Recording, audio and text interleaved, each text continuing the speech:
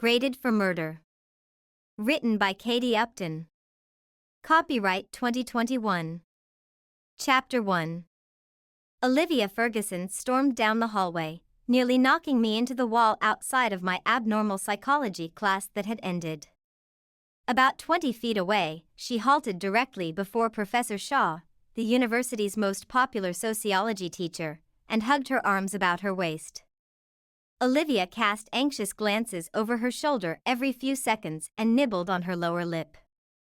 Her tangled blonde hair was pulled into a sloppy ponytail, and from the dark circles beneath her eyes, she hadn't slept a wink in days.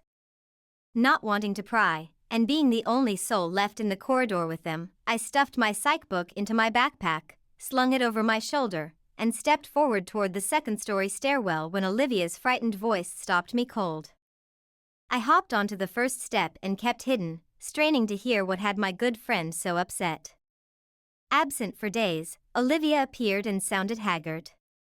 Curiosity got the better of me, and I inched my nose around the corner to see what was happening. "Professor." Olivia's voice wavered. "I can handle this on my own." "Let me help you," Professor Shaw responded in a crisp tone. "You've got enough on your plate. If someone's threatening you, then let me call in a favor. My ex-partner on the force owes me one." "No." Olivia protested, her voice more agitated. "Stop interfering. I know you mean well, but I will deal with this." "Handle what?" said a pert voice that had both the professor and Olivia jerk in surprise. It was none other than Clara Davis. Nothing." Olivia shifted her gaze to the tips of her boots. "I've got to run. See you later, Professor." "Wait." Professor Shaw called after her, but Olivia pumped her legs harder away from the pair and ran smack dab into me at the top of the stairwell. "Oh." She halted in bewilderment. "Kaitlynn, what are you doing here?" Olivia peeked over her shoulder and saw the professor was now speaking quietly with Clara. "Sorry, Olivia. I didn't mean to pry, but before I got the rest out, Skylar, my best friend, darted up the stairwell, her flushed face grinning widely. "Where have you been?" he asked in a playful tone. "We were supposed to meet downstairs 5 minutes ago. When you didn't show, I ran up here." Skylar's inquisitive gaze traveled from me to Olivia. "Hello. Care for some donuts? We've got a baker's dozen." Skylar shoved the rectangular box toward Olivia, but her face turned 2 shades greener and her fist shot up to her mouth. She said and sidestepped us both down the staircase. "Not today. I've got to run." Skylar grabbed Olivia's hand to stop her, but recoiled against the concrete stairwell wall. I stared in confusion at her for a second. Listening to Olivia's boots clacking against the stairs, I called after her retreating form, "Wait. What about tonight? Are we still on for a study night? I'll buy pizza." Olivia kept darting down the staircase, shaking her head. "Sorry. Something's come up. I'll see you both in sociology tomorrow morning. I'm helping Professor Shaw with a class project. Bye." She waved over her shoulder while I refocused on Skylar's top face. "What?" I asked when she failed to speak. "Nothing. Well, something. I don't know." Skylar shifted uncomfortably on her feet, holding on to the donut box. When I touched her, she felt off. Scared. Skylar's abilities weren't usually everyday fodder for discussion, but her strained expression compelled me to ask, "Scared of what?" "Don't know," said Skylar. "That's not how my gift works." Anyway, she shook her wavy blonde hair as if to rid herself of bad vibes. "It's probably finals. Isn't everybody stressed? Graduation is only a couple weeks away. I'm sure that's all it is." Perhaps Skylar was right. Maybe it was nothing. Though Olivia's conversation with the professor left a nasty taste in my mouth, I waved it off as graduation stress we were all experiencing and followed her down the stairwell. After all, Professor Shaw would handle whatever was bothering Olivia if necessary. No need to worry. She was in good hands. The crinkled letter that sealed my fate lay open on top of my desk. I must have read it 100 times since last night. Each time the dreaded words deflated my heart a centimeter more until my insides felt as bleak as the dark clouds raging outside my classroom window. I slammed my bag onto the floor beside my seat, pulled out my laptop, and turned it on.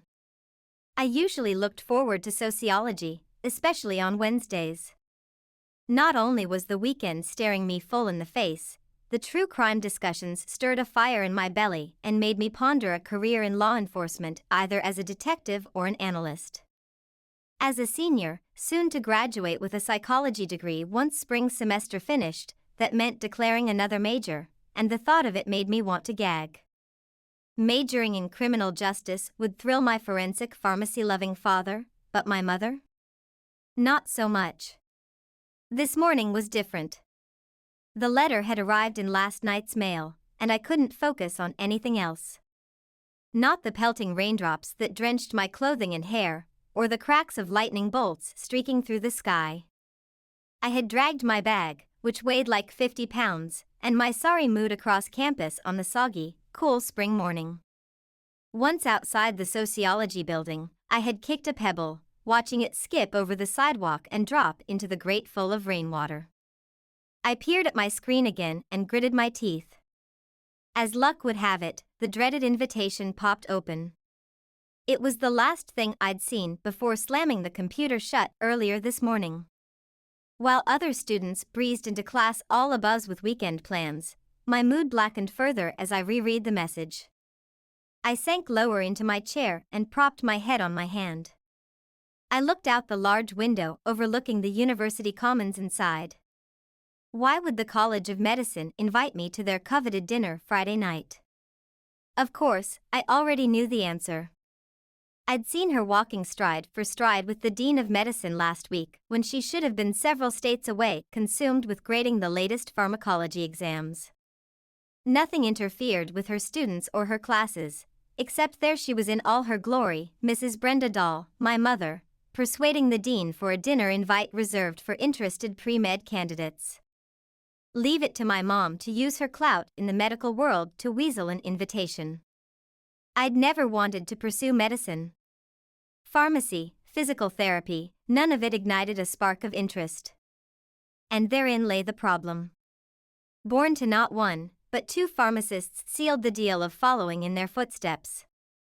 When I was a child, my mother parroted how great it would be when I became a physician. Not a pharmacist, mind you. My mother was known throughout the pharmacy world as one of the best in autoimmune research. Although she'd be happy for me if I applied for pharmacy school, she warned of the large number of graduating students and the abysmal job outlook on the horizon. No, in her mind medical school was the way to go, and not just as a general practitioner, but a surgeon. Even at the young age of 5, when I should have been interested in ponies, dolls, and recess, she'd sit me down after school and drill me with medical flashcards. By 7, I spoke with my pediatrician using anatomically correct words, which impressed the doc but made my second-grade teacher grimace when I corrected know-it-all Laura on the playground when she referred to her reproductive organs as down there. As if that wasn't enough trauma, my mother tested my IQ at 5 and practically foamed at the mouth whenever she spoke with her colleagues about me.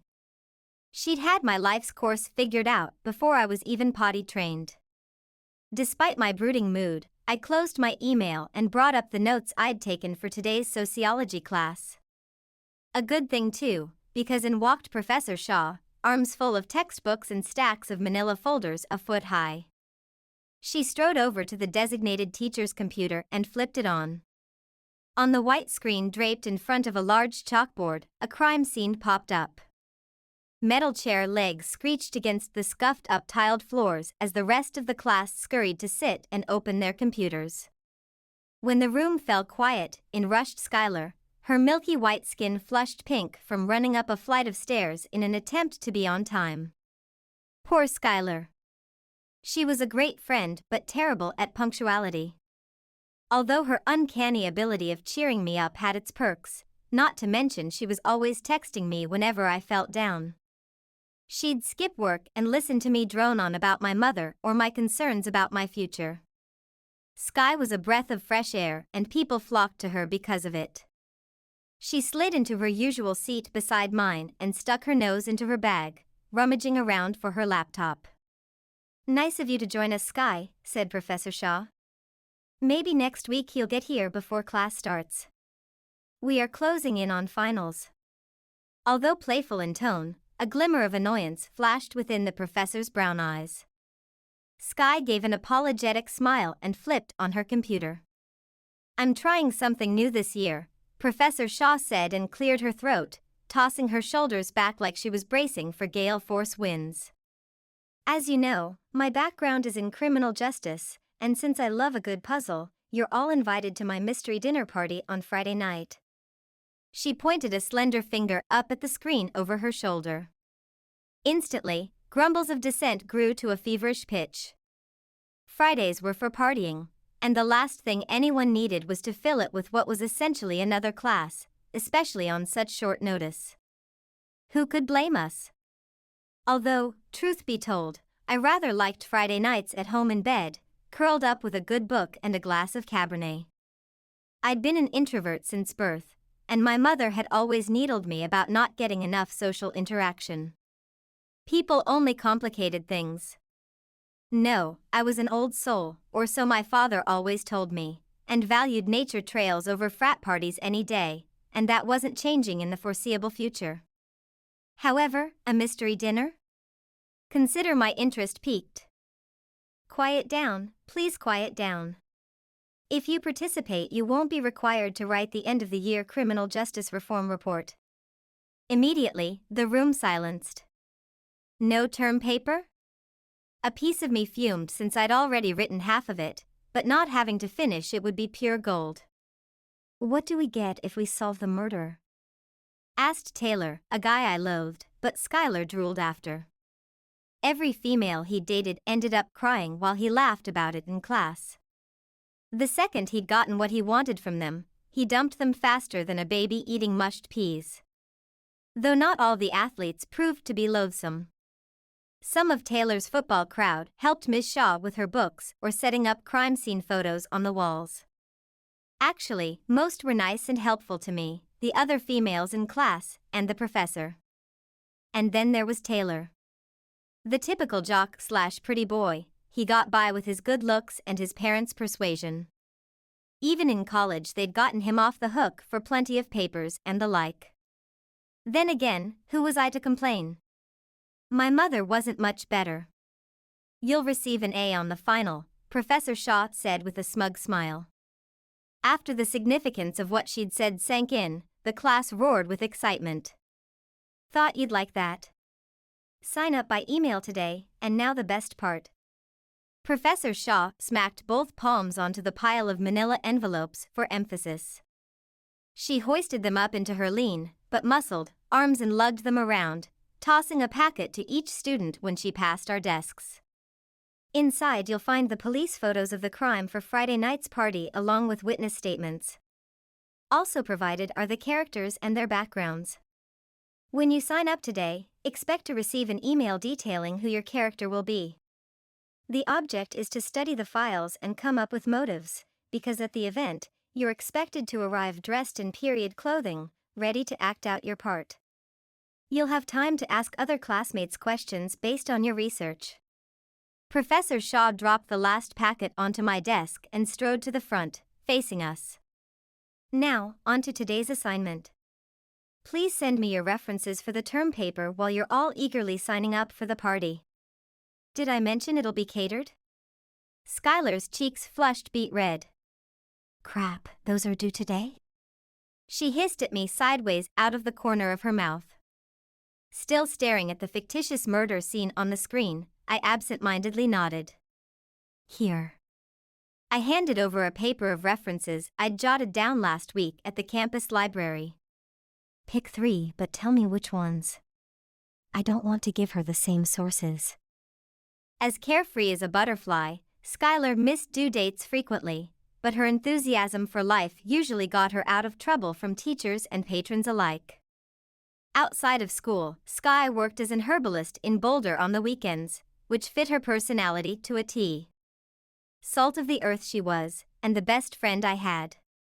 Her brain processed information on a different wavelength than the rest of us, and I found it refreshing. Thanks, Kate. I promise to set an alert on my phone next time, Sky said with an appreciative grin. As with each occasion, I waved it off, knowing next week we'd visit the same scenario, but I didn't mind. Sky was life itself. How I wished to follow my dreams like her. She was to graduate with a double bachelor's degree in business and biology this month, and her parents had given her startup money toward an herbalist shop of her own in Aspen, Colorado, of all places. She'd fit right in there with all the celebrities and new age crowd. My mother had other ideas for me. I eyed Sky, who'd stopped tapping on her keyboard long enough to glance in my direction. Where's Olivia? She's not usually late, especially for Professor Shaw's class, I whispered so as not to draw more ire from an already perturbed professor. I remembered our first meeting like it was yesterday. I'd bumped into Olivia. Well, flattened her is more like it. I was late for biology class freshman year and took the stairs 2 at a time. As the lecturer's voice penetrated into the hallway, I picked up speed, dashing around the corner, and smacked into her, knocking her on her butt.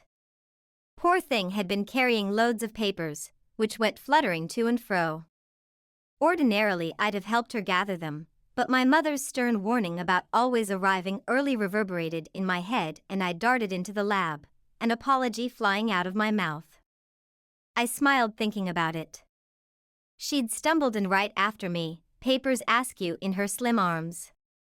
The lecturer had given her a stern look when she'd plopped them down on the black laboratory table at the front of the room and grinned.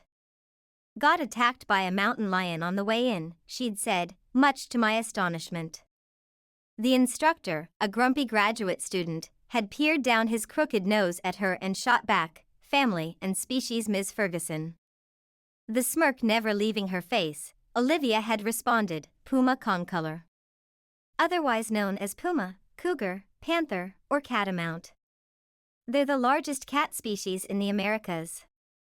As I gawked at her, she winked and flicked her long finger at me, beckoning me over. After picking my jaw off the table, I walked to the front where she'd instructed me to pass out the lab sheets for the day's assignment. Frog dissection. Who needed lunch? Her kindness and intelligence, not to mention her quick wit, had endeared me to her forever. Equally important, she'd seated me next to my bestie, Sky. With the memory emblazoned in mind, I sank further into my chair. Where was she? Was she at home in bed, sick? Maybe her car failed? Oh God, what if she was hit by a car? The student lots always had people whizzing in and out without personal regard for anyone save their date at the local diner or bar. My thoughts were interrupted when Professor Shaw practically shouted my name. Well, Ms. Dahl? Care to explain why you haven't answered my question? I blanched and stared at her, aware that every pair of eyes was on me. I hated attention. Did I mention that before? Lord, let the ground open up and swallow me whole. Poor Sky stared at me like she wanted to help but knew to stay silent. I said, my voice cracking, I'm sorry, but has anyone seen Olivia this morning? I had no idea what the professor had asked, nor did I care. The more I thought about it, the more worried I grew. Last night, Olivia had mentioned that her plans were to arrive an hour early for class because she was helping Ms. Shaw out with an assignment. I can only assume it was for this dinner Ms. Shaw invited us to. Surely the professor had seen her. Professor Shaw's face grew taut, but she didn't let on that she was overly concerned. She eyed the class, and when no one spoke I continued. It's just that Olivia said she was coming early today to help you, Professor. Yes, she was supposed to, said Professor Shaw. She didn't show up. Maybe she overslept. My insides twisted and rolled like I was on a whirly-twirly ride at the amusement park. Not likely. Have you ever known her to oversleep? I whipped out my cell and dialed her number I knew by heart. It rang several times, then her voicemail greeting came on. Professor, she's not answering. I stuffed my laptop and books back into my bag and stood up to leave when Sky grabbed a hold of my arm and yanked. Something's terribly wrong, she mumbled, her eyes glazed over like she was in a trance. What? Before she answered, multiple beeps erupted from around the room, and before long one came from my own cell phone. I looked down with a sense of dread I'd never experienced before. The kind that paralyzes you and makes the world appear as if in slow motion. I blinked multiple times, shaking my head over and over again at the words that had popped up on my screen. No, I croaked and slumped into my seat. Professor Shaw raced over and knelt in front of me, but her words failed to register. In fact, all sound evaporated. All I could see were lips moving. Sky's forehead was scrunched up in concern, and the veins on her neck bulged like she was yelling. Other classmates fanned my face, but all I could think of was the text on my phone. Senior at Colorado University, Olivia Ferguson, found dead. News Channel 5 is on the scene. The buzz that had filled my ears now faded, and I was left with a barrage of "get her water and let her breathe," most of which came from Sky and the professor. It all seemed like a nightmare. Like at any minute her strawberry blonde head would pop in and scurry to her seat, arms piled high with books. It couldn't have been Olivia. Not my Olivia. However, the strained expression on Professor Shaw's face and the soft whimpers confirmed my worst fears. Olivia Ferguson was dead. And I'd never see her again. My throat constricted, and a million stinging sensations poked at my eyeballs. I blinked several times and searched my bag for a tissue, but finding none, I brushed my sleeve across my eyelids and bit down on my lower lip to prevent the sobs that threatened to escape. Somehow my mother's intrusion into my life failed to matter now. Instead, I watched everyone else's emotions of grief. Oddly enough, Clara, Olivia's arch-nemesis, perched in her usual seat by none other than football jock Taylor Leeward, dabbed a tissue at her eyes. She glanced every now and again at Taylor and the other tribe of cheerleaders, of which she was the ringleader, to make sure they'd notice. Funny. There was no love lost between the two, yet she acted the part of a bereaved friend. She even raised her hand and asked to say a few words on Olivia's behalf once the professor felt certain I wasn't going to faint. That would be lovely. Professor Shaw stood up and returned to the front of the room. Clara rose and turned to face the class. Situated in the front row, everyone got a bird's-eye view of her. Olivia was a dear friend, she said, and she will be sorely missed. Dear and friend couldn't be further from the truth, and from the sour expression on Taylor's best friend's face, I'd say I wasn't the only one smelling something amiss. Always ready to help, even a stranger, Clara went on, Olivia put others first. May she rest in peace. Now that she'd garnered everyone's attention, Clara sat down and dabbed again at her eyes, but needn't have bothered. While she sniffled and acted the part, tears were never in danger of being shed. Yet apparently it convinced the professor because she blew her nose before speaking. Let me express my condolences to those who knew Olivia. This is a shock for us all. Professor Shaw sniffled. The administration has just messaged me to remind everyone about our counseling services here on campus. It's free, and I encourage you to take advantage of the offer. Considering the gravity of the situation, I'm canceling class. We'll meet up again on Friday. I'll send an email for sign-ups. Class dismissed. We all collected our belongings, and Sky and I were walking to the door when Taylor brushed past me and tugged Sky's elbow. Even with her somber mood, Sky's face flushed crimson and her bag slipped down her arm, spilling her books onto the ground. One whacked my big toe, and as I hopped around cursing under my breath at the pain, Taylor flipped back his golden locks and flashed a dazzling smile. I balled my fist and clamped my jaw shut for fear of the vitriol that threatened to spew out of my mouth, not to mention the sudden urge to throttle him. Partly because my toe hurt and partly because I missed my friend, Olivia. It was the embodiment of that whole displaced anger scenario I'd learned in psychology classes. If you're going to the party, want to meet up, Sky? Our classmate had just died, and he was talking about a party. Still, he didn't know Olivia like I did, so to him it was more like hearing of someone perishing in a car crash. While sad for the family and friends, it wasn't like it affected him in any way. From what I'd gathered, he hadn't paid Olivia any attention the entire semester. Why start now? I was projecting my own frustrations and anger at her sudden passing on to Taylor, and that wasn't fair. As for Sky, I chalked it up to lust. True, she wasn't as close to Olivia since this was her first class with her, but I'd been in several classes with Olivia. It was only natural, I guess, for it to hurt so deeply and not affect the others the same. Strange how life moved on so quickly when for me, it felt like the world had frozen on its axis. Sky continued to gaze dreamily into Taylor's eyes and bobbed her head, unable to speak. Great, he said, and they walked arm in arm together out of the room, him jabbering on about the next frat party, and her absorbing it all in like a sponge.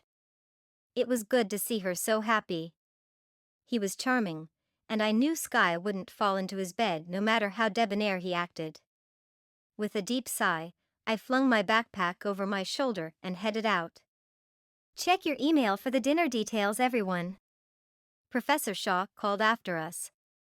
It's 40s attire. Dress accordingly. And don't forget the counselors. I stepped out of the building to find the angry clouds had parted, and I stood underneath a clear, crisp, Colorado sky. At least I wouldn't be traveling back home soaked to the bone. However, the plunging temperature had me zipping my windbreaker and flicking up my collar.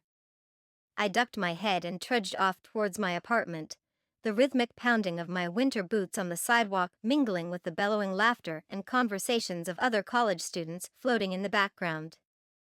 Stuck deep within my jacket, my frosty nose dripped from the cold, but I plodded on.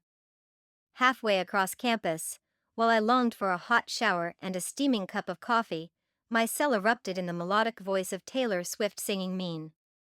With a groan, I fished out my phone from the layers of clothes. Kaitlynn, what are your plans for this weekend? Asked my mother. She didn't waste time with simple greetings.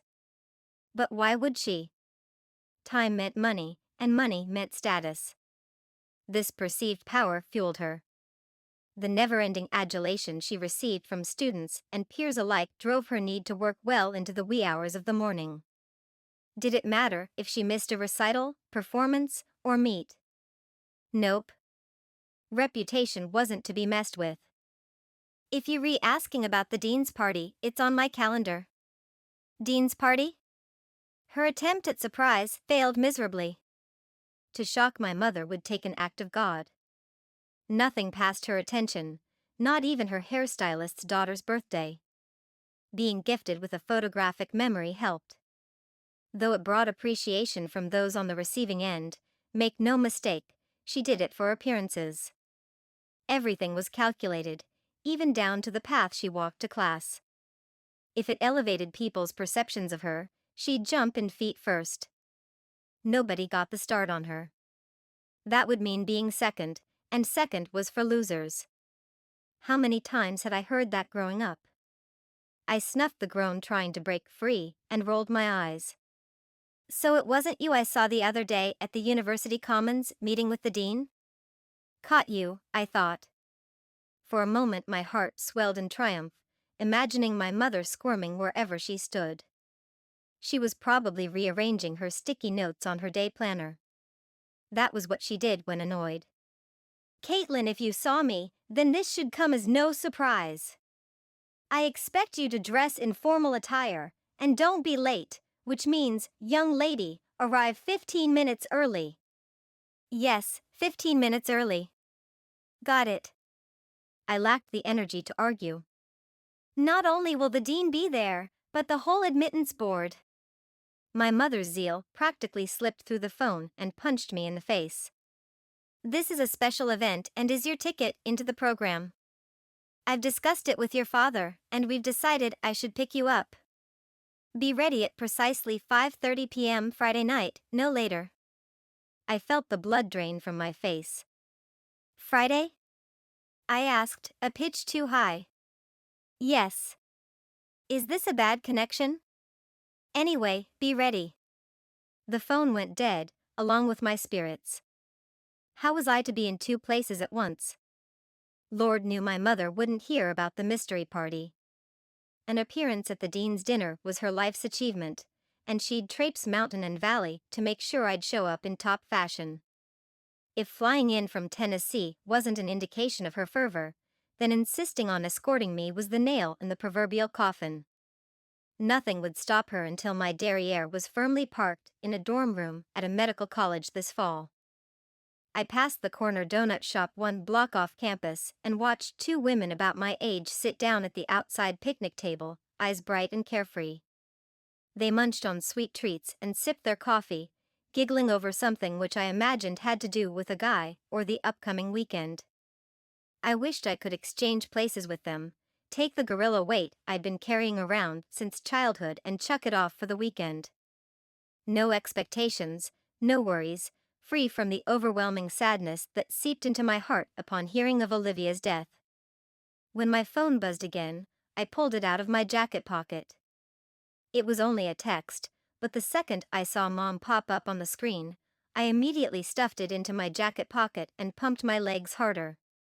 The temperature dropped by 10 degrees under the canopy of trees leading to my flat. I crossed my arms over my torso and slogged the last half-mile to the apartment, pushing past a couple of guys giving me the once-over, one whose shirt read "My pen is huge," and dragged my frigid body into the warmth and safety of my home. After tossing off my jacket, I plopped onto the bed and fell back onto my pillow, extracting the phone from my jeans pocket. Until now, I'd held it together.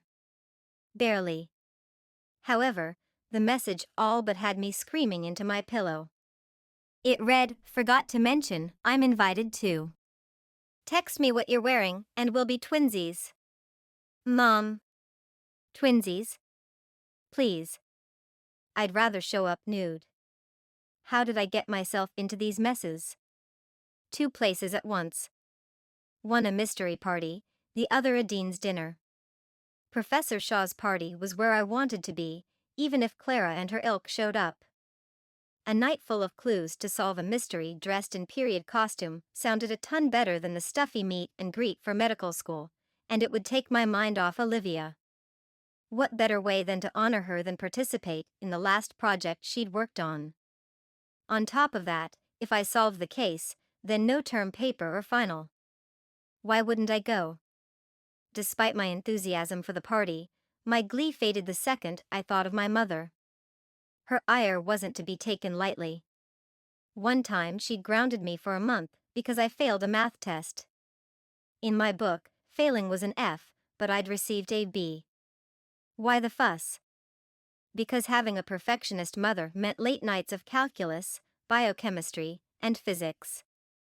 Once the initial gut punch of the text ebbed, I lobbed the pillow to the side and absent-mindedly tapped my index finger on my phone, trying to choose which party to attend Friday night when it hit me. A small smile tugged at the corners of my mouth. Why couldn't I do both? That's what Olivia would do. She'd scold me for wallowing in self-pity. She'd done that once before when my maternal grandmother had passed a year prior. Olivia had yanked me from bed, dragged me in my pajamas to a local bar/dance club, and forced me to dance the night away. She'd said that my grandmother would have wanted it that way. Why would this be any different? One time in sociology class we discussed a gruesome crime, and out of the blue Olivia had promised to live it up if I died before her, and she'd made me promise to do the same. With a lighter heart, I wiped the remaining tears with the cuff of my sleeve. First things first, I needed a dress. After calling Sky, we agreed to meet in an hour, which left me plenty of time to come up with a plan. 30 minutes later, I'd devised a sketch of how I wanted the evening to go. Filled with hope for the first time all day, I hopped off the bed and bounded down the stairs, ready to meet Sky. Who says you can't have it all? Wednesday nights were slow at the local consignment shop nearest the college, which left the 1,500 square foot building full of clothes, shoes, and almost everything in between for Sky and me to search in peace. The clerk pointed us toward the cocktail dresses, showing us the latest arrivals, and allowed us to sift through them. Skylar's flaxen hair, soft blue eyes, and ivory skin, along with her model-like figure, drew out the envy in me and most other females. Most times we shopped, everything fit like a glove on her, while I struggled to find anything that worked. Born with a curvy bottom and small waist, it was like shopping for a needle in a haystack for dresses or anything else. I usually stuck to leggings and the tried-and-true bulky sweatshirts, which hung past my lean runner thighs. For the Colorado winters it was great, and during the warmer months, loose t-shirts and shorts were my usual go-to. But formal wear? I had no need for it. Until Friday, that is. Sky flitted between racks, picking out multiple ensembles. She stacked them over her arm and stashed a few back when her gaze fell onto a new dress that sparked her fancy, a mint green flapper dress decked out in sequins and topped with a plumed headband. Why not? She'd exclaimed and gushed about meeting up with Taylor. Gag. Nothing about him struck me as original, but if she was happy, I wasn't bursting her bubble. Maybe he'd be different with Sky. He did act differently around her. Sweeter. Kinder. My ex. He'd even opened doors and pulled out chairs for her. He'd never done those things for the other females he'd dated. As for me, I'd had enough of guys for the time being. School took precedence, because if I dipped below an A in any class, my mom threatened to stop paying for college. But that wasn't the only reason. The biggest reason had milk chocolate eyes, a mop of mousy brown hair, and ran for the university, winning meets and smashing hearts. I mean records, wherever he showed up. Joshua Moore. How my body ached at the thought of him. It didn't take but 5 seconds before the passionate kiss he'd shared with Chloe Wilson popped to mind. That image was permanently burned onto my retinas. I shuddered at the memory of stumbling into Joshua and Chloe at the local bar, lip-locked and gyrating all over each other.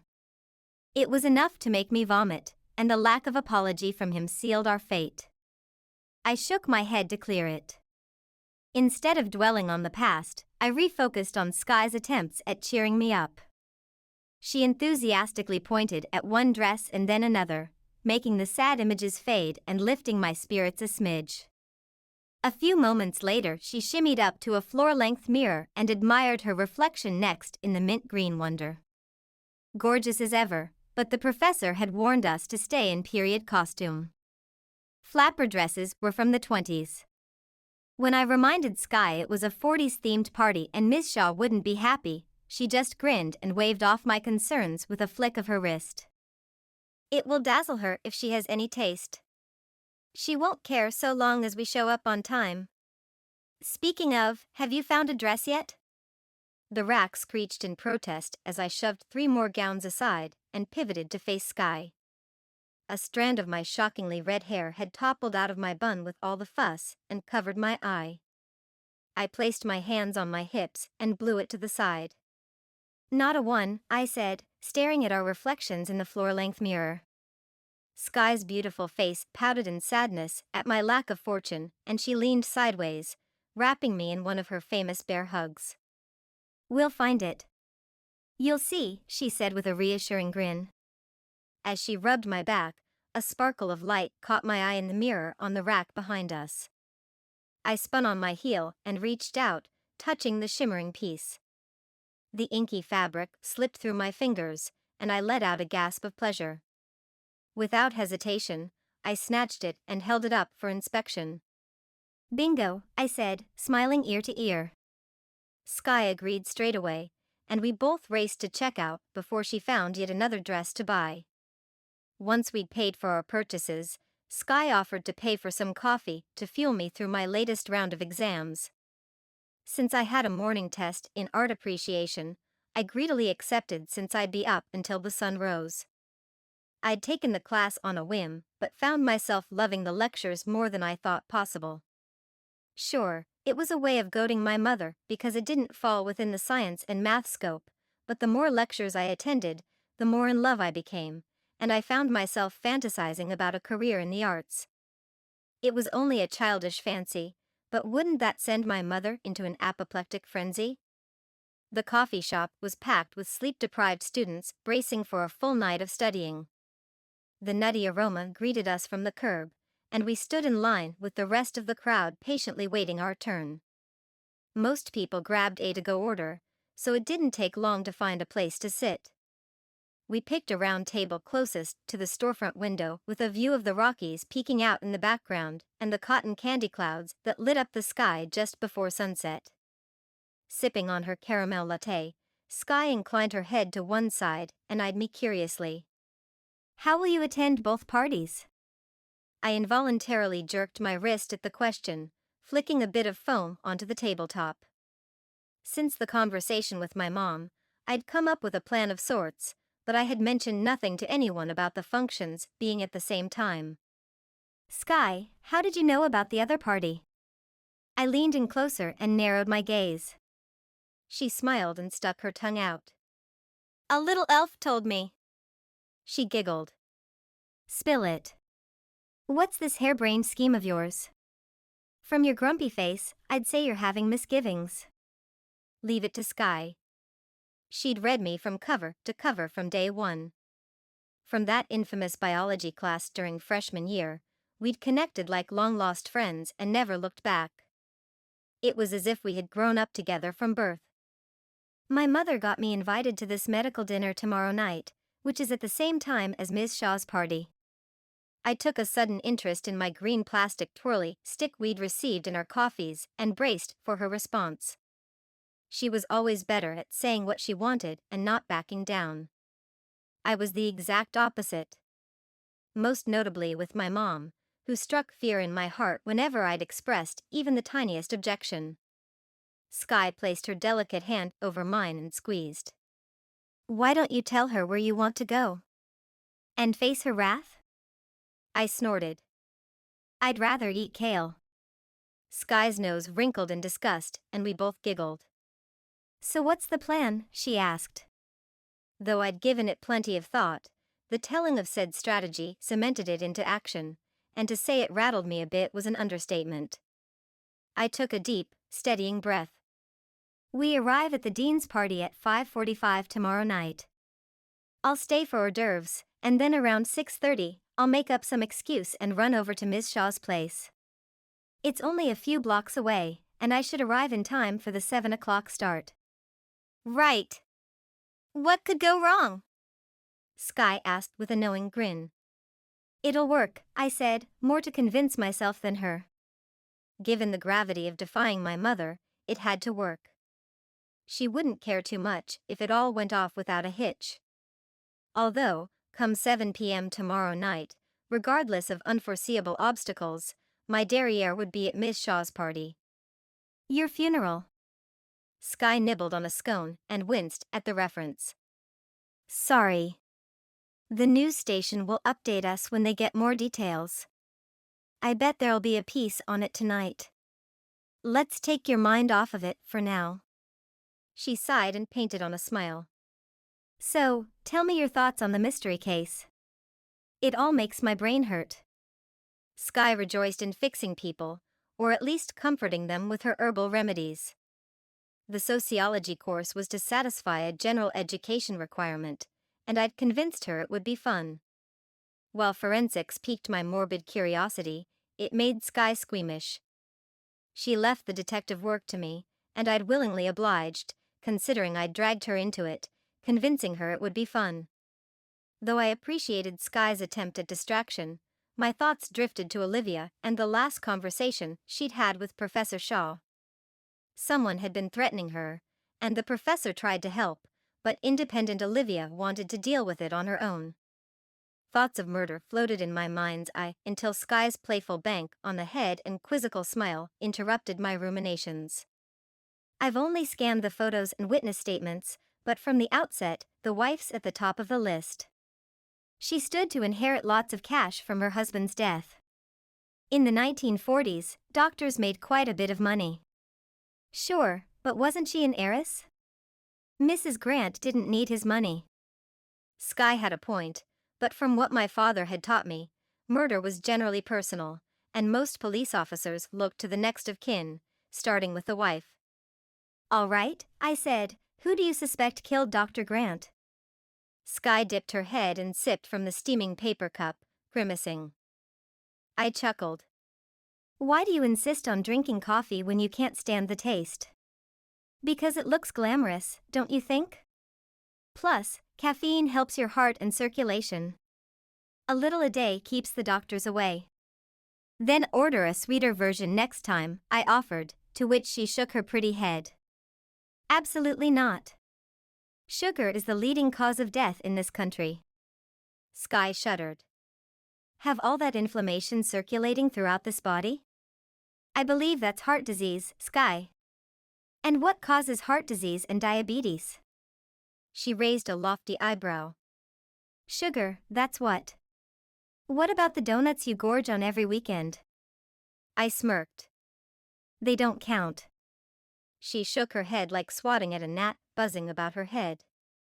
They're shaped like a zero, and zeros mean no calories. I burst out laughing at her logic, but understood her obsession. And it was her only vice, so why bust her bubble? Besides, she never gained an ounce of weight. Who was I to judge? I smiled and refocused the conversation. All right, Dr. Google, who killed Dr. Grant? I'd say the lawyer, Mr. Frost, murdered him. Really? I asked in disbelief. Why? Because lawyers are greedy people. Sky's button nose scrunched up in distaste, but a chuckle escaped, because she wasn't one to harbor ill feelings for long. And your proof? Don't have any. She sighed and dipped a chunk of scone in her coffee. You're the brains behind this operation. The door chimed, and in walked the tall, blonde tailor, a dashing grin in place. Hi, Skylar. Imagine bumping into you here. Didn't peg you for a coffee drinker. I'm not. She tossed her cup into the trash bin behind our table. Are you ready for Friday night? What's to be ready for? He responded. Show up with me on your arm, and you're already winning. Again with the debonair smile, and Skylar was practically eating out of his hand. When it came to guys, she typically saw through their bull, but it was different with Taylor. Some of us have to work for our grades, I mumbled and tossed my napkin and cup in the trash can, grabbing my handbag. Harsh. Yes, but I wasn't in the mood. Sigmund Freud and his daughter, Anna Freud, had hit the nail on the head.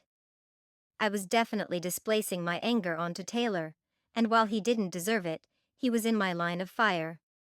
Come on, babe. You stress too much, he said to me and draped his arm about Sky's shoulders. Taylor, look. I'm sorry for snapping at you. It's been a long week, and with Olivia's death, well, I'm not in the best of moods. That said, please don't call me babe. It's Kaitlynn. And as for stressing, it's what I do best, especially when it comes to this dinner party. I'll have that or my name's not Kaitlynn Dahl. I stuck my purse underneath my arm, grabbed my bag from the consignment shop, and sulked to the front door. Sky, you coming? I called over my shoulder. All right, Miss Dahl, came Taylor's cocky voice. I spun around and saw Sky arm in arm with him, gazing dreamily up at him like a groupie while Taylor smirked at me. Had he not heard that I'd had a difficult week? Was he trying to push my buttons? Perhaps he hadn't changed much after all. He smirked. The scientist did it. A witness said that Mr. Tipper had it out for Dr. Grant because he was taking all the credit for something they'd been working on. My eyebrows shot up. Wonders never ceased. Pretty Boy had actually reviewed the case. Worse, I hadn't read that part. To be shown up by a classmate was bad enough, but by a jock known to skirt by with the help of his parents? Dreadful. Not relishing the sudden turn of events, I marched out into the cool night air before saying something I'd regret, inhaling the deep scent of trees and mulch. Cars whizzed by the busy roads, and music blared from the competing restaurants on the strip closest to campus. Add to that the nightclub 2 blocks away, and the quiet streets of daytime in the sleepy college town woke up to the pulse of stressed students blowing off steam. Skylar marched out of the coffee shop sans Taylor, hands on her hips, her long blonde hair flowing in the light breeze. She looked stunning, even with the deep frown launched straight at me. "What's gotten into you?" "Taylor's right. You need a night of fun." "Oh, really?" I snickered and matched her stance. "A night out fixes everything, huh? Tell that to my art appreciation professor." "Tomorrow morning is quickly approaching, plus we've got to review the murder mystery packet before Friday. The fun will have to wait." Skylar's face softened. "Sorry," she paused and blinked, like clearing her head of a trance. "You're right. I lose my mind around him." We hugged, and I walked back the few blocks to my apartment. A few hours later my vision was blurring over the likes of Monet, Picasso, and Van Gogh. I'd switched off the bedside light and readied for bed. Although immersed in art studies, the nagging suspicion that my idea wasn't foolproof kept drifting into my thoughts. First, it was my mother's hawkish face looming at me as an 18th century lady holding a parasol. Next, it was Van Gogh's self-portrait, whose admonishing features seemed to be in reaction to my plan, which in my mind's eye meant I was acting the fool. This left me with one thought. Wouldn't it be better if I'd talked with my mom? Expressed how I felt. Maybe she'd see reason after all. After a hard minute, I sank down onto my bed and tugged the comforter up to my chin. Talk about foolish. I could hear her voice now, stern as ever. "Stop being a child," she'd say. "Put away those silly dreams." She knew best, and she'd made that clear from the very beginning. Cross her and you'd pay. Nope, confronting her would only end in frustration, plus the added bonus of groveling on bended knee for forgiveness after my dad's lecture about respecting my mother. After all, she had my best interests at heart, right? Ugh, I groaned. Life sure was hard sometimes. But wasn't that the point? Growth meant pain, and this wasn't something I needed to avoid for long. Someday a confrontation would happen, but for now I had a good plan, and I had every reason to believe it would work out. If not, well, I'm certain she'd understand. Eventually. As I drifted into a deep slumber, a myriad of shapes from flashing stars to squawking black crows swooping down to nip at my ears invaded my dreams. The last image I recalled was of a balding man, garbed in a blue shirt and pants, seated in a chair with his head in his hands. An overwhelming sadness enveloped me and slung me into the abyss of darkness. From then on, it was only blackness until morning. I emerged from the art building into the warm Colorado sunshine, happy the exam was over. Finally, I could put all my effort into the mystery dinner and my evening plan of attending 2 separate events. I strolled home, retrieved the envelope Professor Shaw had given us, and dumped the contents onto my bed. I switched on the TV and raised the volume high enough to hear any news on Olivia's death and stared down at the scattered papers.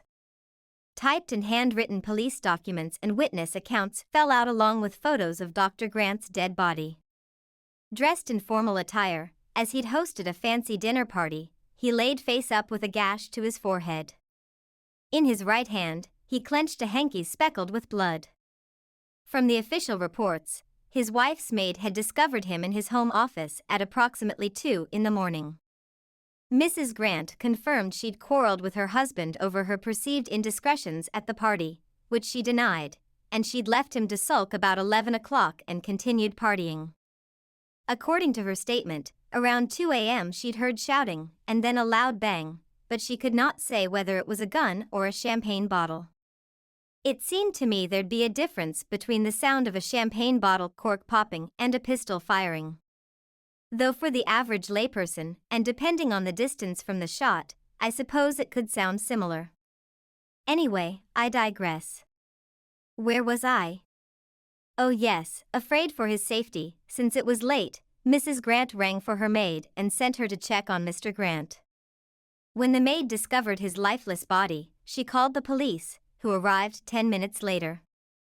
A party gone awry and a home full of suspects made solving this mystery a ton harder, but not impossible. Breaking news, said a female anchor of the local news station, and I snapped my head in the direction of the TV. Police report a series of break-ins among female college students living off campus. Eyewitnesses state seeing a hooded man in the area of Olivia Ferguson's apartment complex the night of her death. While the police have not commented on the cause of her death, leaks have suggested murder.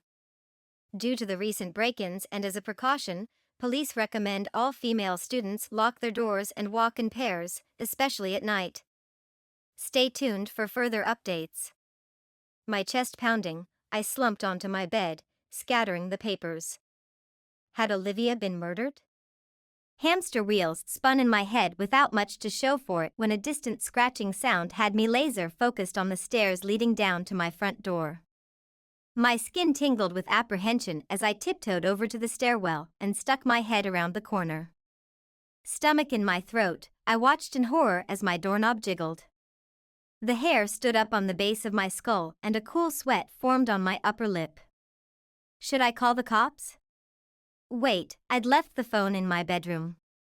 I raced to the bed and snatched up my cell ready to punch the emergency button, when I heard a muffled "a little help here?" After a noisy exhale, I tossed my phone onto the comforter and darted down the stairwell, first peeking out the peephole for added measure. I really needed to get a grip. I flipped the double locks on my door, which my father had insisted on putting in since you never know what perverts might follow you home. Plus it wasn't the safest part of town either, and I swung it wide, beaming a hearty hello at Sky. Ignoring my grumbling belly, I ushered her inside, casting a furtive glance outside to catch any lurking figures. Seeing none, I relocked the door. Salvation had arrived. At least for my stomach. She hugged me with one arm and offered drinks and donuts in the other. The smoky aroma of espresso mixed with cinnamon and a dash of nutmeg made my mouth water. I'd forgotten to get groceries for the third day in a row. My only meal options consisted of moldy cheese and expired yogurt, and I didn't dare try that again considering the last time ended with me in the hospital overnight and a week's worth of I told you so's from Sky. How did you guess? I squealed with delight, happy to forego another afternoon of water with a side of coffee and the added bonus that she wasn't an intruder. I'd need all the caffeine and carbs to get through this afternoon and night. Not only were we to solve a fictional crime, but I had to nail down my plans for how to attend both parties without drawing my mother's ire. No small feat, and yet with this feast before me, I felt up to the challenge. Let's have at it. You speak, and I'll eat. Skylar dashed up the stairs 2 at a time, taking all the treats with her. Everything is set up in the bedroom, I called after her, and when I made it upstairs we stood on opposite sides of the bed staring down at the sorted stacks. Witness testimonies were arranged on one pillow, police reports and their motives on another, while the crime scene pictures were spread out in a neat row at the foot of my bed. With nervous energy pumping through my rattled veins, I paced to and fro. The always calm Skylar plopped onto the overstuffed sofa chair by the window facing the hectic life outside the complex and pulled out a cinnamon donut. She eyed the TV and I relayed the latest news on Olivia and the possible intruder. Sky shuddered. So we both agree we'll never walk alone at night, she asked. And we'll call for a campus escort if ever we need one? That, or we'll call each other. Until this perp was caught, I'd keep a watchful eye on Sky because she was too trusting for her own good, and I couldn't stand the thought of losing another friend, especially Sky. The hum of angry car horns and occasional shouts filtered into my apartment while we studied the photos.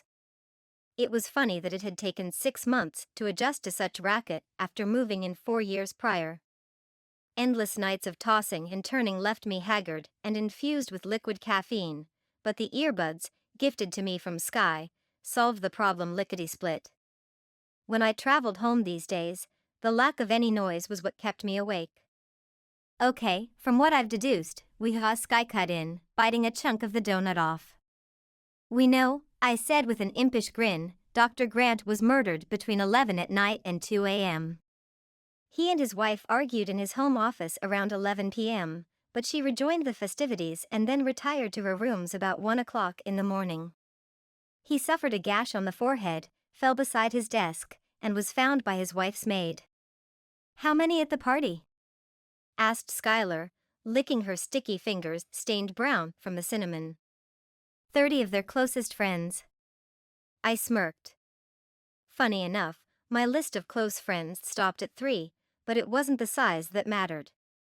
Right, and who had motive? Besides Mrs. Grant and the scientist. Sky eyed me knowingly, remembering last night's conversation with her new beau. Taylor's not so dumb, is he?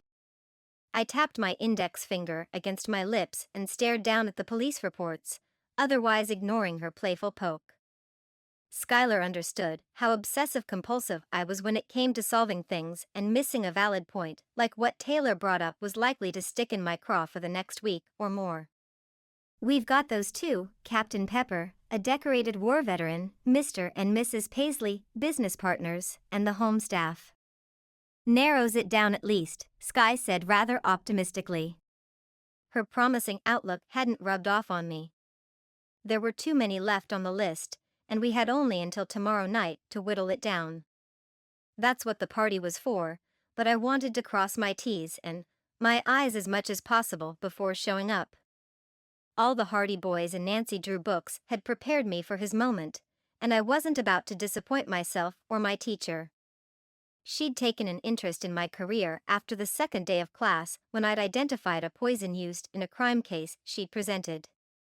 Thoroughly impressed, even with the admission that my father was a forensic pharmacist, she'd encouraged me along the path of police work, but my mother extinguished that notion the second it slipped out one Christmas morning. Yes, but it's too easy, I responded. The wife had the motive, the means, and several attendees overheard her ranting to Dr. Grant, taunting him throughout the evening. A report states she was liquored up from the moment the party started, and she threw a hissy fit when her husband tried taking her drinks away. This one says she even cuddled up to an officer right in front of him, kissing the cop on the cheeks and mouth. I put a hand on my hip and frowned. I'd hate to be cast as Mrs. Grant. Cozying up to some of these sweaty jocks isn't exactly my idea of a good time. Still, it beats dinner with my mother. Skylar whistled through her teeth and grinned.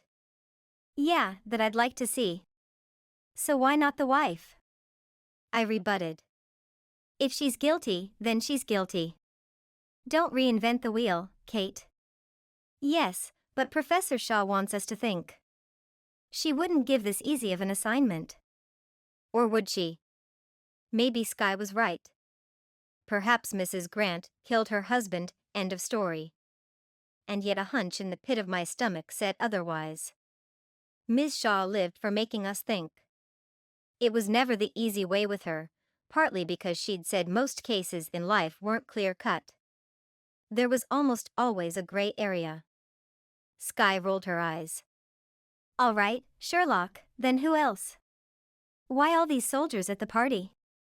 And what about the blood splatter? I asked. Dr. Grant served during the war, right? It would be odd not having a veteran or two there. As for the blood speckles, who knows? She waved a dismissive hand and sipped on her skinny latte. Maybe he hit his head on the desk and it splattered. Yes, but why mix business with pleasure? My brain fixated on the military vets. Something felt off about it, but I hadn't figured what out yet. And what about the coroner's report? Even with a nasty gash on his forehead, it wouldn't leave splatter on his handkerchief. No blood was reported on the desk or anywhere else except for the floor where his head rested until they wheeled him out on a gurney. You've lost me, Kate. Sky swung her legs over the armrest and pulled back her sleeve, checking the time.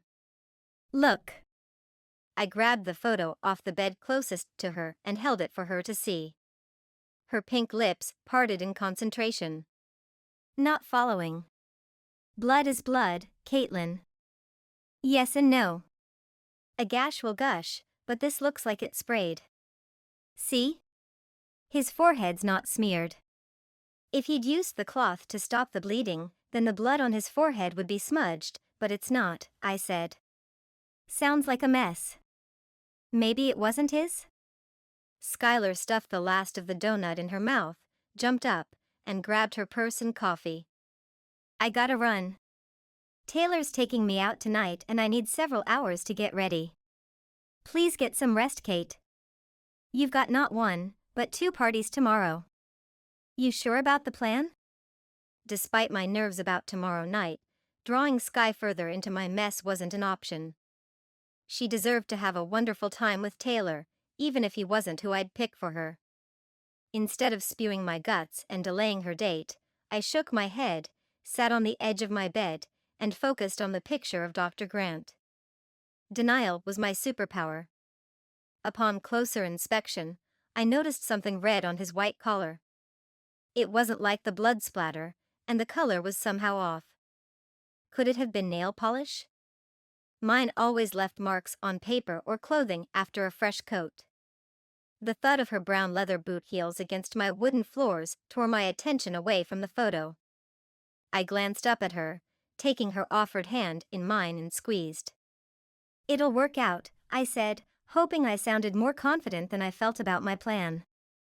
Skylar clucked her tongue against her teeth and drew in a heavy breath. Yep, you have time to confront your mother. It's the best policy, you know. Think about it. With that, she patted my shoulder and saw herself out, leaving me alone in my room. I glanced over at my cell phone on my nightstand. Sky was probably right. However, I convinced myself that I'd consider it later, thereby kicking the proverbial can down the road and easing the twinge of guilt that burrowed deep within my gut. Back to studying the photos, the urge to call my dad grew. Since my mom had flown here, she wouldn't take the phone from him and find out about the party. My brilliant father was an expert in forensics, and Professor Shaw had readily agreed earlier in the semester to his help. She'd even asked if he'd be available for future lectures due to his expertise. So it was with a clear conscience that I called him. If there was anyone who could make sense of it all, it was my father. He loved a good mystery. Hi, Kaitlynn. To what do I owe the pleasure? His thick Norwegian accent unraveled the tension in my neck and shoulders and mellowed me out faster than a cool breeze on a scorching summer day. Hey, Daddy. I've got this case Professor Shaw gave us, except something's off. Not wasting time, I reviewed the police reports, the witness testimony, and messaged the photos to him along with the likely suspects. The blood splatter stumps me, I said. And the butler who witnessed a shadowy figure scamper down the cobblestone path outside Dr. Grant's office a little past midnight too. To make matters worse, the person he saw was wearing a fedora. But back then, fedoras were in fashion. That doesn't exclude many. My father's throaty voice filled my empty room like he was standing in front of me. I imagined the wrinkles about his sea-weathered brow scrunching together, and his eyes sparkling with the challenge of solving a puzzle. The musky scent of his aftershave always tickled my nose, and I found myself wishing I could hug him. Eyewitness accounts are a funny thing, my daughter. Consider the source of information. Also, as to the splatter you mention, an arterial puncture splatters, but that's unlikely from a laceration on his forehead. The reports suggest he died moments later, which means he saw his attacker. Were there abrasions on his hands or forearms? I flipped through the papers and photos. No other cuts or scratches. Ask yourself, would the gash kill a grown man, and if not, what else killed him? He said. After a few other questions and exhausting my leads, I thanked my father for the help and wished him a good night, but I sat on the edge of my bed, gnawing on my lower lip until the sun came up.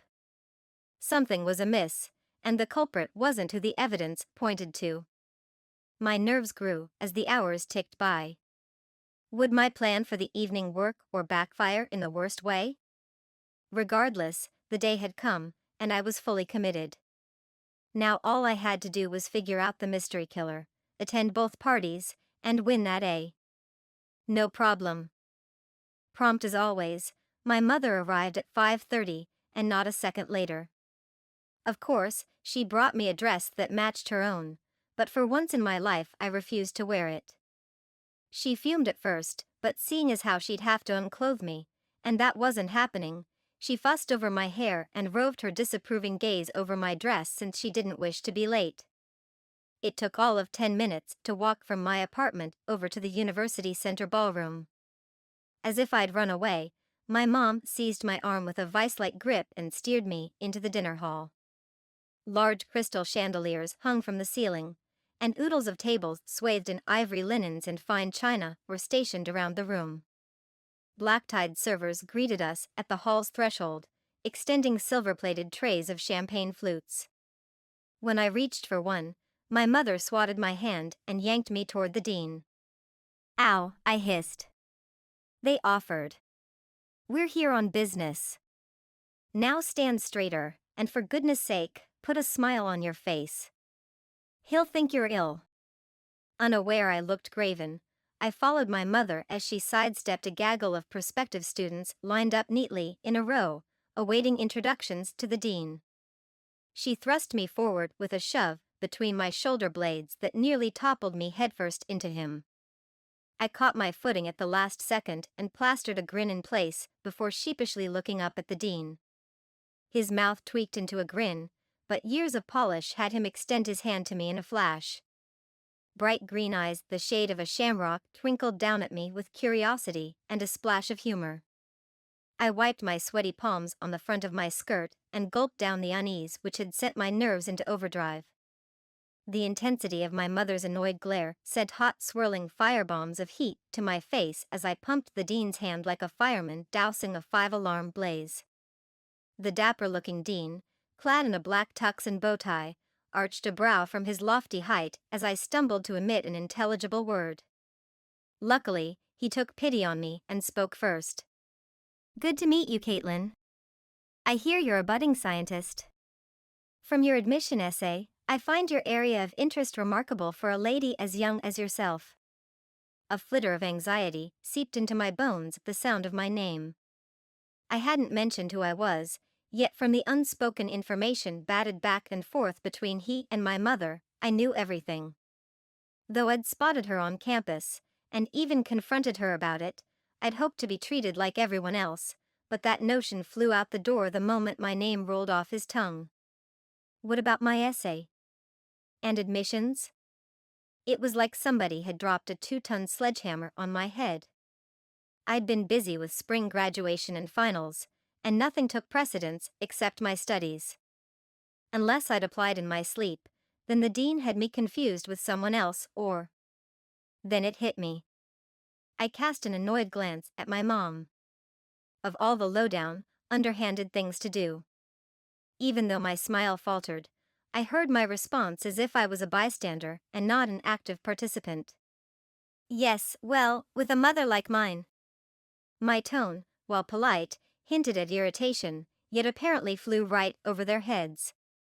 The dean and a few faculty members chuckled and bobbed their heads in approval at my mom.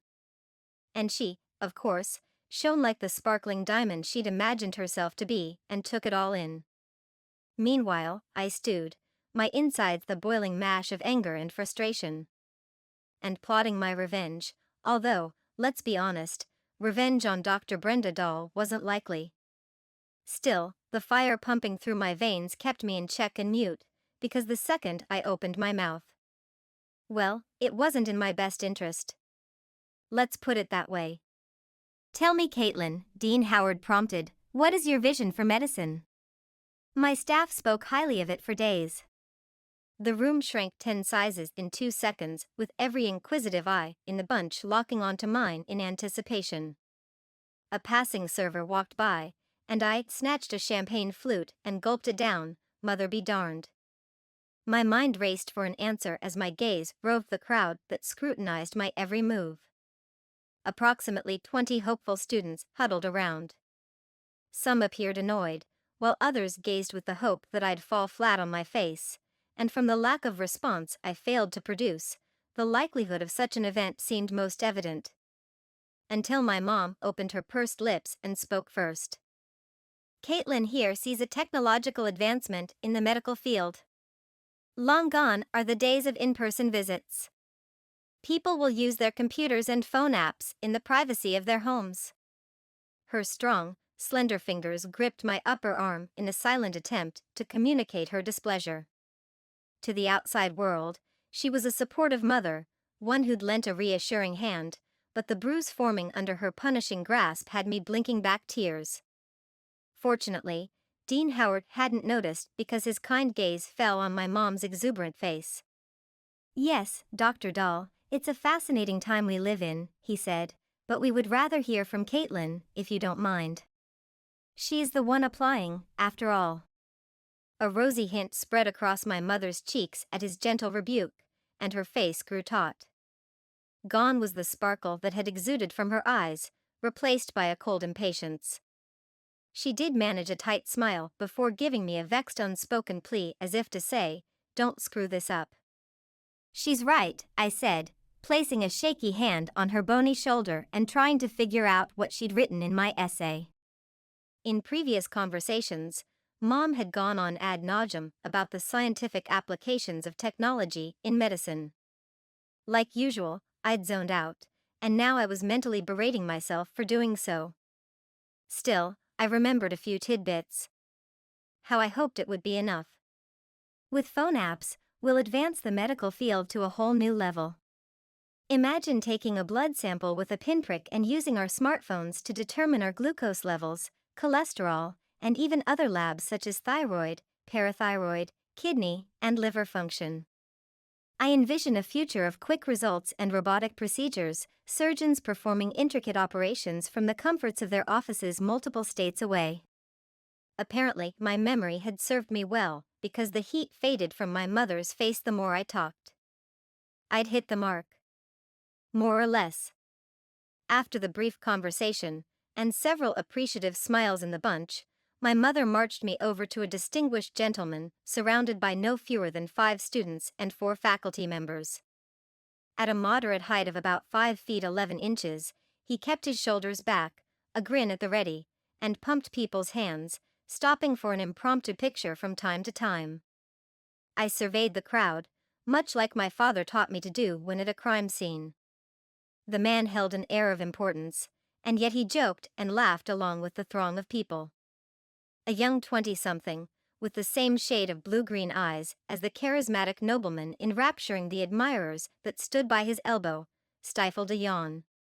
He studied the room with a bored expression, casting furtive glances at attractive blondes or ladies in short skirts revealing almost all that Mother Nature had endowed, and occasionally sipped on his champagne flute, but never approached the women. He melded into the background, allowing the charming older gentleman all the attention. My mom stopped shy of the too-deep gaggle, held her hand in the air, and snapped her fingers. Like the Red Sea, the small crowd parted, and she pulled me with her, greeting the elder fellow with a brief hug. "Hello, Senator Franklin. It's lovely to see you here this evening.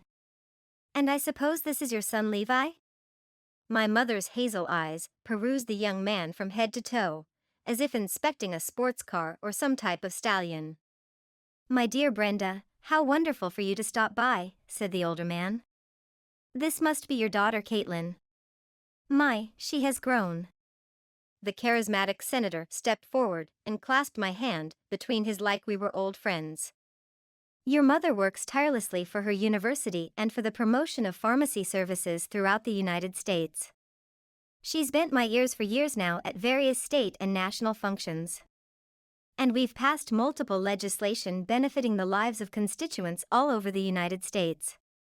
You have big shoes to fill, my dear." His eyes twinkled underneath the chandelier's glow, and when he focused on me, everything else faded into the background. All things considered, that was his job. Politicians were to make you feel larger than life, the center of attention. But it didn't fool me. Most of the time they gallivanted around, whining and dining big business, Wall Street, and in my mother's case, big pharma, and I hadn't the liking for any of it. Yet seeing how my mother danced with delight under his watchful gaze, I dutifully smiled and agreed. Interrupted by the squealing overhead announcement, we were instructed to find our seats, and the focus shifted from separate gatherings to the real reason for our visit tonight. The speaker introduced the itinerary, which began with a short word from none other than the dean himself. My mom thanked the senator for his time and led me by the arm to our table. When we'd arrived earlier, the attendant had handed a program with the seating arrangements to my mother, and she landed us at our spot minutes later. Kaitlynn. My mom leaned over to whisper in my ear, but kept the happy-go-lucky smile on her face. Watch your manners. You were seated next to the director of admissions. I glanced over at a sober-faced woman in her mid-40s sitting to the left of me, nose deep in her texts and emails. Her fingers flew across her phone in response to yet another ding. I raised an eyebrow at my mother, but she had diverted her charms onto Senator Franklin, who sat to her right. Imagine the odds. I suspected she had something to do with the seating arrangements, but what prickled me the most was that I was to suck up to this admissions person, who looked as if she'd rather have a root canal than sit through another of these dinners. Kaitlynn, my mother said, tapping my arm as I reached for my glass of iced tea, Levi's applied to medical school as well. I resisted the urge to say, duh, and replied, congratulations, with a stiff smile at Levi, who sipped from his wine glass. For what? He asked, stifling a yawn. He slouched in his seat and met my curious stare with a disinterested one. Applying, I said. I wanted to reach across the table and smack him. His position in life and opportunities afforded to him rose above the vast majority of people in this world. Despite not wanting to be here myself, I at least tried to make a good impression. His entitlement showed in his apathetic attitude and clear lack of appreciation for what his father had done in getting him his position at this most coveted table. Who wouldn't want to be seated by the director of admissions when seeking admission into medical school? Doesn't mean I'll get in, said Levi, and took another long sip of his wine. Of course you will, my mom asserted with a chastising chuckle. From what I've heard, you're a shoo-in. But why would I? Levi shrugged. This university's beneath me. My interview with Harvard is next week. At the mention of Harvard, the mousy brown-haired admissions director stopped typing and peeked over her glasses across the table from Levi and Senator Franklin. Harvard is great if you want stuffy and old school, she said. However, if you prefer state-of-the-art laboratories, professors, and real-life opportunities to catapult you into your career, then I suggest you take a second look at the University of Colorado. Then again, she eyeballed Levi with chilly resolve, perhaps try your luck at Harvard. We want forward-thinking students. Ones who strive for excellence and actually prefer to be here. The director of admissions held Senator Franklin's tight smile with a piercing frown, then redirected her attention to her phone. Senator Franklin tilted his head back and inhaled deeply, his smile thin. Indeed, Director Marsh, he said. However, I believe my son is only keeping his options open, and I dare say Harvard is anything other than stellar. Although, UC is exceptional in its own right. The director gave a curt dip of her head in acknowledgement and then placed her phone on the table next to her glass. Ms. Dahl, I presume, she asked me with a raised brow. Yes?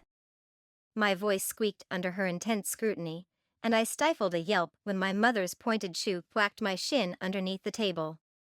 Tell me more about why you feel UC is a perfect fit for your medical future.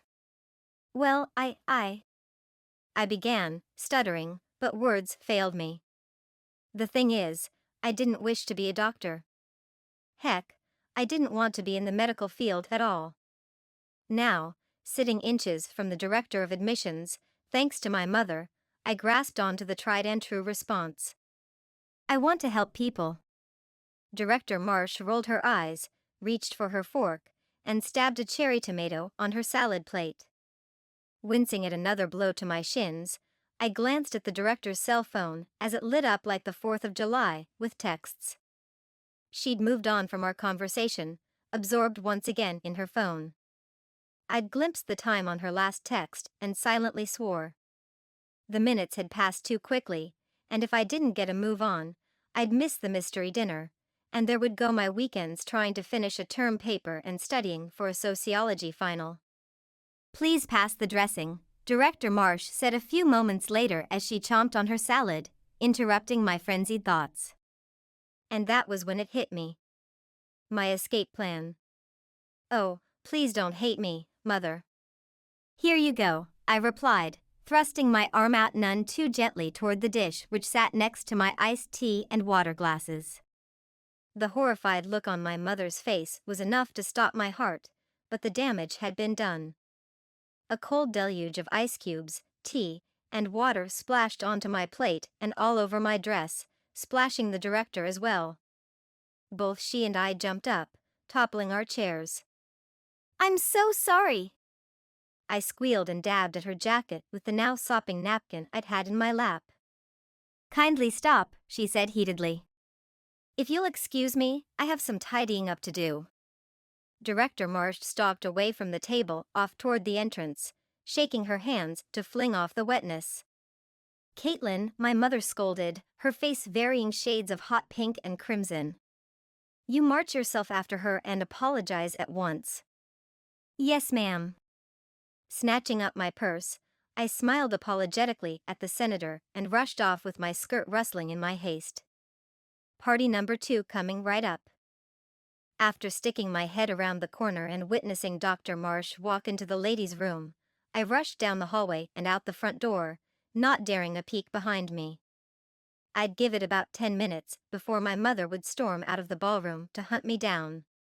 I'd be long gone by then. Granted, I'd have to face her later tonight, but as it stood, I was running 5 minutes late to Professor Shaw's party. I swallowed down the lump of guilt mixed with apprehension and kept putting one foot in front of the other, away from the stuffy ballroom and the medical life my mom had dreamed for me since birth.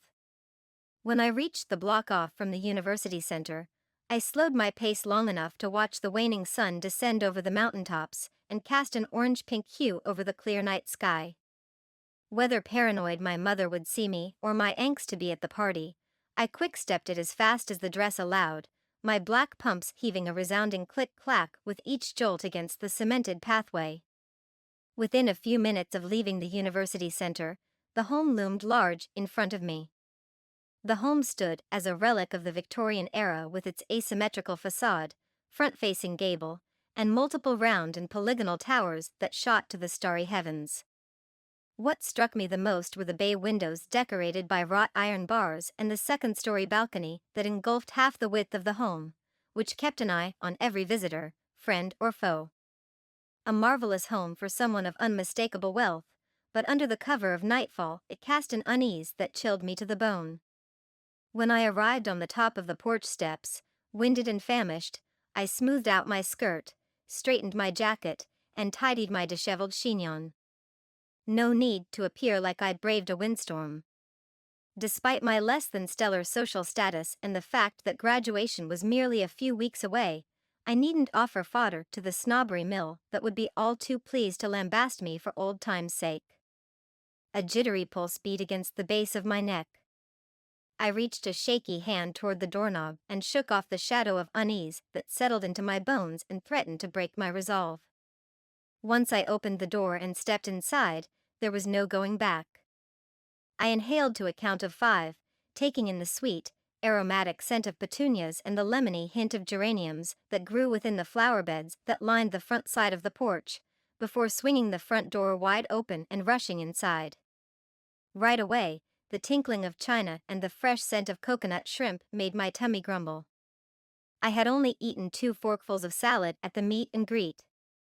Gone were the pretentious adults with medical agendas and the stuffy atmosphere of fawning adulation and old jokes. Here gathered a bunch of hungry college students ready to jump through some proverbial hoops to avoid another dreaded final and term paper. Selfish?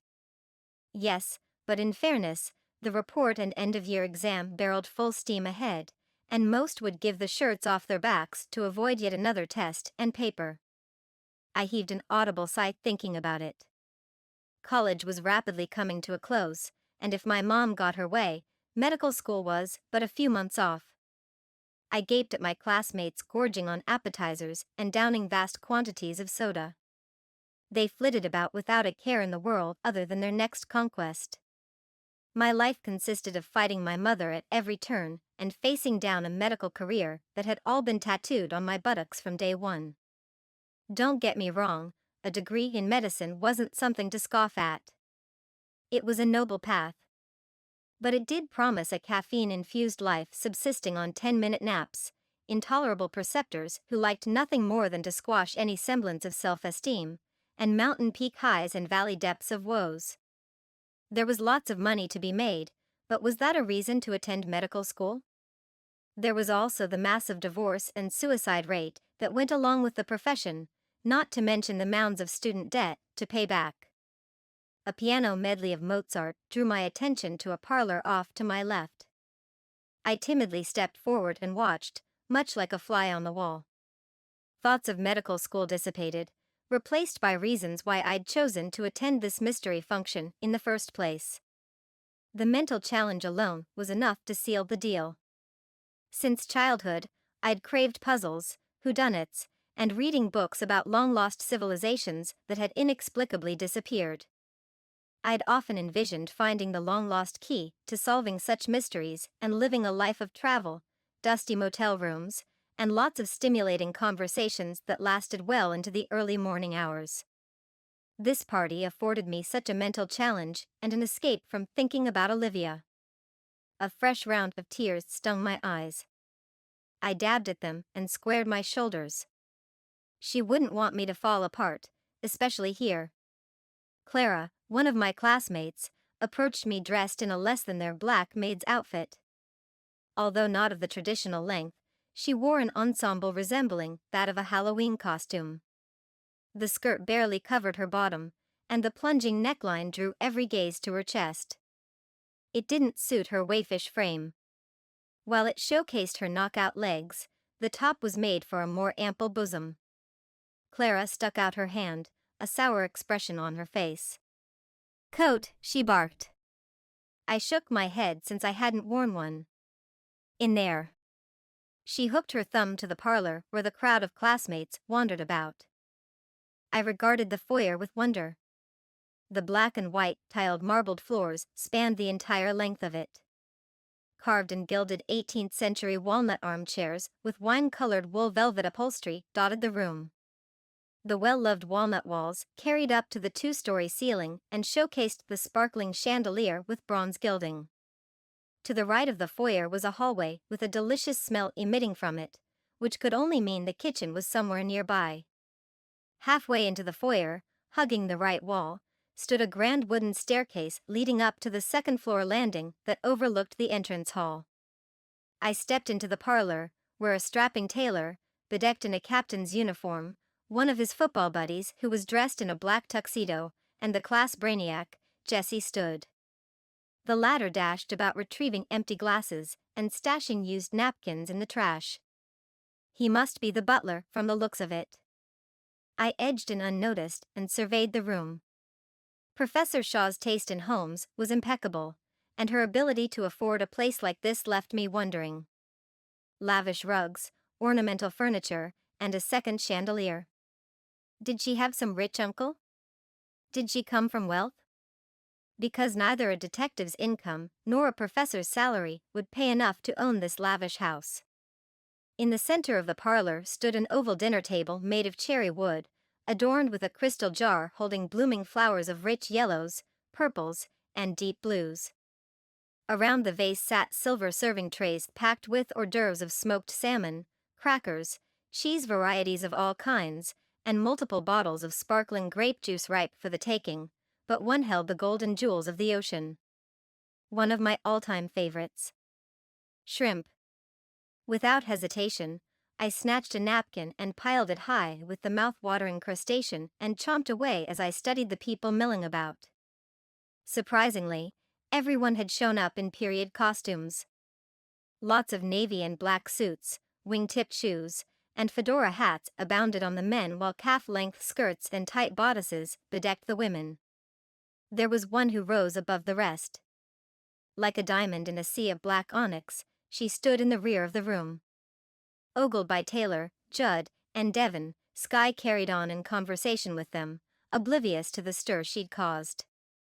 Donned in a pale blue flapper dress and matching heels, the dress hugged her curves, and the fringe jiggled like leaves in a light breeze with each inhalation or laugh. Her flaxen hair, brushed silky smooth into a Veronica Lake style, slid over her left shoulder in beautiful waves. No wonder the men flocked about her. Skye was absolutely stunning. As if sensing my gaze, she spotted me and rushed over, leaving fallen faces in her wake. "You made it!" Skye squealed and hugged me tightly. "Come over here, meet Captain Pepper." Skye's warm hand clasped mine, and she led me through to the other side of the parlor where the fair-haired man himself stood amongst a bunch of mafia-dressed men. "Taylor." Sorry, I mean Captain Pepper," Skye announced with a grin. "Meet?" Her gaze fluttered to mine with a look of loss. "Oh, I had momentarily forgetting we all had a part to play. I'm Mrs. Black." Professor Shaw had emailed us the night before with all the characters and who was to play them. Mrs. Black had lost her husband in the war and worked for a medical practice as a girl Friday. My guess was that Mrs. Black knew Dr. Grant indirectly, or at least knew of him. On top of all the background information the professor had sent, she'd given us insight into our own character, including private details only our namesake knew. Tidbits of the puzzle that, if they were uncovered of each party participant, would pinpoint the killer. Skylar played Mrs. Grant and was paired with one of Taylor's football teammates. Taylor was the soldier, Judd was a lawyer, Jesse, Clara, and Haley were the house staff, CC was a reporter, and Devon was the scientist. Then there was Professor Shaw, who played the part of Mrs. Paisley, the hostess and an avid supporter of the doctor. "Sorry for your loss," said Taylor, staying in character. Why not jump in with both feet? While this was a game, there was a lot at stake, and the faster I worked the room, the more information I'd get. "Thank you," I said. "I don't suppose you knew my husband?" "I'm afraid not." "There were thousands of GIs in the war," Taylor said without batting an eye. Well, that got me nowhere. Another nagging thought popped to mind. "How are you acquainted with the doctor?" I asked. "Did someone mention doctors?" A young man with dirty blonde hair, hazel green eyes, and a wide jaw gleamed even white teeth at me, extending his hand and taking mine. He lowered his lips, keeping his gaze upon mine as he kissed the top of my hand. Surprised, a fiery heat spread up my neck and face. I'd recognized him as someone in Taylor's crowd, but he never cut up in class or spoke ill of anyone like the others. To be honest, he'd blended into the background with the bulky guys he hung with. "Welcome to my humble abode," he said to me, extending his arm in an arc and an admiring eye around the room. "Where have you been, buddy?" asked Taylor, slapping the guy on the back. "Missed you in class the other day." "Late night, huh?" When a few guys snickered at Taylor's insinuation, the man grew rigid. His jaw clenched, and a flash of sorrow marred his handsome features for a split second before the debonair smile returned. "Something like that," he mumbled, the grin failing to reach his eyes. Despite the noted tension that shadowed his every move, he quickly redirected the conversation back to the game. He commented on meeting Taylor in the war, and the tension the unnamed man had presented was soon forgotten, because Taylor created a stir the second he opened his mouth, much like children with an opened bottle of glitter. He droned on about his war heroics, and I suppose we were to admire his act of bravery, volunteering his medical expertise. But it wasn't what this unnamed man had stated that flustered me. His name eluded me, which stuck in my craw. Kevin? No. Calvin? Ah. I snapped my fingers. Carson, right? When I was met with smirks and snickers, Sky patted my back and said, "We're in character, remember?" Nothing stopped the flood of elation at remembering his name. Carson cleaned up well. Why hadn't I noticed before? Yes, of course. I ignored the giggles from their groupies. Didn't they have lives of their own? Geez. So, you joined the army and crossed paths with him overseas? No, my dear, Carson replied, smoothing his black tie. I stayed stateside. Here, as a matter of fact. The plot thickened. So how had the two had met? From what I'd overheard earlier, Taylor's character had gotten injured while fighting. This screamed plot twist. Please, help yourself to the food, but I must mingle. Darling, said Carson, extending his arm to Sky. Won't you join me? Sky snuggled up to Taylor, seizing his hand and brushing a finger up and down his cheek. If my eyes could have popped out of their sockets, they would have. Why not check on all the guests, dear? Sky cooed without drawing her rapturous gaze off Taylor. War heroes deserve our gratitude and utmost attention, don't you think? She practically purred.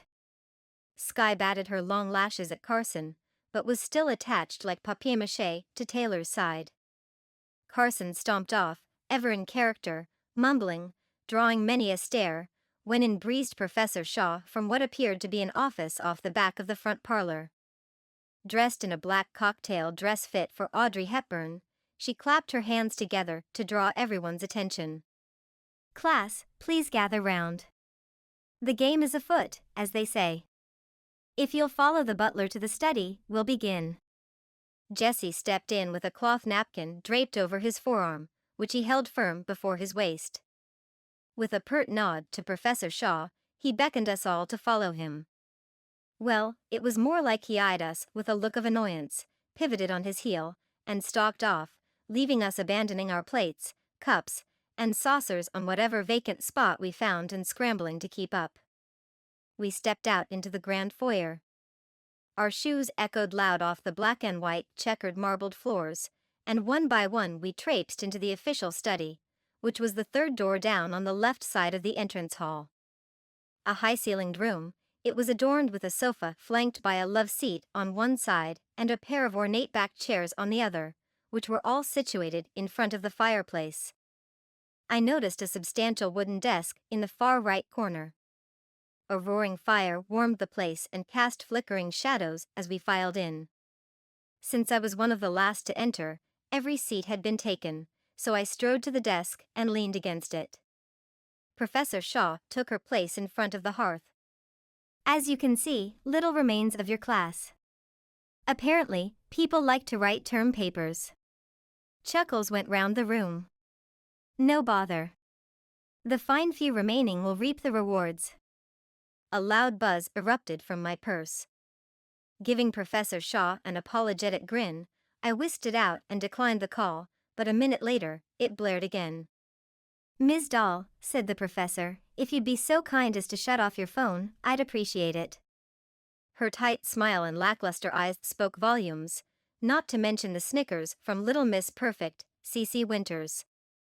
The captain of the Palm Squad, and not an imperfection to be had, she'd attracted men, scholarships, and the favor of most faculty members. Her only fault was her grades. It was kind of difficult to keep said scholarships when failing most classes. Not even her good looks, wit, and charm curtailed the threat of expulsion. Cece needed this win more than most of us, but I'd be hard-pressed not to solve this mystery, if only to see her smug face frown for once. My cell phone pinged again, which was the proverbial last straw. Professor Shaw snatched up a wicker basket and went from person to person, holding it out. Toss them in. If you can't keep your mind focused on the task, we'll be here all night. I stole a glance at my cell as the professor approached and gulped. A flicker of nausea flip-flopped inside my tummy.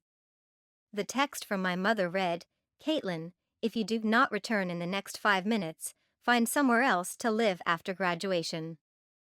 I am done cleaning up your messes.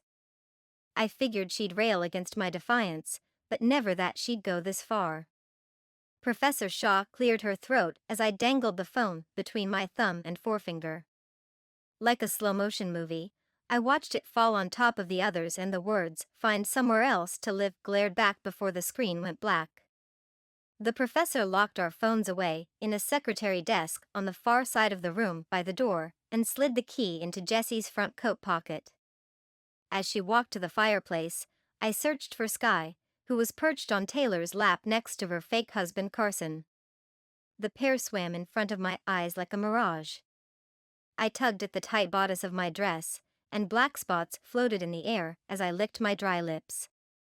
Sounds contorted into a high-pitched buzz like bees swarming, and the room tilted.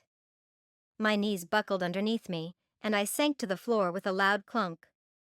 A crowd of people hovered above me, arms reaching to pull me up, when a cool hand draped across my forehead.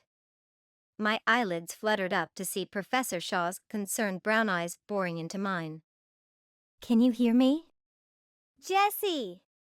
she hollered, not taking her focus off me. "Please get Kaitlynn some water." A set of feet thumped out of the room and returned a moment later. They shoved a bottle of cool water into my trembling hands, but I managed to open it and take a sip. "Better?" asked the professor. I nodded, but it was a lie. There were only 2 options remaining. Leave now and disappoint the professor, or stay and get tossed out of my family home. When Ms. Shaw ordered Taylor and Carson to help me up, Taylor grumbled something about ruining his night, but Carson surprised me. Once I was seated upon the love seat, he handed over the water bottle I'd left on the floor and sat beside me. While the professor resumed her spiel about the game, Carson whispered in my ear, "Don't worry. You'll crush this. You're the smartest one here." I didn't know whether to laugh or cry. Carson believed I'd fainted over the game. How I wished that were the case, but his words ignited something within me. He was right. I'd conquer this and my future, and my mother's vice grip on my life would forever be broken.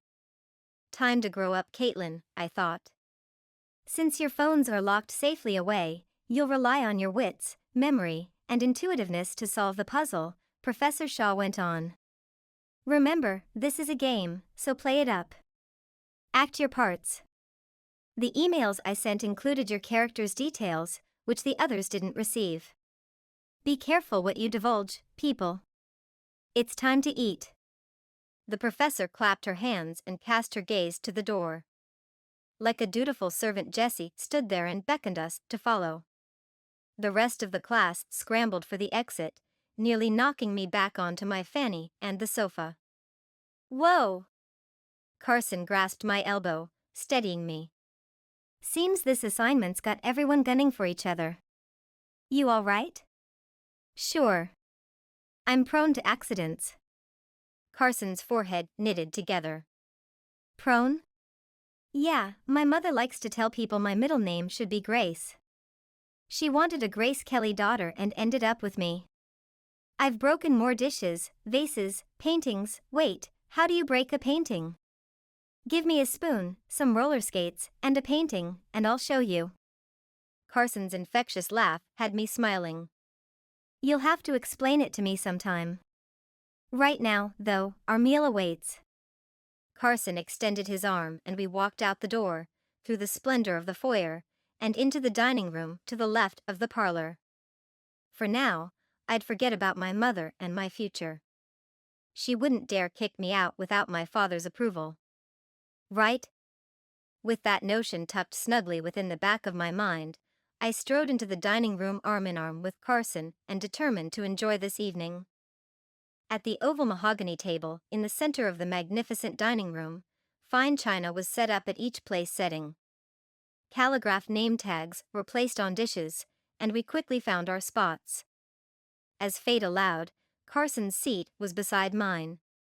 When he pulled out my chair, heat rushed into my cheeks. I offered a grateful smile and sat, noticing Skye's curious stare from across the dinner table. "Please introduce yourselves," said Professor Shaw.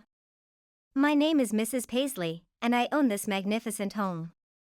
She gestured for Cece to go next, who was more focused on picking at her chipped nail than introductions. Bored at the start. Why didn't that surprise me? After the introductions were over, we all stared expectantly at Ms. Shaw. Great, she said. Now that we've been acquainted, let's eat. Jesse carried around a tray full of soup. He set the piping hot bowls down in front of everyone and stomped out of the room. Apparently, the servants wouldn't take part in the activity. Staff was to be at the ready, but stayed mostly out of sight back in the day. Or at least that was what I'd gleaned from the movies. But it got me thinking. Who else resided in the home? Like the cook, for example. One, then another picked up their spoon and dipped it into the orange concoction. Agreeable murmurs abounded, spurring me to taste it. An explosion of spicy, yet sweet, tantalized my tongue and warmed my gurgling belly. It didn't take long for the entire bowl of soup to disappear, and I wanted more. I sheepishly licked my lips and sank back into the chair, watching the others with interest. I guess I'd been hungrier than I thought, but at least it gave me time to observe the competition. The only other participant not eating was Cece. She'd taken all of one sip, pushed the bowl away, and began tapping her painted nail against the white tablecloth, scrutinizing us with an eagle-eyed stare. It took an additional 5 minutes before she opened her mouth to speak. Perhaps she was taking this game seriously, after all. Well, I'll go first. Content with drawing attention to herself, she prolonged the moment by sipping from her glass and dabbing at her lips before continuing. Dr. Grant, why don't you tell us about your practice? This is your event after all, is it not? Cece's penetrating stare locked onto Carson. His spoon hovered over his bowl, and a scowl replaced a genuine enthusiasm for the soup. I'm a doctor. We treat patients. I tried in vain not to giggle. Cece glared at me while I coughed into my napkin in an attempt at evasion, fooling no one. What about your war efforts? She asked, ripping her stink eye off me and landing it back on Carson. His forehead puckered in consternation. I heard you didn't practice medicine during the war, said Cece. You heard wrong, Carson stated flatly and shoved another spoonful into his mouth. I, like other physicians, treated GIs for battle wounds and performed the occasional surgery, although I'm not a surgeon. When needed, I rise to the challenge. Carson demurely smiled at me, apparently happy at his response, a dribble of soup eking down his chin, and ignored Sky's snort from across the table. Please, Sky said to her fake husband. The only thing you rise to is the green dollar bill. If it makes you money, then you're all in. She drained the deep purple liquid in her wineglass. Smacking her lips, she called out to the butler for a refill. Adrenaline pumped through my body as everybody dove into their roles and played their characters. It was better than watching a mystery on television. We were living it. The insecurity I'd felt about leaving my mother washed away, and I leaned into this experience with a lightness I hadn't ever felt. A clinking of fork to glass rang and Sky called again for a refill. Instead of Jessie, in scurried Clara, filling her glass to the brim. I noticed her sneaking nervous glances in Carson's direction, but he ignored it, focusing intently on not dripping any soup on his tux. Dr. Grant, Cece's silky voice oozed, what say you about Department 126? Department 126? Professor Shaw had included nothing of the sort in my email, and from the gaggle of stares that zeroed in on Carson, I'd bet tomorrow's donut run that most people hadn't received it either. Inspecting everyone around the table, only one had given me pause. Not from her demeanor, mind you, but from her dress. Or lack thereof. She wore a pantsuit. In the 1940s, especially towards the end of the decade, women did sport pantsuits. However, Cece's garb was more like an in-your-face statement. She lugged her power around like a surgeon would a knife, but from her line of questioning, it sounded like she wasn't a mere run-of-the-mill reporter. She'd clearly been privy to classified intel. Although, I hadn't paid enough attention to her before now, and she could have overheard information earlier in the evening. Still. "Miss Violet," said Carson, his jaw flexing with each syllable, "I do not know what you mean." Cece leaned onto her elbows and smirked. "Oh, but you do," she practically purred. "Miss Violet," I cut in, drawing a poisonous glare from Cece, "what type of reporter did you say you were?" "I didn't." She sank back into her chair. Smirk gone, she fiddled with her spoon, her turbulent brown eyes beholding the orange concoction with wariness. "Are we to guess?" I added when she failed to respond further. She paused, raised her long black lashes, and stared at me, "Look into things." "A reporter," offered Taylor, who'd apparently not read Professor Shaw's email revealing the bare minimum of each person's character name and profession. Drat, I thought. Since he hadn't read the email, his deductions the other night were even more amazing. Imagine if he'd applied himself to school. Cece flashed him a coy smirk. "So you're not just a piece of eye candy after all, are you?" Taylor's boyish grin re-emerged in all its splendor, failing to pick up on the insult. He hadn't come to the university based on his aptitude off the field, which was more than evident now. However, surrounded by adulating football players and women like Skye, who hung on his every word, Taylor wasn't as dumb as he'd conveyed either.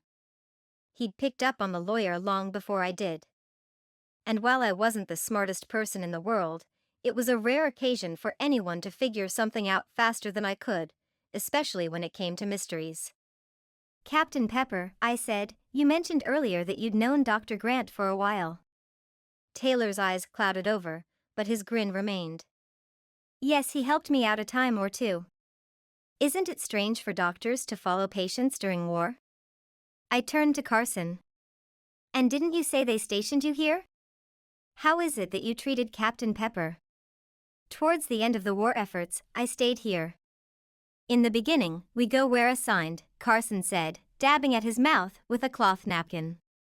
"While I helped many GIs, it's not uncommon to see the same patient more than once, especially during war." The familiar telltale prickle in my belly erupted at full force. Regardless of how I felt about him, his story had changed. While not too much of an irregularity, it struck me as odd. Off-putting, even. From his lack of eye contact to his stiff mannerisms, the good doctor was hiding something. "Yes," interjected Cece, "but you saw each other regularly, no?" "What about you?" Skye sneered, directing her glare at Cece. "I hear your love for bratwurst exceeds the norm." My brain raced to keep up. Skye's insinuation didn't go unnoticed by everyone else, including Jessie, who'd miraculously reappeared by Professor Shaw's elbow, eyebrows arched in surprise. He bent down and whispered something to which she nodded, never taking her gaze off the conversation. I reminded myself that the staff were also part of the assignment, and so too, after the coveted prize. He'd flown under the radar for far too long, and had gotten on my list of people to scrutinize. "Miss Violet rolls around in the mud for her assignments," Devon chimed in, spinning the wine glass stem in slow, circular motions. "With a special fondness for the German variety, no?" Cece's eyes widened in surprise. "I have no idea what you mean," she retorted, taking another swig of her drink. "Don't you?" Devon pressed, looking rather devilish. "I've heard that you wag those lips faster than you type those condemning words toward the war effort." "Sleeping with the enemy will do that." Cece slammed down her glass filled with grape juice, leaving purple splotches staining the white linens. "Yeah," she sputtered, almost frothing at the mouth. "And what about the war effort, huh? Pumping troops full of, what is it exactly?" "Please, Mr. Scientist," she spanned her hand to the lot of us, "explain to these fine people what you and the doctor here poisoned our elite troops with." "Go on. Tell them what super soldiers you were part of making. Or rather, killing." How do you sleep at night? A hush overtook all other rumblings. We stared at Devon and Carson like observing a ping-pong match. They were staring at each other. Devon, jaw taut with tension, and Carson, unblinking and rife with burgeoning anger, locked stares until Cece's tart laugh broke the standoff. From fury to malice, anger dripped from their very pores. The hostility bounced off them in waves, and I marveled at their immersion into their roles. Or was it something more? In the meantime, Jessie had slipped out of the room without nary a notice, excluding me and one other. Yep, Skye was on her game tonight. Her gaze had shifted toward the door at the same time I caught the flicker of movement. We knowingly glanced at each other. What role did Jessie play? And why was he constantly whispering to Professor Shaw? I thought back to the other day when Skye and I tossed around ideas of whodunit, and Mr. and Mrs. Paisley were a definite option. She played her part as a patron of the arts who donated money to worthy causes. They ran in similar social circles as the Grants, and they'd even managed an art exhibition from which all proceeds went to military veterans. However, the rumor mill suggested a falling out of sorts, though no one had coughed up the reason. Would their disagreement have led to murder? Since there was no Mr. Paisley at the event tonight, I'd ruled him out as a suspect, which left Professor Shaw's character.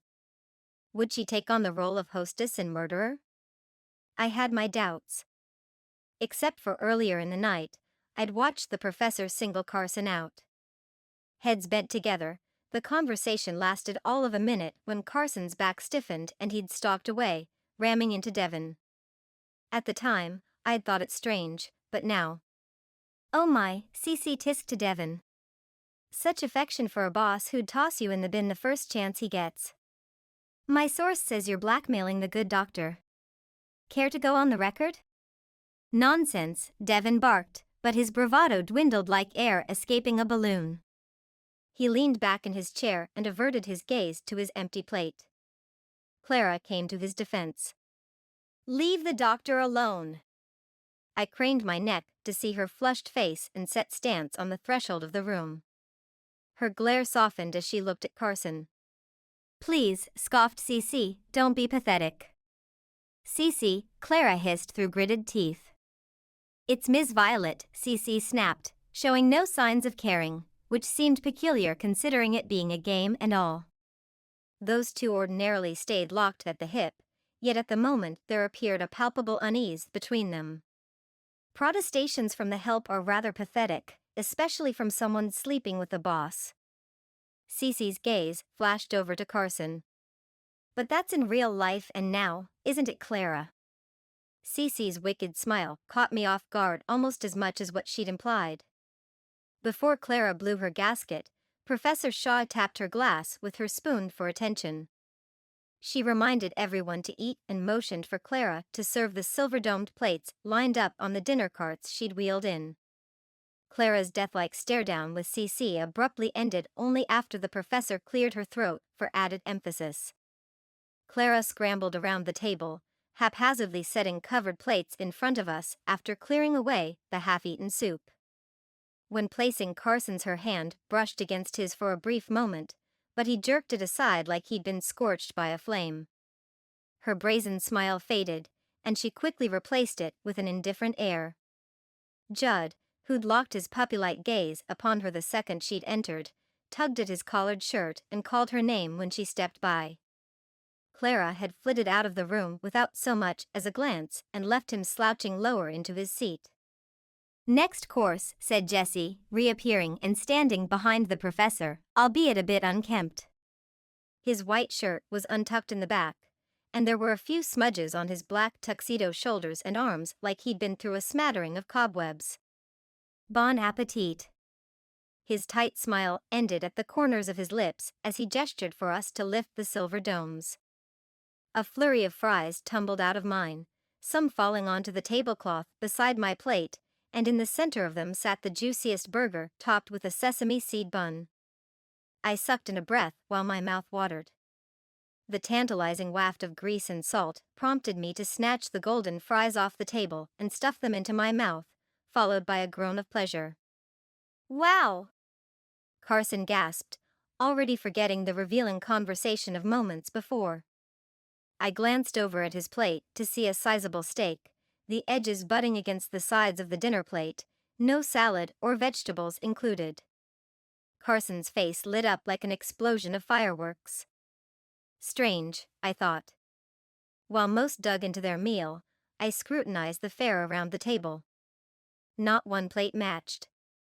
Cheeseburgers, like shrimp, were my weakness, and from the lip-smacking and delightful buzz emitting from the others, each had received their favorites. But how? After we scarfed up our dinners, Jesse led us back into the parlor where he handed us each a glossy black box tied with a white bow. I took my place at the desk while everyone else reclaimed their seats from earlier. Creatures of habit, I thought. Except this time, instead of Professor Shaw taking the prominent position in front of the hearth, there stood Judd, tugging at his necktie and fidgeting with his suit. When he cleared his throat and turned 2 shades pinker, either because of the fire's heat or being the center of attention, we all eyed him speculatively. "We've been brought together tonight because of one person's doing."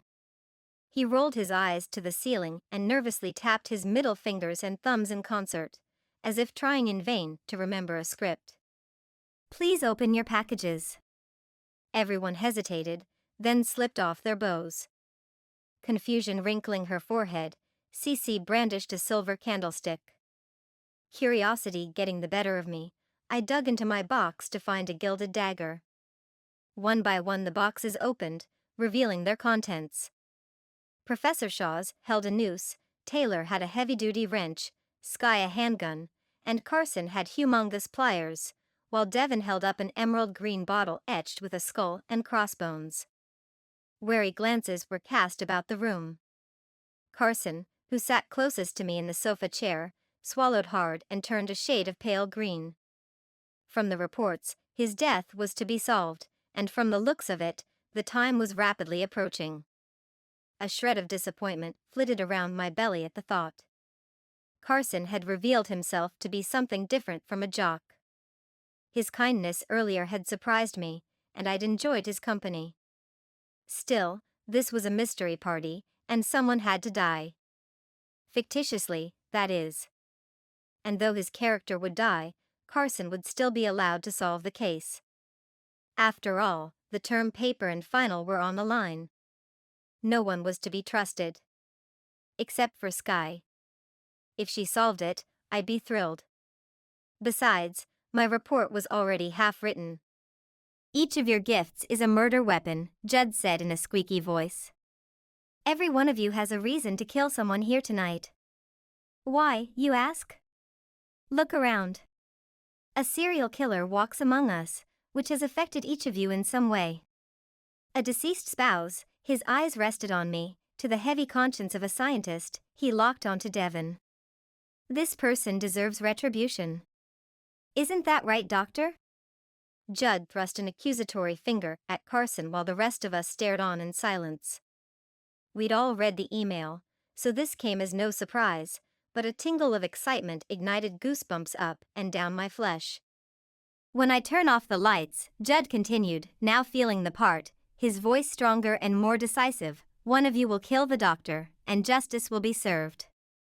If not, then your loved ones, family, or friends will have died in vain. Happy killing." He walked over to the light switch. And with a wicked smile, he plunged the room into darkness. Even though it was make-believe, the blood pounded like a drum within my ears. It didn't help when something brushed against my forearm. Stifling a yelp, I jerked back against the desk. A flash of light and a loud bang erupted a split second later, followed by a dull thump at my feet. Yanking my knees up to my chest, I scooted my butt onto the desk and wrapped my arms about my legs, dress be darned. The lights flicked on again, and I shielded my eyes for a moment, readjusting. Grim faces stared down at the floor near the base of the desk. I bit down on my lower lip and inched forward, daring a peek. There, where my feet had once been, laid Carson, eyes closed and face toward the ceiling. One by one, I planted my feet onto the floor, careful not to step on him, and squatted beside him for a better look.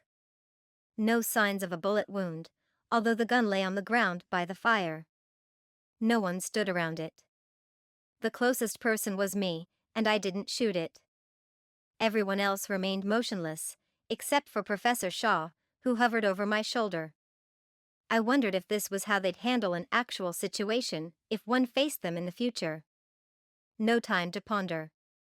I felt for a pulse, which was what I'd seen actors do in all the TV shows. It seemed appropriate. Plus, it would break the awkward silence. Carson's heartbeat quickened under my touch, but I looked up into the surrounding horde and pronounced, "He's dead." "Dead," Skye repeated with a snort, and wrapped her delicate hands around Taylor's arm. "A round of whiskey, please," she said to the butler. "For his remembrance," she added hastily when multiple pairs of eyes popped up at her in surprise. "Don't bother with the act," said Devon, scrunching his jet-black eyebrows together. "It's not a secret that you loathe the man." "Not true," Skye protested, pouting her full pink lips. "We may not have seen eye to eye, but I'm married for love." "But he drained your bank account, didn't he?" Cece piped in, taking her leave from the sofa and sipping from a whiskey bottle. Professor Shaw bounded over in 2 long strides and snatched it from her hands. "No alcohol, Cece," she admonished. Where had she gotten it anyway? No one had moved since the lights had been turned on. "It's Ms. Violet." Cece rolled her eyes and crossed her arms. "Now answer the question, Mrs. Grant." Skye's shrewd look gave me a fit of the giggles. Normally, she was a carefree spirit and let insults or jabs bounce off her, but tonight she displayed the demeanor of a woman scorned. Perhaps she'd missed her calling. As an actor, she'd rank highly. "Carson. I mean Dr. Grant," Skye hastily corrected, "owned a medical practice. It takes money." She shrugged with indifference, but a hint of guilt shadowed her expression. "Yes, but your money," said Cece, undeterred. "Aren't you an heiress?" "Which is exactly why I didn't kill him." "Where's the motive?" Skye sauntered over to a tray of desserts on a sideboard at the back of the room by an enormous oil painting. She picked up a chocolate petit four and nibbled on it. "And why not you?" asked Devon, who stood behind me overlooking the corpse. "Me?" Cece pointed a plum fingernail at her chest. "Why would I kill Dr. Grant?" Each of us wanting the coveted A on our final, we'd switched to problem-solving mode in a flash. And if there was one thing I'd picked up from my father, it was to wait quietly and observe. Most of the time, the culprit would display themselves. Sometimes in an obvious fashion like taking the credit, while other times it was more subtle. An expression or slip of the tongue did them in. It was curious how the mind wanted to spill the truth. Lies, while difficult to keep straight, were exasperating. Cece pumped her crossed leg higher and higher while chewing on her lower lip. "Tell us how you know the doctor, Ms. Violet." Devon knelt beside me and took Carson's hand from mine. Why had I held on to it? I pursed my lips and focused on Cece's squirming figure instead of Devon's curious gaze upon me. "I didn't kill him," Cece blurted. "That's exactly what a killer would say," offered Skye, who'd found her way back to Taylor, standing resolute behind the couch. "Nice try." Taylor chuckled. "But you didn't mention how you know Dr. Grant." We all stared at Cece, then a loud gong echoed throughout the room.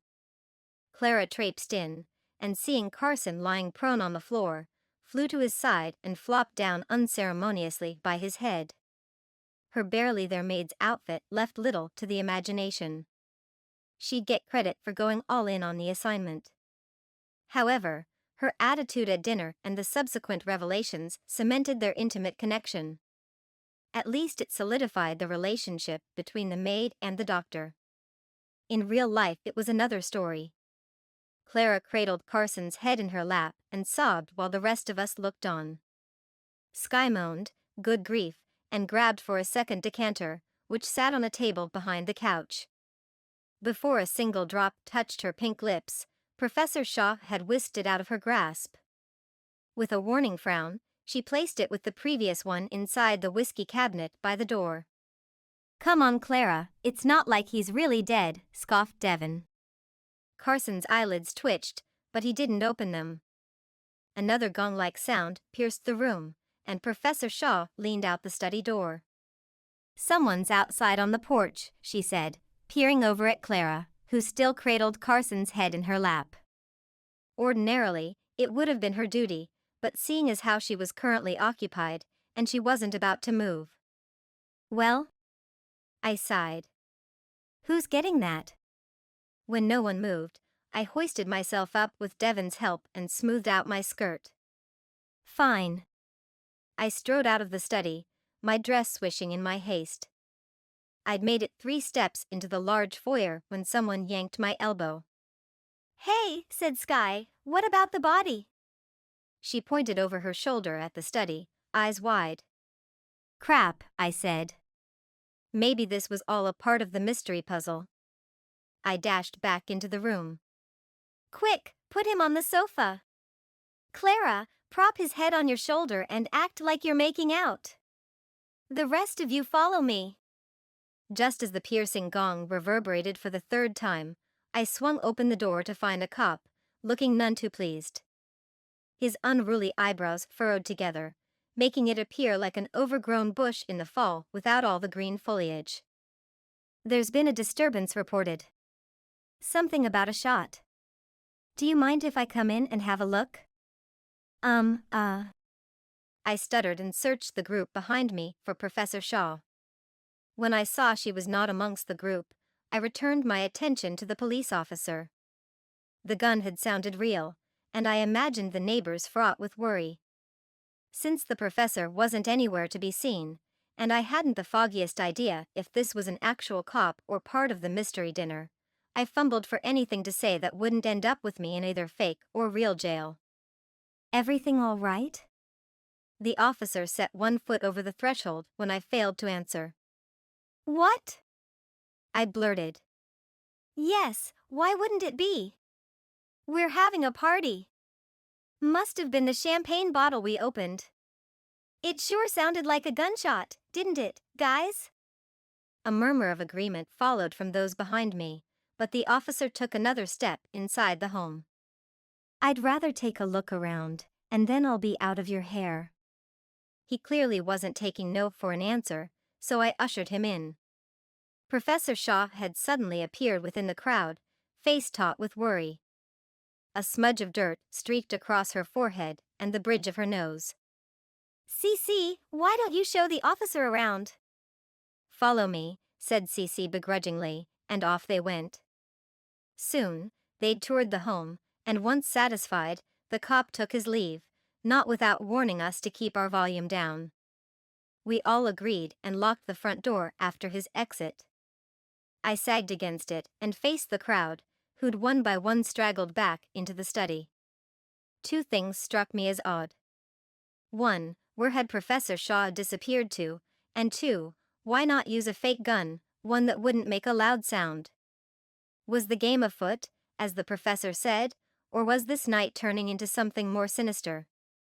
When we arrived back in the parlor, Clara remained where we'd left her, on the floor, stroking Carson's head, which lay in her lap. A solitary tear rolled down her cheek, but she swiped it away a second later. No one noticed, as they were too involved in discussing the cop had she and Carson argued. That would explain her sadness, yet my main focus was on Professor Shaw. She'd stalked over to the liquor cabinet in the far right corner of the room, snug against a wall lined with bookshelves, and brought out a flask. She pulled out a clunky glass, poured it to the brim, and guzzled the contents, wiping her mouth with the back of her hand. Since the others hadn't seen it, I walked over, careful not to draw attention, and tapped her on the shoulder. She'd returned the decanter to its shelf, locked the cabinet door with a key, and tucked it inside a red velvet pouch attached to her bra strap. "Mrs. Black," she murmured, but I swear her voice shook a bit. Her coloring had gone from rosy to white from the time of the fake gunshot to the cop's arrival. Mrs. Paisley, I said, staying in character, is everything okay? You look a little rattled. Dr. Grant has been murdered. Why wouldn't I be upset? Yes, but, Professor Shaw, her icy gaze left me almost speechless. Almost. I took a big gulp of courage and pressed on. Listen, Dr. Grant aside, you've guzzled 3 servings of liquor in all of 10 seconds, lost all color in your face, and you're shaking. Why would an ex-detective like yourself fret over a fake death? It makes little sense. She set the glass down, but not without effort. Her pasty white fingers trembled once she released it. Furthermore, I continued, watching her stuff her hands behind her waist, you disappeared from the group and then reappeared moments later only after the cop arrived. Your behavior doesn't even come close to normal, so either tell me what's going on, or I'll call the police back. Professor Shaw's gaze flittered about the room before she leaned forward and whispered into my ear, that pistol wasn't a fake. I checked when you answered the door. That explained where she'd disappeared to, but why would she have questioned the authenticity of it? Better yet, why was a hot gun at the dinner? Wait, are you saying someone brought a real firearm and shot it? An electric tingle snaked down my spine, causing my jaw to seize up. I don't know, Professor Shaw whispered, her nose inches from mine. The smell of whiskey on her breath cleared my sinuses in 2 seconds flat, and I fought the urge to step back. Maybe it was a mistake. No matter. I hid the pistol where no one should find it. Worry swam within her eyes, and I couldn't help but linger on the word should. I placed my hand on her shoulder. If you're unsure, why don't we call it off? Come up with another challenge for us. No, she shook her head. I've invested too much time and money into this, and it's probably just a mistake. I'm overthinking it. She patted my hand and smiled. Let's get back to the party. We've got a mystery to solve. Professor Shaw stepped in front of the fire and clapped her hands to gather everyone's attention. I wandered to the rear of the room, which was the best spot for observation, gnawing on my lower lip in frustration. Something about the professor's demeanor shook me. She'd been a police officer before entering academia, and her firearm knowledge was impeccable, along with her innate sleuthing abilities. Why would a party supply company unintentionally send a real gun? Again, her statement that no one should find the pistol left what felt like a bag of worms writhing in my belly. What if somebody did recover the handgun? If it wasn't accidentally sent by the company, which I highly doubted they did, then someone else brought it to the dinner, and it wasn't for kicks either. What struck me the most was Professor Shaw second-guessing her own instincts, especially considering her previous line of work. I eyed my dressed-up classmates. Each stood attentively, and none appeared on edge. Still, looks could be deceiving. Sorry about the interruption, said the professor. Let's give a round of applause to Mrs. Black for staying in character and handling the situation with ease. A lackluster clapping of hands lasted all of 5 seconds. Now, back to the game. Where were we? Professor Shaw pulled out a folded-up piece of paper from her neckline and scrutinized it. Yes. Dr. Grant's dead. Everyone, remember your emails I sent with your character's history. Disclose information at your own discretion. And a final note.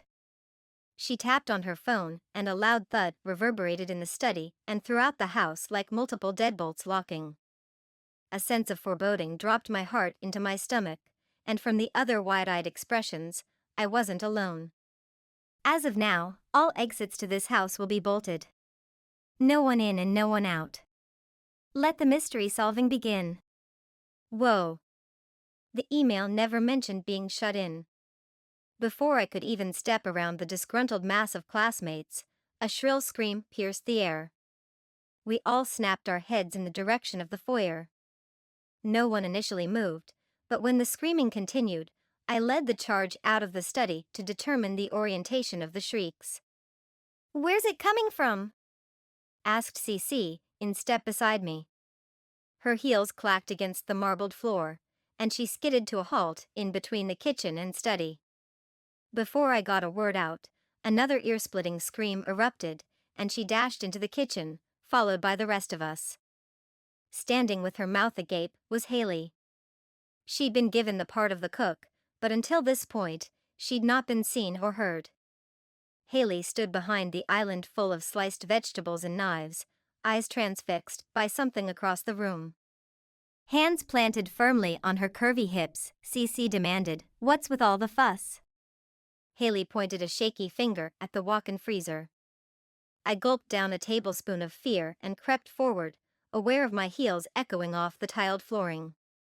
A firm hand on my upper arm halted me, and Professor Shaw pushed past me, marched up to the freezer door, and swung it wide. We all jumped back in fright when half a torso flopped out and onto the professor's feet. Stifling a yelp, I rushed to Professor Shaw's side along with Taylor. Devin lay unconscious, a trickle of blood seeping down his temple. His skin was clammy and white. The professor squatted and checked for a pulse. She sighed, though only loud enough for both Taylor and I to hear. "Was this in the script?" I whispered to Professor Shaw with my back to the rest of my classmates. She barely shook her head so as not to alarm anyone else. From the tightening of Taylor's jaw, I figured he'd noticed too. "Now is it time to call this off?" I asked, keeping my voice low, and licked my dry lips. It was bad enough that someone had fired a gun. That, plus this unexplained attack, set my nerves on edge. Taylor suspiciously eyed both of us, but remained quiet. "Yes," the professor admitted. "It's time." The second she responded, the room went pitch black. I froze. My mind whirled with all case scenarios, but only one kept recurring. Not only were we blind, but there was an assailant on the loose. Forget the Twilight Zone. We were in an escape room from hell. Nervous squeals erupted as my eyes adjusted to the lack of light. Professor Shaw whipped out her cell and cursed. "No signal," she grumbled. She shoved the phone back into her bodice and pulled out a flashlight, checking Devin's pupils. "You carry flashlights around, Professor?" I asked and wondered how many other things were hidden within her garment. She ignored my question and took a firm grip on Devin's hands, gesturing for Taylor to get his feet. "Help me get Devin up," she said, slightly winded. The tight bodice undoubtedly left little room to breathe, let alone carry a young adult man. "We'll move him to the study." "And then what?" I asked, but got cut off from a reply. "The entire block is out," Cece announced. I checked through the parlor blinds. Her voice, although brusque with annoyance, didn't sound alarmed. So far, no one had guessed that someone had actually attacked Devin. Both Taylor and I studied the professor's strained face. She'd heaved Devin's upper body a few inches off the floor and paused. "Then we find the assailant," she said under her breath to me. "Why don't we leave?" I whispered. "We can't." "Why not?" "Break a window," I replied. "They're bulletproof, and don't even think about breaking down the doors because they're designed to prevent intruders. Tough as nails. With no landline, no Wi-Fi, and no way out, I'm afraid we're trapped until the power comes back on." I stared in disbelief. "Why in heaven's name would you do that? When you work in law enforcement, you live prepared. Less talk and more action. We've got to move Devin and keep his condition under wraps. No sense in panicking people." In the meantime, Cece had made herself useful and found a cot somewhere in the kitchen pantry, which would prevent Devin from injuring himself further. Professor Shaw thanked Cece, which brought a smile to her face. "Taylor, Mr. Pepper." Professor Shaw blew a fallen strand of hair out of her eyes. "Keep your grip tight. We don't want him moving too much. Nice and easy, all right? 1, 2, 3. The professor grunted, straining against Devin's weight. While not a heavy guy, he was still a full-grown man. By the looks of him, he probably weighed close to 225 pounds. Last I'd heard, Devon rode for the university on scholarship, and he'd won many a race. Which left me thinking, what on earth could have walloped him so hard as to knock him out? Devon was laid on the cot, his hands resting on his rib cage. Professor Shaw pivoted, her backside facing the cot, and in unison with Taylor, they picked it up. As they shuffled out, the rest of us trotted after them to the study, where Carson sat wide awake on the sofa beside a doting Clara. Jaw flexed and staring straight ahead, he endured her constant affections, touching his face, a flutter of kisses on his cheek, but the second he caught sight of Devon, Carson jumped to his feet. Clara, annoyed from the interruption, followed suit, placing a staying hand on his arm. When Carson swatted it away and darted over to relieve the professor of the load, Clara huffed with vexation, crossing her arms tightly against her chest. "Thanks, Dr. Grant," said the professor. "But aren't you supposed to be dead?" She raised an elegant eyebrow at Carson. "Tell that to my bladder," he answered, which was met with a round of laughter. Taylor and Carson gently laid the cot beside the couch and transferred Devon onto it. "Fine," she grinned. "But there's a crime to solve. Devon has bumped his head. But don't worry, I'm sure he'll make a full recovery." Once the murmurs died down, she continued. "Carson, you can watch the others, considering you're vying for class credit. Check his pulse every couple of minutes and let me know if there are changes. Remember, no speaking about the mystery. Dead men don't talk." Carson nodded, but confusion flooded his face. "Is he really hurt, Professor?" he asked. Since she'd attempted to stay in character, it was a fine question. For all they knew, Devon was simply acting. I held my breath, waiting for her to tell them all that we were in danger from an attacker who stood amongst us in this very room. "Relax," Professor Shaw said with a tight grin. "He's playing a part. No worries. Now, where were we? Yes.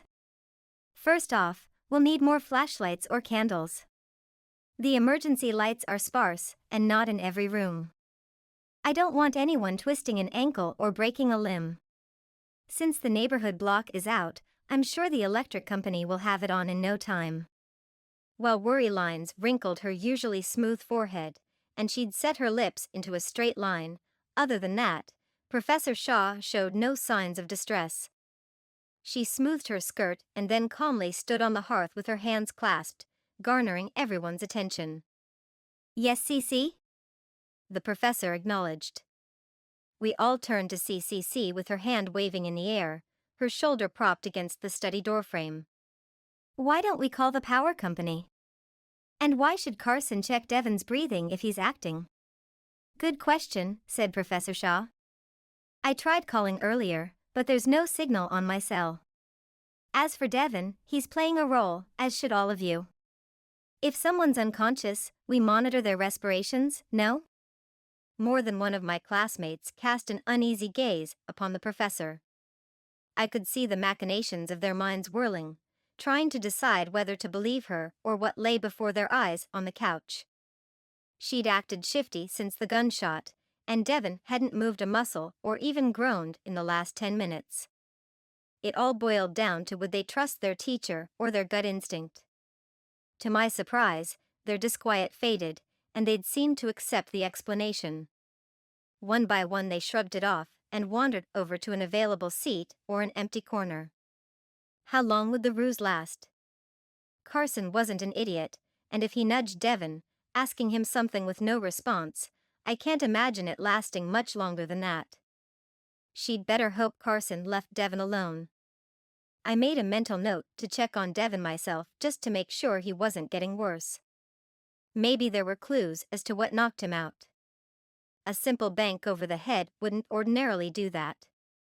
"Forgive me for asking, Professor," said CC as she traipsed up to her, bumping into those who didn't readily move out of the way, "but why not give us our phones back? Maybe you forgot to pay your bill." Multiple people gasped at the bold innuendo. The professor tilted her head to the side, her back rigid. What? Scoffed CC, playing innocent. Professors don't get paid much. Everyone knows that. While I appreciate your concern for my financial well-being, Ms. Violet, said Professor Shaw, I can assure you there's no deficiency in the money department. And must I remind you that cell phones are a contemporary invention, and not one used in the early to mid-20th century. A stiff smile formed on the professor's lips. Back to the issue at hand. We need flashlights. Isn't that a modern contraption? Cece smirked. Yes, Ms. Violet. Please enlighten us on the invention of the flashlight, countered the professor. Her smile fell short of her cold, hard gaze. Me? Asked Cece, jabbing her plum-polished fingernail into her chest. For 5 points extra credit, tell us what year the flashlight was invented, Ms. Violet, said Professor Shaw. Unless, of course, you've aced my class and don't need the extra points? Cece turned beet red and was speechless for a change. She was a lot of things, but a fountain of facts wasn't one of them. Cheer for a crowd of thousands? Yes. Start a fashion trend? Yes.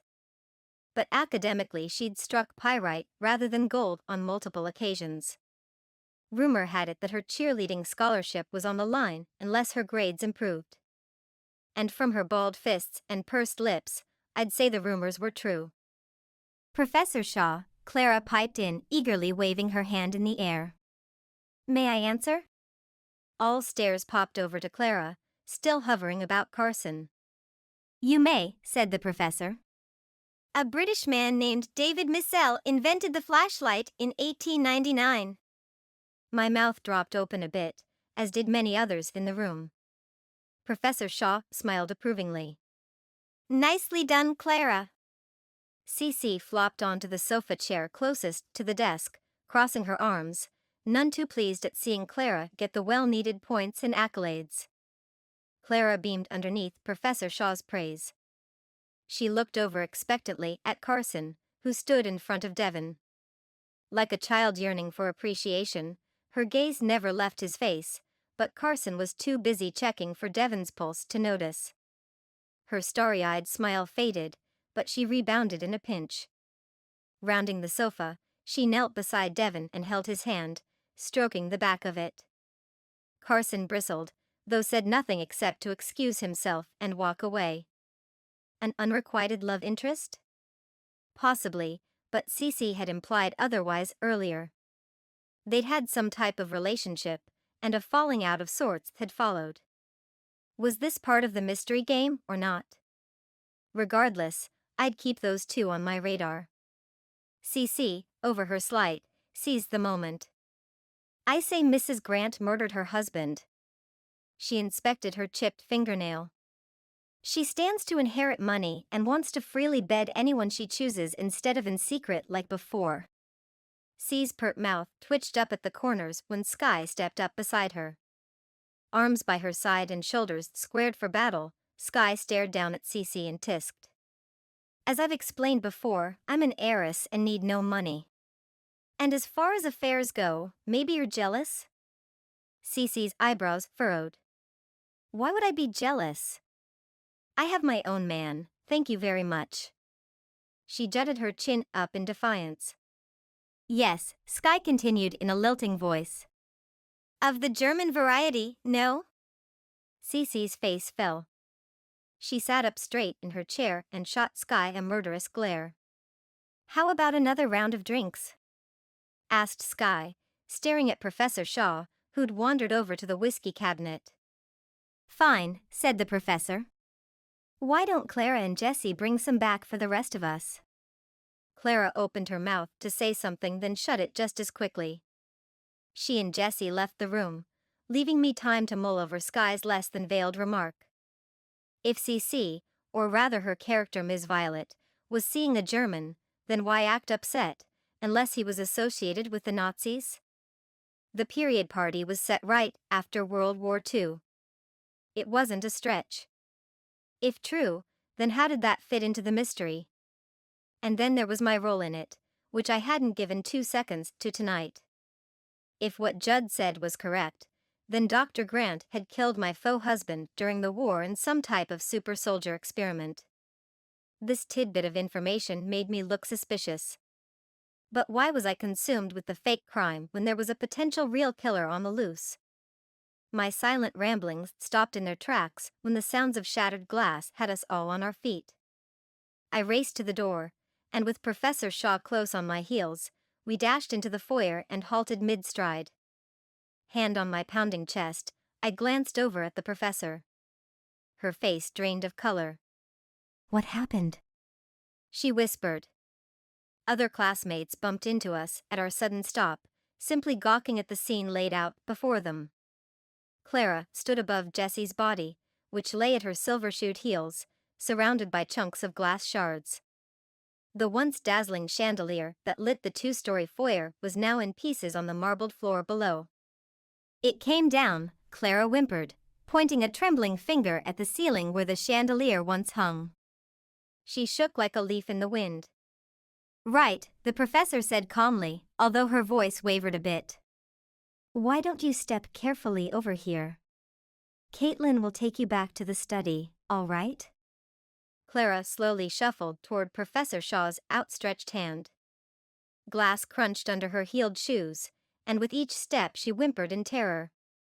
The professor looked her over, and seeing no visible injury, nodded at me, instructing me to return once I'd settled Clara. Give her a shot of whiskey, she whispered to me, handing me the key to the liquor cabinet, keeping her gaze locked on Jessie's motionless body. Once back in the study, Carson rushed up when we appeared. Like an obedient pupil, he'd stayed with Devon while the rest had gone to the foyer. Clara, who'd been walking fine until now, suddenly feigned weakness and lurched all her weight onto mine. I stumbled at the sudden shift, but Carson caught a hold of Clara before both of us fell flat on our faces.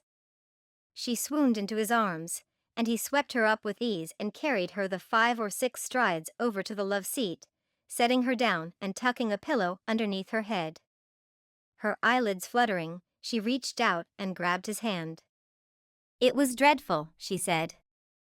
It could have killed me. I scrutinized Clara's rosy face for signs of lying. Beads of sweat dotted her brow, and her lips were pursed. She gazed up at Carson with longing, searching his guarded eyes. You believe me, don't you? He wrenched his hand free and faced me. What happened? He asked, then he whizzed past me. I spun around and watched him help Jessie to a chair beside the desk. He was awake, but dazed. He held a palm to his bleeding forehead and sat with a thump. It fell, he said. It fell. He's in shock, stated Professor Shaw. Quick, give me the blanket off the couch. I lunged forward and grabbed it, tossing it across the room to the professor. She wrapped it about Jessie's shoulders and squatted down in front of him, her hands resting on his knees. Jessie, she breathed, just relax. The power will be on soon. She gestured for Sky to watch him and stepped over to me. Listen, she whispered, we need everyone to stay calm. Can you redirect their attention to the mystery party? Her eyes bore into mine, begging me to help. What else was I to do?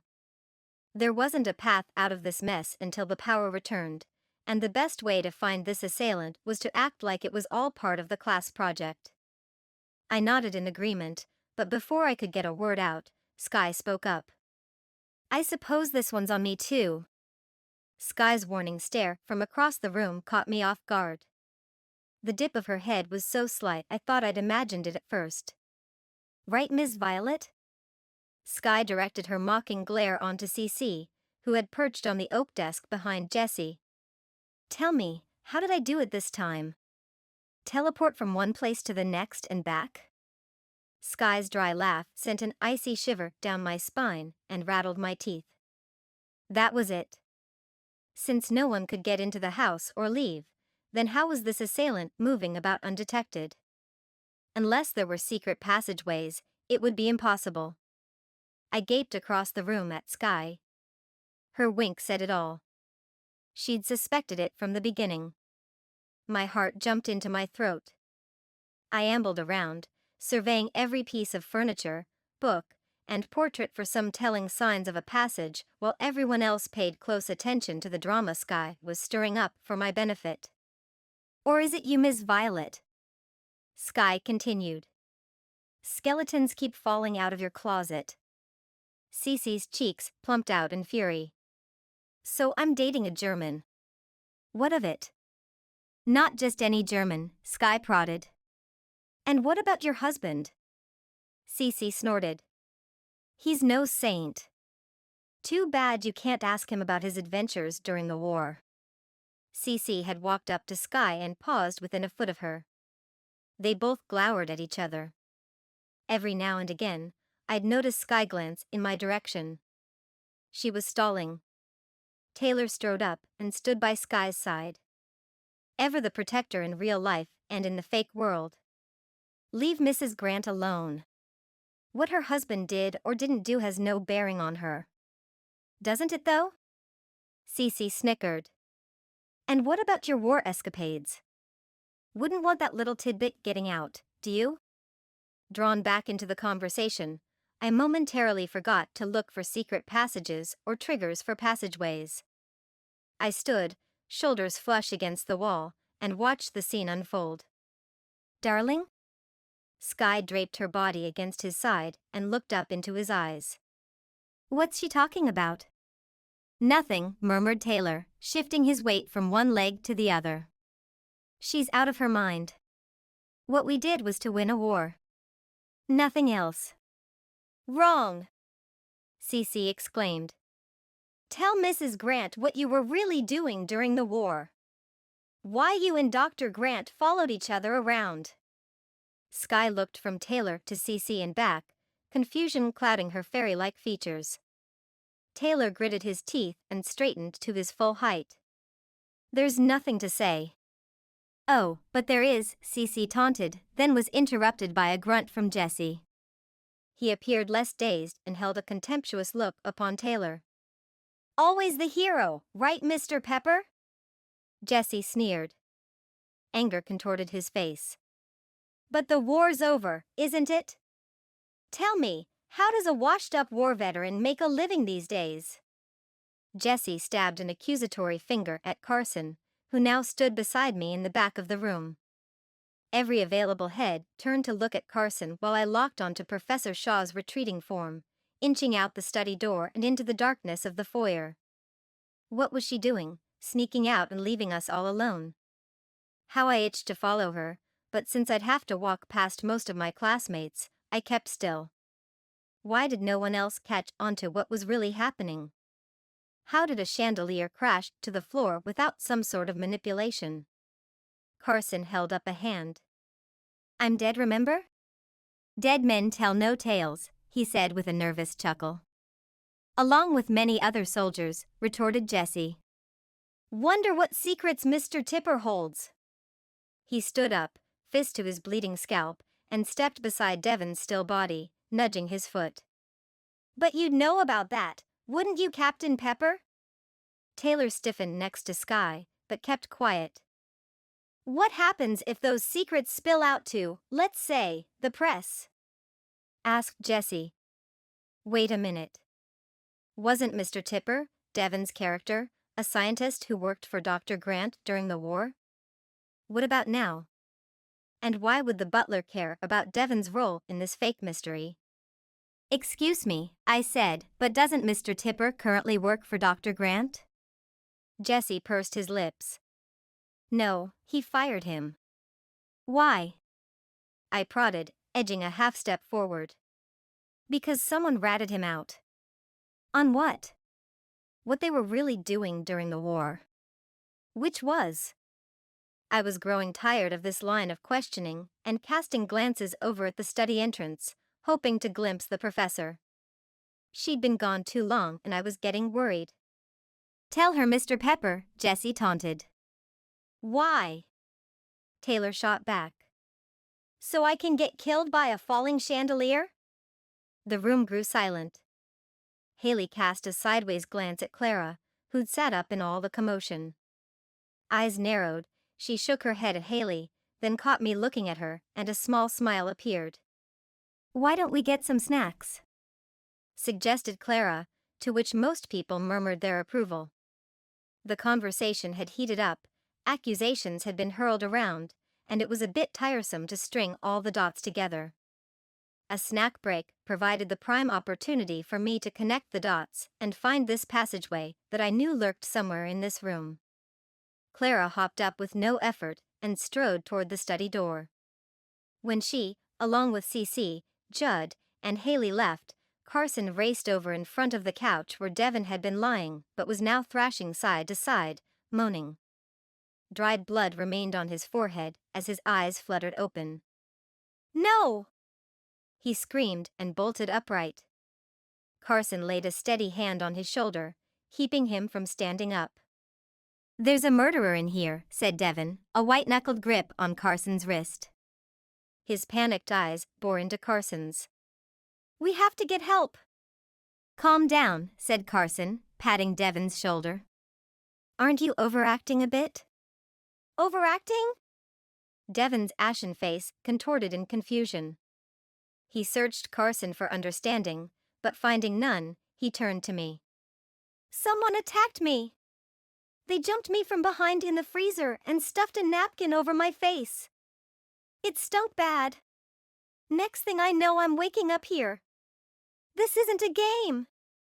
Until now, the professor and I had kept the danger to ourselves, yet faced with the facts, I felt I had no choice but to tell them all. My classmates had a right to know they were all at risk. Why I'd agreed with Professor Shaw was beyond me, but it ended now. "It's not a game," I announced. "There is an assailant locked in here with us.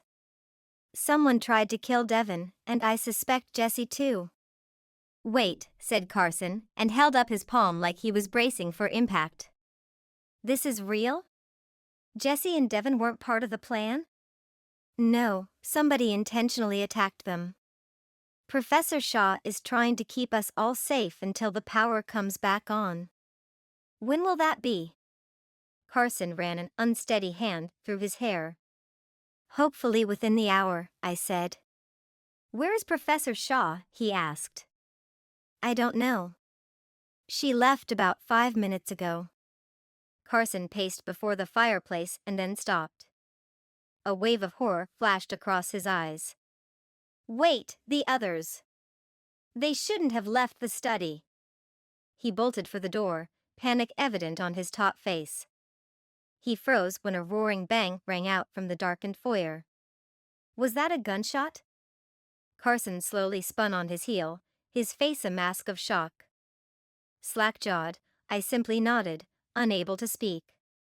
Miss Shaw had hidden it for safekeeping, and unless she'd retrieved it, someone else had. Carson licked his lips. The flicker of firelight spotlighted his now pasty white complexion. "Jesse and Devin stay in here with Sky," I said, heading for the door. "Carson, you and I will find the others." No sooner had I moved an inch when Sky stepped in front of me, blocking my exit. "Somebody just shot a gun. Is it wise for you to go out there?" I shifted my weight onto my other foot and regarded her with sympathy. Fists balled by her side, she stood all of her 5 feet 4 inches height, a bastion of reason and caution. She was right to worry, but help wasn't on the way. Someone had to check things out. "What is your sense telling you?" I asked.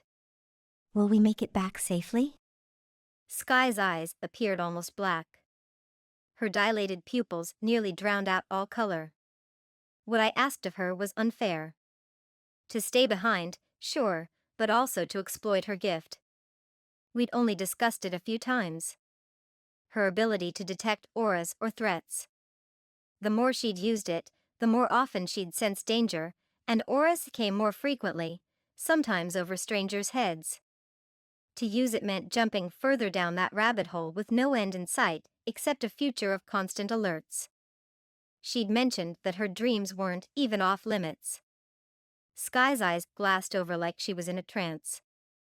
I held my breath for the minute she remained silent. I swear I could hear the grandfather clock ticking in the parlor 3 rooms down. We had never used her skills in this way before. The last time was for donuts. We'd craved them one Saturday morning about 10:30, but didn't want to brave the Colorado winter weather for nothing. Sure enough, the local donut shop had our favorites in stock. Oh, how I'd give anything to be somewhere else right now. Especially that donut shop. Suddenly, my mom's angry face flashed through my mind. Even her wrath would be a warm welcome, if only to escape this nightmare. Yes. Sky's voice was strained, her skin blanched white. Her focus flickered over to Carson, and the corners of her eyes tightened before she turned back to me, skeptical. It triggered an unease deep within my chest. Either Carson was next or part of the problem. I barely nodded in her direction, hoping she'd catch my understanding. I stepped into the darkened foyer, followed by Carson, and we approached the chandelier, our footfalls marked by the crunch of glass underneath our feet. The darkness abated once my eyes had adjusted, and I beckoned Carson on to the kitchen where I suspected the shot rang out earlier. We'd taken 2 strides inside the kitchen when I tripped over something on the floor. Carson swooped over and grabbed me by the waist as I awkwardly tipped toward the ground. We stumbled backward. He slammed into the wall where I smashed into his chest. Carson set me aside and knelt down. "Quick," he urged, "get some towels. Professor Shaw's been shot." I raced to the kitchen island and threw open drawers and cabinets until I stumbled onto one with a stack of linens. Grabbing an armful, I jogged back and handed them over. The ripping of cloth rang through the air as Carson had taken 2 handfuls of the professor's beaded gown and jerked from the hem upward in one fluid motion. The tear zigzagged past her knees to her thigh area where blood bubbled out. Carson wadded up cloths and applied pressure to the bullet hole. Professor Shaw sucked in air but didn't yelp. She only waved me over for support. "Tie a tourniquet above the wound, Kaitlynn. Make it tight." I took a tablecloth, found a pair of meat scissors on the countertop, and cut a long strip. Back by her side, I wrapped the linen above the bullet hole and cinched it tight. The professor's head lolled forward as I did so, but Carson swept her up in his arms and we made our way back to the study. Upon seeing Professor Shaw, Sky rushed forward and cleared a spot for her on the couch. Once she was seated, I patted her cheeks until the professor murmured, "Stop." Did you see the shooter? I asked. She shook her head. Too dark. But Kaitlynn, there's 2 of them. I heard muffled voices. I tried ducking, but... I sat back on my heels and gnawed on my lower lip. 2 people attacked, and the professor bleeding out on the couch. 2 attackers lurked these hallways, but why? The answers eluded me. Either I solved it soon, or I could only guess who'd be next.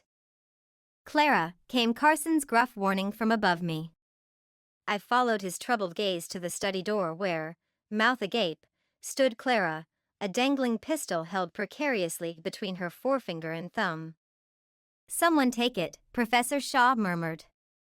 Since Carson and I were busy with her, Devin lopped forward, favoring his left side, slowly extended his hand, and took it from Clara.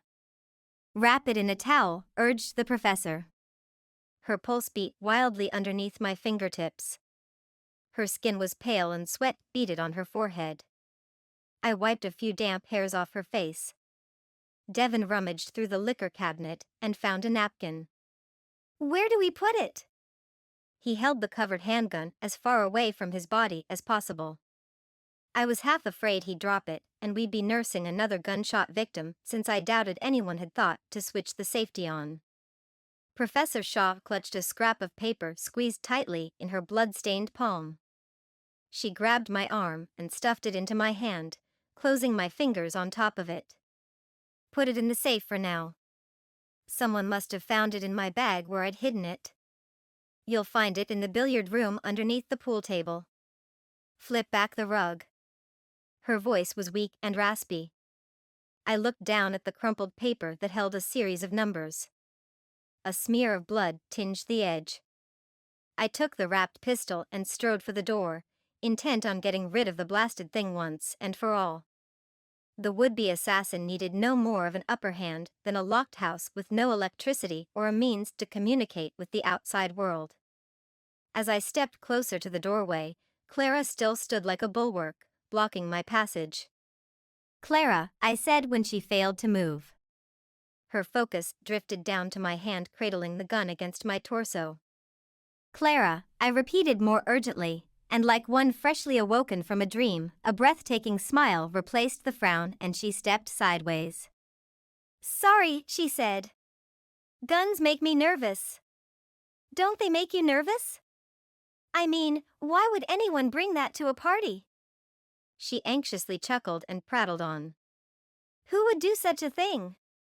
So much anger in the world these days. Don't you think?"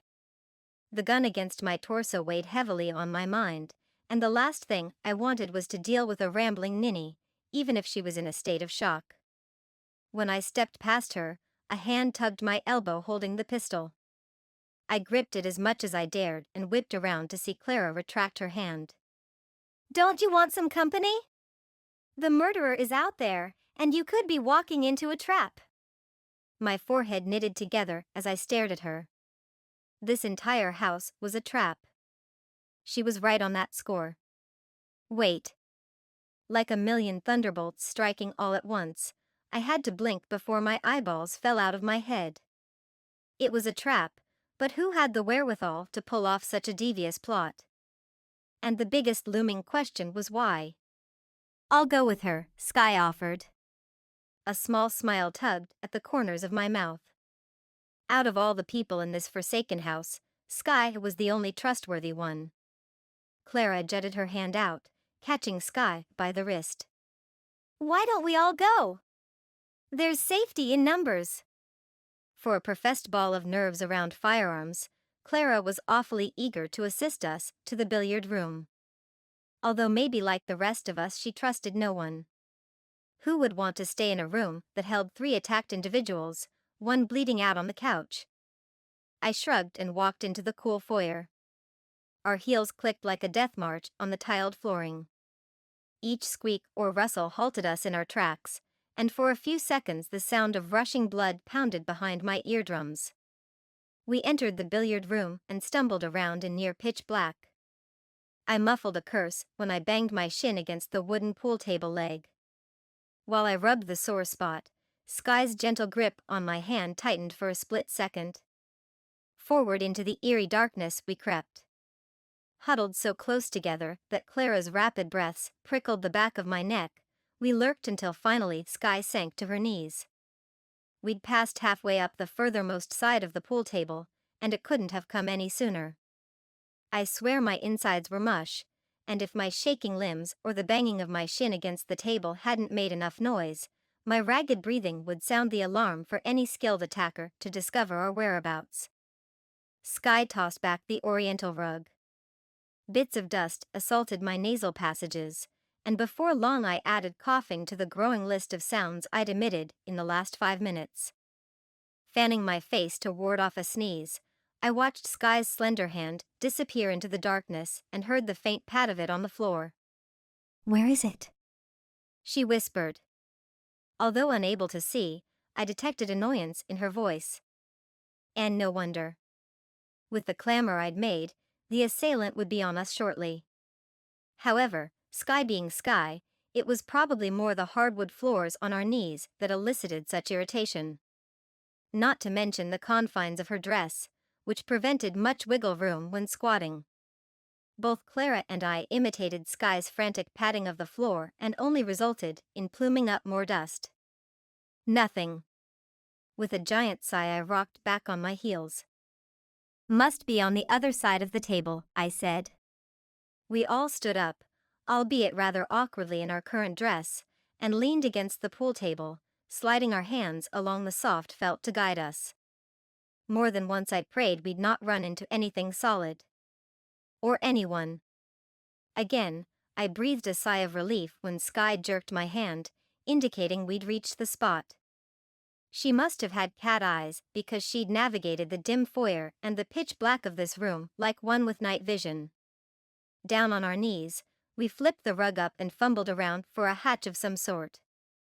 When cool metal brushed against my fingertips, my heart skipped a beat.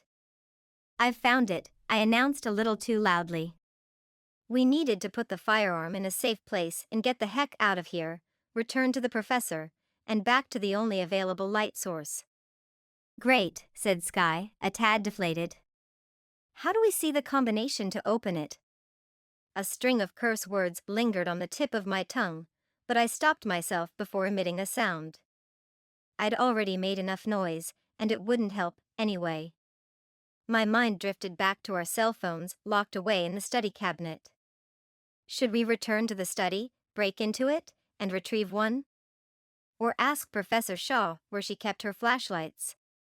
Better yet, I remembered she'd used her cell in the kitchen after we found Devon. All we'd have to do was urge Professor Shaw to tell us where she'd stashed her phone. Just as an overwhelming surge of hope swelled deep within my chest, it crashed almost as quickly. A trip to the study meant another haphazard journey through shark-infested waters.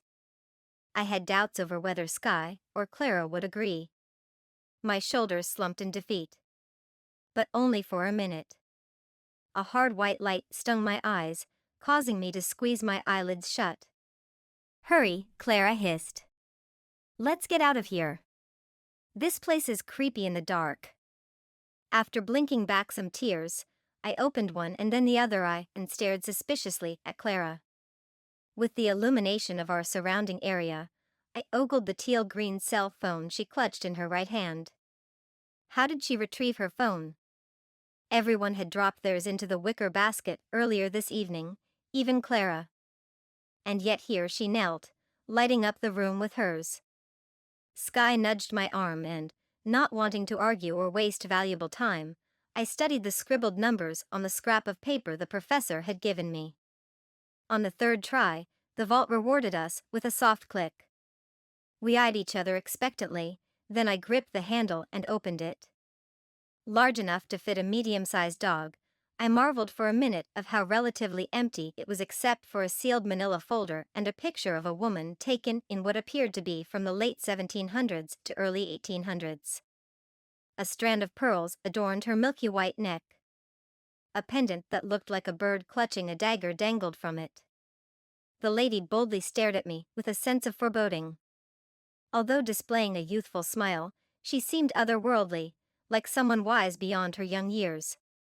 As much as I wanted to inspect it further, Sky's insistence that we get back to the study, added to Clara's fretting, prompted me to lower the pistol into the safe and close it, but not before reading the words Department 126 on the manila envelope set to the side of the photograph.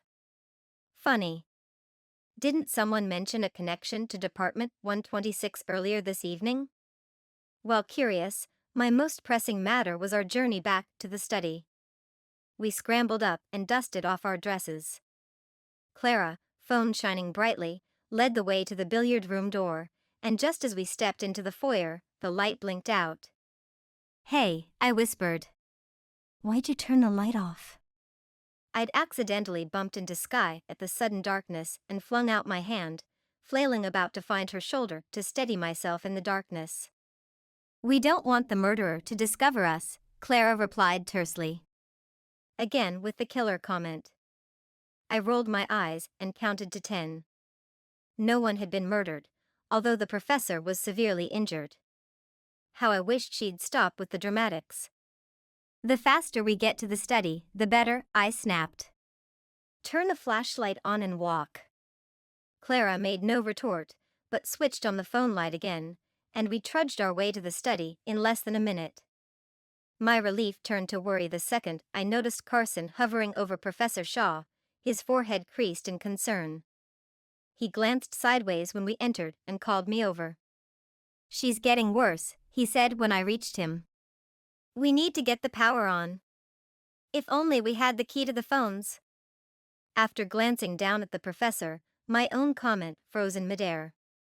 Her pale skin glistened with sweat, and her eyelids remained closed as we spoke in hushed tones. When did she fall unconscious? I asked, trying to rack my brain for info from the CPR class my parents required me to take every summer. A couple of minutes ago. He wiped his forehead with the back of his hand. Blood smears tainted his palms and fingertips. I remembered earlier she'd placed a key inside her bodice, but instead of touching her, I fixed my gaze on Clara. Her eyes widened as the rest of the room eyed her curiously. What? She asked, spreading her palms wide in confusion. Your phone. I held out my hand. Give it. Clara clasped her hands behind her waist and rocked back on her heels. There's no more battery. It died when we got here. I silently counted to 10, closing my eyes. What next? Check the professor for her cell? Or for the key to the study cabinet? What about searching the house for tools to unhinge the front door? Tension knots worked up my shoulder blades and to the base of my neck, which sent a throbbing sensation behind my eyeballs. Great. No time like the present for a migraine. I rubbed my temples and sighed. Why had I left my mother? I could be eating chocolate cake and talking with medical professors, but I'd bolted for this. Sure, it would have been dull conversation, but at least I wouldn't be dealing with a possible killer. But then Sky would have been alone, and the selfish thought vanished quicker than lightning. Snap out of it, I thought. Where would the professor have put her phone? I considered that for a moment, then straightened my back. I got up and marched for the door. I'll be right back. Off I ran, not caring if I bumped into a killer. Past the billiard room and into the parlor, I raced around the table full of leftover hors d'oeuvres, focused on a tiny office attached to the rear of the room. I'd seen the professor in it when I'd arrived, and only now realized it was probably the safest place for her belongings. I flicked the blinds open, which allowed in some moonlight, and spun around only to flinch back against the wall beside the window. What are you doing? I cried out, barely breathing. I glared across at Cece's surprised face, her hand stuck in a desk drawer. Nothing, she said and leaned her hip against the drawer, closing it. She rested her hands on her hips and cast an innocent stare at me. I rounded the desk and flung open the drawer she'd been searching.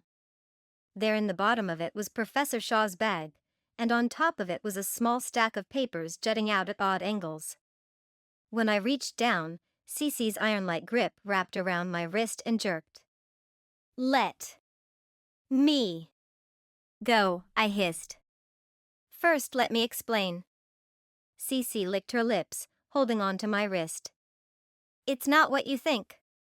With a twist of my wrist, I slipped from her grasp and snatched the papers, jumping back out of her reach. Cece crossed her arms against her chest and huffed, knowing I had outwitted her. My eyeballs nearly popped from my head. The words mystery party and solution jumped off the paper, and I tore my gaze from it, not wanting to read any further. I guess we can add cheating to the list of things on your resume. Anger welled up inside my chest. The professor lay unconscious, clinging to life, and Cece had broken away to locate the mystery party answers to weasel her way out of a final term paper. Of all the lowdown, dirty things you've done, I never figured you for a cheat, Cece. I walked over, stuffed the papers into the professor's bag, and rifled through it, trying to spot her cell. Her bag seemed a mile deep, and my search was in vain. I finally dumped the handbag's contents onto the desktop. The ding of coins rang out while a tube of lipstick skidded across the desk along with chapstick, multiple pens, a stapler, her ID, a crumpled piece of printer paper, and some keys. Drat. Where was the phone? My heart started sinking, and I gave the sack one last shake when out flopped the cell. We both reached for it, but I snatched it away and held it close to my breast. What do you want with the phone? I asked. To see if there's a signal. The sooner we get out of here, the better. Cece plopped into the office chair and stuck her feet onto the desk, annoyance evident upon her taut features. Truth be told, she was right. While she was a cheat, I doubted she would go as far as attacking classmates or shooting Professor Shaw. I held the phone out and tapped the screen. A bright light lit up the room into shadows, and I breathed a sigh of relief. As usual, the professor came prepared. Full battery and a signal. Eureka! I slid the sack contents scattered across the desktop back into the professor's bag, which resembled more of a backpack, but the crumpled printer paper dropped to the floor and landed underneath the desk. With a grunt, I dropped down and crawled under it to retrieve the sheet. A tingle of apprehension seized me the second I touched it. I had experienced nothing quite like it since childhood. Holding the paper outward with my fingertips like it could singe me at any moment, I stretched the paper. With not much light streaming in from underneath the desk, I crawled out and stood up, taking the sheet closer to the window where the moonlight hit it. A zing of electricity shot through my arms and down through my gut, sloshing my stomach contents in such a way that tonight's dinner threatened to make a reappearance. Why had Professor Shaw printed off the news article about Olivia's death? The piece described the curious events surrounding it, but a cause was determined. What was more, it listed Carson as her boyfriend. How did I not know this? Olivia had been a good classmate and friend. Why hadn't this come up in conversation? And while maybe the professor was closer to her than I'd thought, something struck me as odd about her carrying this around. And how did the police get an autopsy so quickly? A tumult of guilt came over me. A life full of promise was cut short, and a family would forever grieve. Poor Olivia. I stuffed the paper into my skirt pocket, one of the major bonuses about this dress, and plunked the purse back into the drawer. "Let's go," I said. Cece begrudgingly followed me out of the room and toward the study. When we arrived, the professor wasn't any better, and if the utter silence that greeted us didn't clue me in on her condition, then the graven faces left no doubt. "A phone!" Clara yelped, seizing it from my grasp as I approached the professor's lifeless body. On instinct, I grabbed for it, but she stepped backwards, losing her footing. Clara thrust her hand out against the mantel, knocking the cell loose. We all watched in horror as it dropped into the roaring fire.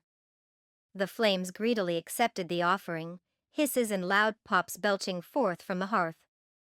Worse yet, Clara, a wild look to her eyes, plunged her hand deep into the orange blaze. A blood-curdling scream rent the air, and out of the corner of my eye a flurry of movement sprinted forward. Lanky arms and legs launched sideways at her, tackling her to the floor.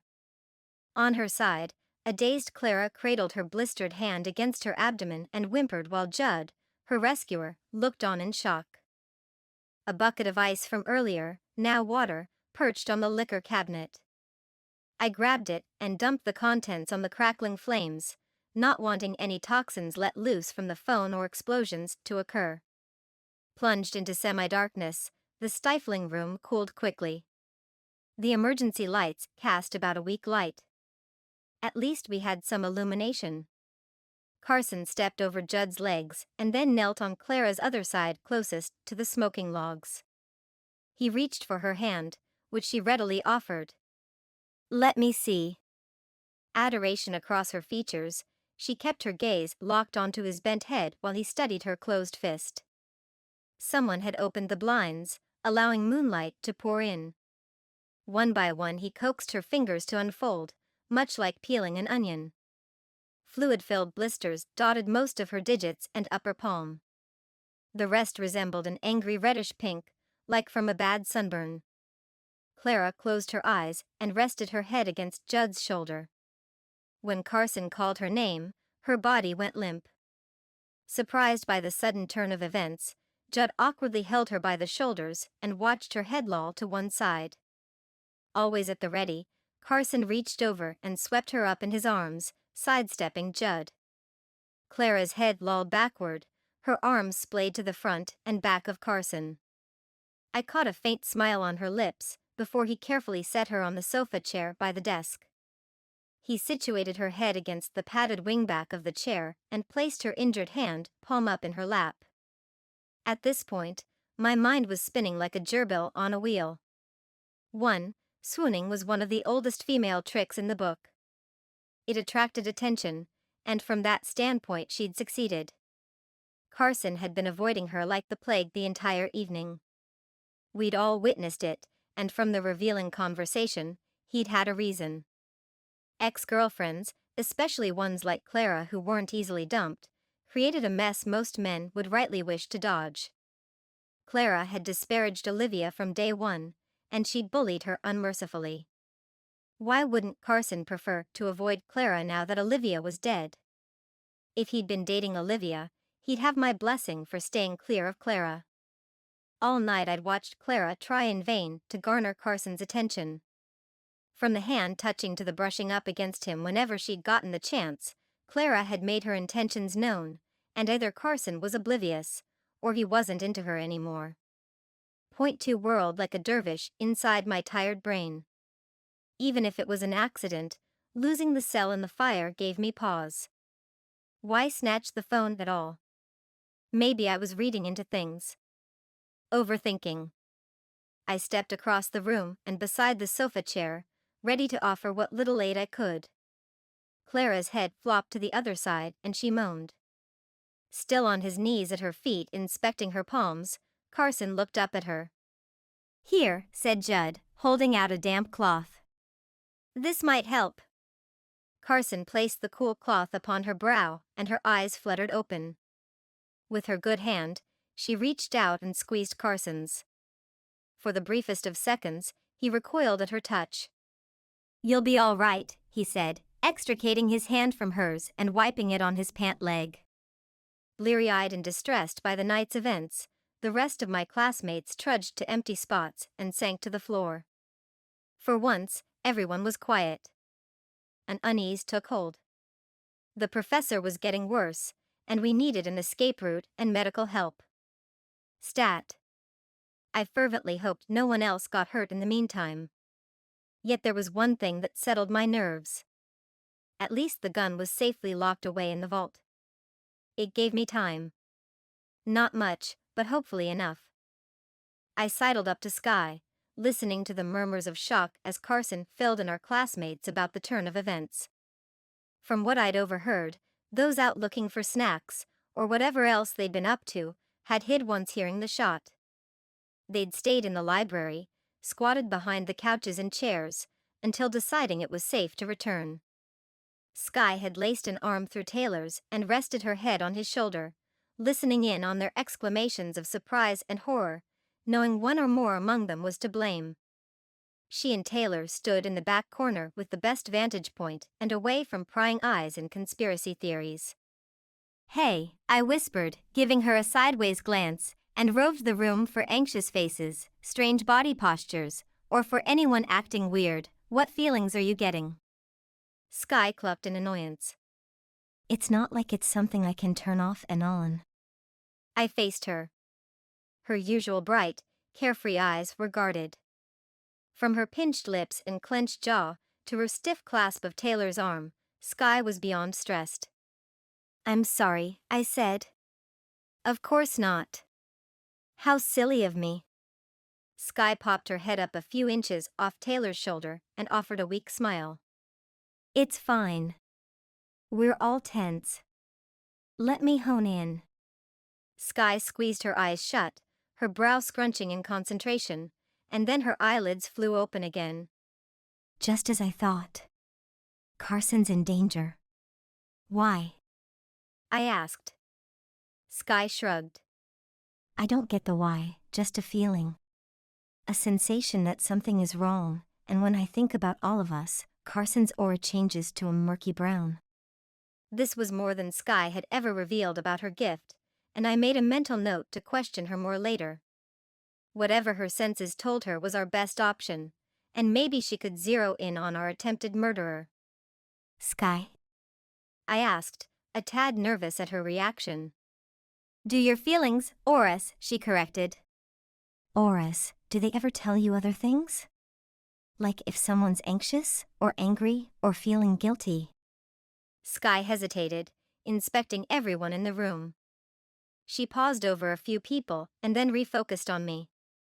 Interesting, she said, nibbling on her lower lip. By this point, Taylor had leaned into our conversation, and I could see the wheels of his brain pumping on full steam. I've never thought to use my gift this way, but funny enough, it worked, sort of. Are you clairvoyant? Whispered Taylor, dipping his head conspiratorially towards us. His inquisitive eyes locked onto me, and then Sky. Not exactly, she said with a frown. I see people's auras. Up until the present time, I'd sense when friends were sad or happy by focusing on them. But now, when I searched the room, I picked up their auras. From what I've gathered, Clara, Judd, CC, and Devin have shades that look weird. Meaning? My insides churned into a soup of nerves served with a side of nausea. Meaning that I've never done this before, and it's a guess. But if I had to put my money on someone, it'd be on them. For once, Taylor kept quiet, silently mulling over what his newest conquest had confided, while I scrutinized the 4 people Sky had mentioned. Clara had acted funny all evening, but I'd chalked it up to her infatuation with Carson. However, Sky had warned of Carson's imminent harm earlier and again just now. Could Clara hurt Carson because of his rebuff of her feelings? Perhaps, but what about Judd? He'd been well under the radar of people I'd suspect. But wasn't that true of most assailants? Flying under the radar was what criminals did best. Or at least the ones that didn't get caught. I cocked my head to the side and chewed on my inner cheek, laser-focused on Judd. He sat beside Clara and scurried off on her every whim. First it was a glass of water, then something to eat. Finally, he scampered off for some pain reliever. Where he'd find it was anyone's guess. Once Judd left the room, I concentrated on CC. I had caught her hand deep inside the professor's bag and looking for the mystery party's solution. But my gut instinct said CC was merely a cheat and not a would-be assassin. Maybe it was her guilty conscience that colored her aura. I laid my sights on Devin. He'd gotten quite the scare when the chandelier crashed to the floor. The gash on his forehead was evidence enough that he'd escaped a fate much worse, but it didn't exclude him from all the other attacks. From my father, the forensic pharmacist, and from Professor Shaw's class, we'd learned that many perpetrators hurt themselves, thereby deflecting the blame. A well of anxiety ignited a stabbing pain behind my eyeballs. Nothing would get solved this way unless someone took charge. From the pallor of Professor Shaw's skin, we were running out of time. "All right?" I called out, surprising myself with the pitch and volume, but it got the job done. Every pair of eyes swiveled to meet mine. I stepped forward and held both palms up, facing outward. "Unless the perp outs themselves now, we've got a mystery to solve." I met each gaze for a second before moving on. "Okay, since no one's volunteering as the would-be killer, the next step is to investigate. Also, Professor Shaw is unconscious and needs immediate medical attention, so we need to work quickly." Lots of heads nodded in agreement, which spurred me on and gave much-needed wind to my proverbial wings. Great, now let's review what's happened tonight. We all arrived in the foyer where we were immediately led by Clara to the parlor for snacks. "And Jessie," said Clara, raising a finger for emphasis. "Right. The butler and maid took us all to the parlor." Did anybody hear anything strange or see anyone acting odd then? Many a head shook and shoulders shrugged, but a sinking feeling laced its tiny tentacles around my heavy heart. "Wait a minute!" I exclaimed, striding forward towards Jessie. I snapped my fingers together and held out my hand. "Hand it over." His confused face searched mine. "The key?" I snapped my fingers again, impatient at his lack of understanding or urgency. My patience had grown as thin as a see-through dress. "Not following," he replied. "Professor Shaw put the key to the phones in your pocket." "Hand it over." Jesse's eyebrows lifted in surprise, then he patted his coat pocket, a brooding frown creasing his forehead. He checked all his pockets twice before offering an apologetic smile. It must have fallen out somewhere. Great. Now what? I didn't have to think long before another tidbit of information popped into my whirling brain. Sky had implied earlier that the rooms probably had some sort of secret passageways, and all the other commotion had pushed me off track, but now was the perfect opportunity to look for them. Listen up, I said a little too forcefully, we're all splitting up in pairs. The first groans erupted, but a stomp of my foot and a slam of my fist on the rear wall shut everyone up. We'll draw straws to match up and then search the home for the lost key. One other thing. I believe this house has a series of secret pathways. Keep your eyes open for those. We'll report back here in 15 minutes. Earlier in the evening, I'd seen a package of straws on the desk, and I'd remembered the ingenious way the movie Clue had paired people up. Why not now? But how to cut them? Fortunately, a knife sat on the table closest to me because when I'd checked out the meat tray, a glimmer off of a serrated blade almost had me jumping for joy. I snatched it up and got to work, cutting the straws into pairs of varying lengths. Holding them with one fist above the other, they appeared the same length. Sky stepped up on my right. Her hand hovered over the straws, but I jerked them aside. Nope, I said, shaking my head. I needed to keep her safe. She was the only one with abilities to gauge people's intent. Like it or not, she was staying in the study. You're to stay with Professor Shaw and Devon. He's still shaken from earlier. She narrowed her gaze, though thankfully didn't argue. Instead, she strode over to the couch and lowered herself to the floor and took the professor's hand in hers. One by one, the rest of the group came up, each hesitantly taking a straw. With the last one pulled, leaving me with two in hand, we wiggled around each other and matched up. Since Devon was to stay with Sky, I was the unlucky one with no partner. Each pair stood side by side, fearful looks on their faces. All right, Taylor and CC, you get the third floor and the attic. Clara and Judd, take the second floor. Carson and Haley will search the basement. I'll recheck the first floor. Remember, any one of us could be the culprit, so be on guard. We'll meet back here in 15 minutes. Wait, said Clara. Why don't I stay with Sky? I'm also injured. Clara batted her lashes and grimaced for added measure. I wasn't buying it. Every last one of us that could walk would search. Nope, not necessary. Devon has CPR training, as does Sky. You'd only be a hindrance. Besides, we need every able person searching for the key. Let Judd pick it up if you find it. Time starts now. As the pairs jostled out of the study, I trudged back to Sky, handing over the combination to the vault in the billiard room. She didn't require an explanation, but her sudden death grip of my hand halted me in my tracks. What is it? Carson's auras turned darker. Anne. Sky's stormy eyes were wide and frantic. Your aura has darkened too. Please be careful. I plastered a reassuring smile on my face, hoping she'd believe it, and gave her hand a gentle squeeze. Don't worry. I'll be careful. Lock the doors after I leave and don't open them until I say so. But you said to meet here in 15 minutes, she protested. All part of the plan. I patted her hand, and when she refused to release her stone-like grip, I pried it loose finger by finger. I'll be fine. I rushed off and shut the door behind me with a firm tug.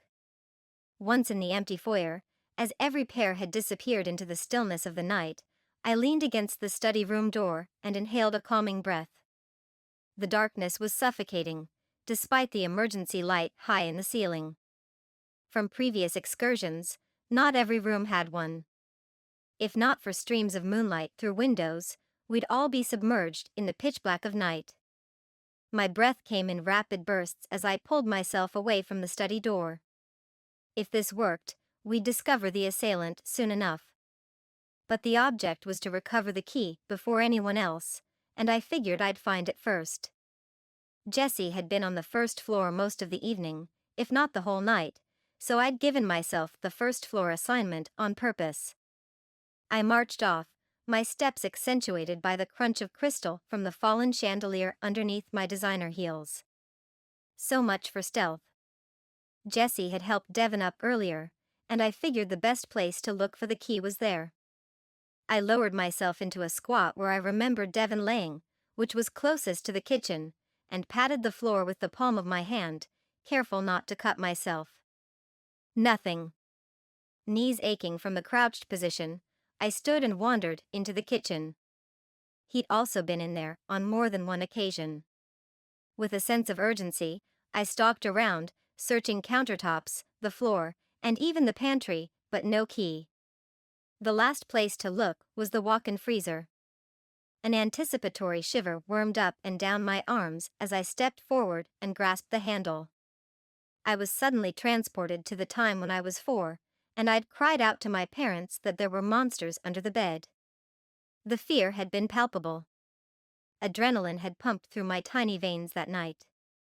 I'd clutched my sheets up to my forehead when my father flicked on my bedroom light. Nothing he said could convince me that monsters didn't lurk under my bed save for him to get down on all fours and stick his head under the bed, checking for them. Like then, my heart slammed against my ribs at a dizzying speed. Except this time, the danger was real. A monster of sorts roamed this house tonight, and my classmates and Professor Shaw were relying on me to be brave. Squaring my shoulders, I gnashed my teeth together and flung open the freezer door. A whoosh of icy air sprung goosebumps up and down my arms and legs, and my heart hammering inside my chest, I squinted against the darkness and willed my eyes to adjust. Soon enough they did. I needn't have waited, because a sliver of light appeared on the rear corner of the freezer. I hesitantly stepped forward, peeking over my shoulder as I walked fully into it.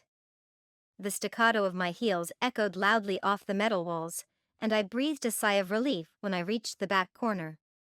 With a tentative hand, I touched my fingertips to the wall and gasped.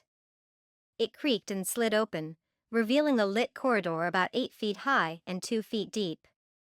Eureka! Sky was right. Who knew how many passageways lay within this home waiting to be discovered? Dust particles floated in the sparse yellow light given off from a solitary bulb that hung from a cord to the left upon stepping foot in the passageway. My initial elation quickly dwindled as I squinted into the distance, seeing nothing but shadows and a touch of illumination every 10 or 12 feet. This particular pathway must have been hooked up to the emergency generator. I took a second to relish in its weak illumination. With a trepidatious step, I set off down the eerie passage, swatting at cobwebs and staving off a sneeze. At least 100 years or more of dust lined the tiny ledge, which stood about shoulder-length high all along the corridor. A brief thought of my mom said to shudder down my spine. She'd scold me for certain if she could see me now. I also imagined my father's grin and curious eyes absorbing all the details. He'd instruct me to note the style of light bulb, the height of the railing, and even task me with finding true north. On top of it, he'd point out the footprints and quiz me on how fresh they were. Yes, my father would probably share his zest for all things forensic over coffee when he heard of my ordeal. After, of course, confirming my safety and lackluster admonitions of staying safe just to keep my mother satisfied. However, that entailed me living through this night, and right at this moment, I had my doubts. The thought of my dad brought a lump to my throat. He'd always been my protector, and I'd never once feared for my safety. He was a rather tall man, but not burly. No, he intimidated by his height and confidence. His piercing blue eyes and years of martial arts made my father lethal in more ways than one. Never had I an occasion for fear, except now, in this claustrophobic, musty corridor. Here I was completely alone, and with a potential killer on the loose. Allowing a brief pause to collect myself, I tiptoed my way through the passage, winding left, then right, stepping over rusted cans and broken beer bottles until the gleam of something golden caught my attention. A brass door handle. I reached a shaky hand to the cool doorknob. My entire body, strung like a spring, ached from the tension. Each creak along the path had set my nerves further on edge, but the appearance of the handle had me practically dancing in the tiny space. If not for fear of alerting someone to my presence, I would have whooped for joy. Seeing as how I was opening a door that could lead me straight into danger, I licked my lips and grasped tightly, twisting it ever so slightly until I heard a soft click and the door gave way.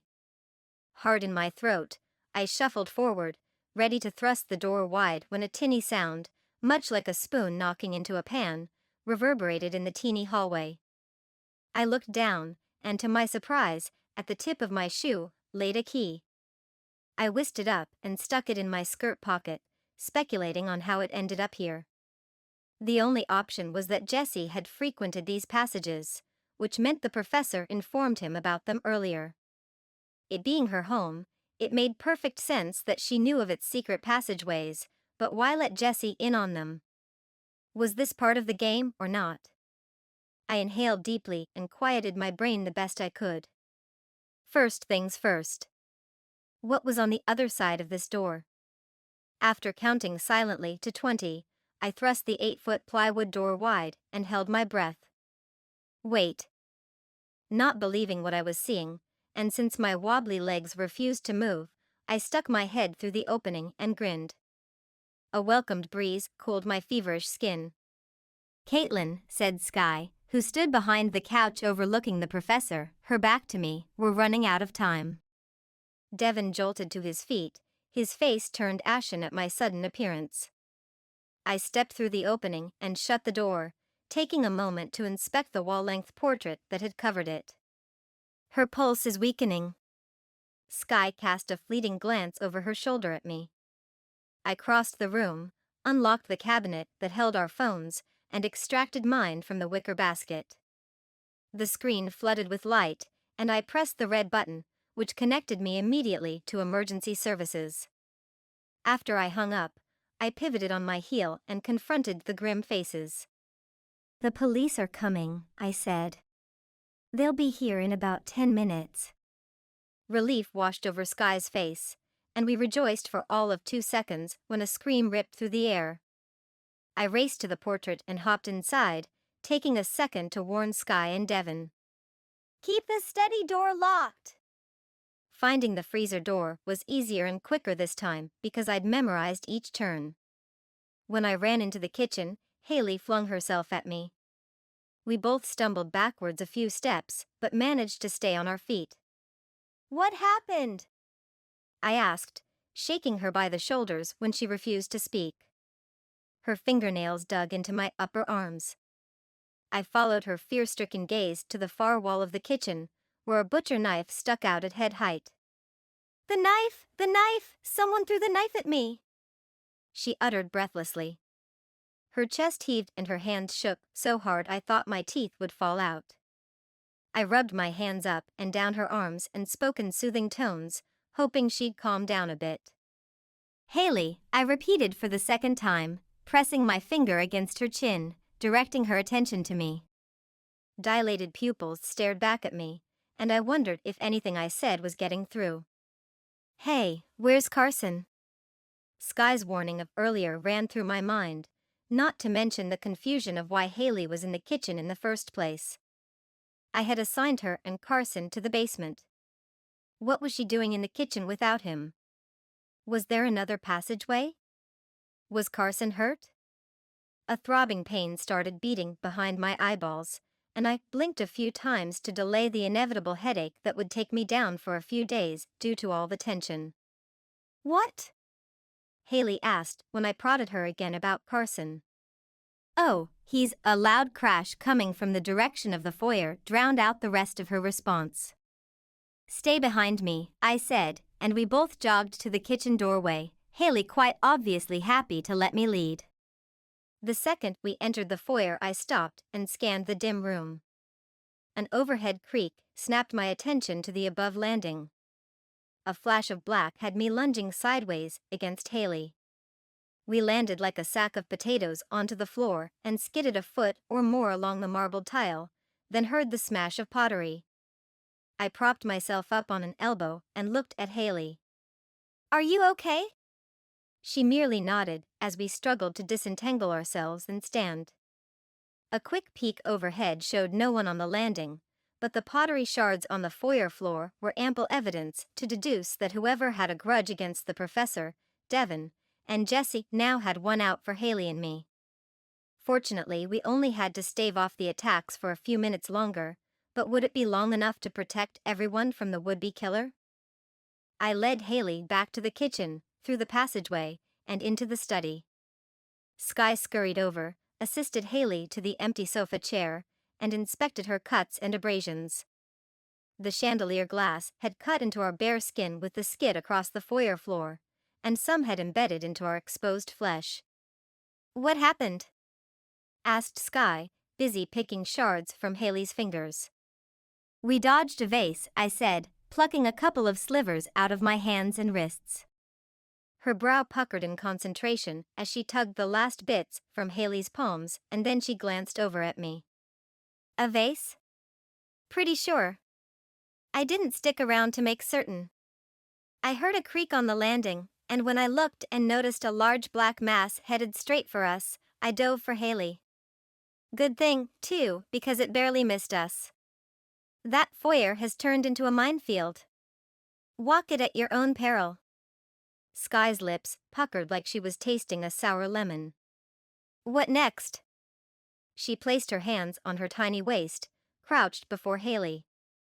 Skylar reminded me of a cross between a sprite and a siren from those fairy tales my mother used to read to me when I was a child. Her long hair flowed about her shoulders like water, and her delicate features and saucer-like eyes drew people in. It wasn't difficult to confide in her, looking as she did. A sense of calm filled me whenever I talked with her, and we needed that more than ever. "Right." I dipped my head to hide from her expected protestations. "You and Haley stay locked in here with the others while I grab the culprit."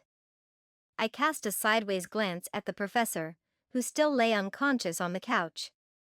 My resolve, although meager at best, was bolstered by the slow rise and fall of her chest. Funny how tonight started as a fight to steer my own path, and had ended with me locked in a house with an attempted murderer on the loose.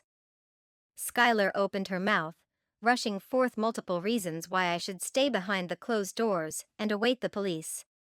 Not long after, the rest erupted with protests of their own, worried I'd bring the culprit back to the study and they'd be at the mercy of a killer. Understandable as it may be, nothing would change my mind. I pivoted on my heel and stomped toward the portrait, stopping halfway there when a flurry of white caught my eye. On the wooden floor by the secret passage entrance rested a crumpled piece of paper wadded into a ball. It was the same one I'd stuffed in my pocket when in the professor's office catching CC rifling through Professor Shaw's backpack. I knelt down and picked it up, opening it as I stood. Skye rushed to my side, hovering beside me, reading the words that jumped off the page. "Olivia?" asked Skye. "Why are you carrying around an article about her death?" "Not me," I replied. "The professor. When I checked her bag for the phone, I found this." "Curious," Skye said, as if she were miles away and not in this dim room. She stared off into space and tapped a slender finger to her lips. "Indeterminable causes? Possible blunt force trauma?" That had stuck in my craw too. Someone as young and fit as Olivia dying from indeterminable causes seemed rather off. And why wasn't her family pushing for a suspect? If they didn't, no one else would. Perhaps they suspected she fell and hit her head, and the grief of losing a loved one was too great for them to believe otherwise. Yet now that Skye brought it up, it gave me more pause. "Olivia?" Both Skye and I turned and stared at Haley. "Carson was torn up about it this morning. Taylor worked a miracle getting him here. I clasped Sky's hand, and we inched forward so as not to spook Haley. We were onto something. My skin tingled with, what was it? Excitement? Dread? Either way, the key to solving tonight's events lay somewhere in that brain of hers.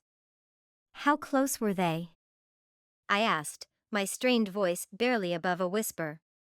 Haley's forehead scrunched together for a second before a knowing smile flashed across her face. They dated. So, fairly close, if you get my drift. Back to her cheerleading better than us attitude, Haley picked at a jagged fingernail and pouted while Sky squeezed my hand until tiny needle-like pricks erupted from the shortage of blood flow. It was her last-ditch effort to quell my urge to pummel Haley, and out of respect for Sky and lack of time, I resisted. Instead, I cleared my throat and felt the tightness of my lips when I spoke. How long did they date? 3 months, answered Haley. Lots of trash talk over those two. Couldn't separate them. Nauseating, if you ask me. My skin tingled with the thought. 3 months? For the last couple of weeks, Olivia had been eating loads of crackers. Not to mention, she'd turned all shades of green the second she sniffed the sardines I'd opened for lunch the other day. The dots, and there were plenty, lined up, and the path pointed in one direction. Olivia was pregnant. A surge of bile stung my throat, and the room spun with alarming rapidity. To steady myself, I placed a hand on the wall and squeezed Sky's with the other. Did they ever argue? Sky's tranquil voice was like a cannon blast. Olivia and Carson? Scoffed Haley. Not likely. Although plenty of his previous significant others offered their 2 cents. Meaning? Sky pressed. Meaning his other ex-girlfriends didn't approve. Olivia wasn't from good stock. Haley's matter-of-fact statement sent the blood pulsing through my veins. Hands trembling, I balled my free hand into a fist and glared at her. Olivia was worth more than $1 million of Haley. Did people actually still speak this way? It was like we were back in the 1700s and women were only suitable for breeding purposes and a piece of eye candy on some man's arm. Olivia, the inquisitive strawberry blonde who sat in the front row of class, only a seat down from me, apparently didn't meet the standards of old money. Who were the other girlfriends? Sky asked like we were merely friends gossiping about guys over coffee and scones. Cece and Clara. Although Clara always agrees with Cece. They're practically joined at the hip. Sky darted a sideways glance at me, but otherwise remained poised while my insides swarmed like a hornet's nest. I dropped Sky's hand and bolted for the passage entrance. Stay in here and don't open that door unless it's me or the cops, I instructed, jabbing a finger at the study door. And barricade this opening as soon as I leave. Others are aware of it. I stepped into the passageway without looking back for fear I'd hang around. Too many lives were on the brink, and the police were coming, anyway.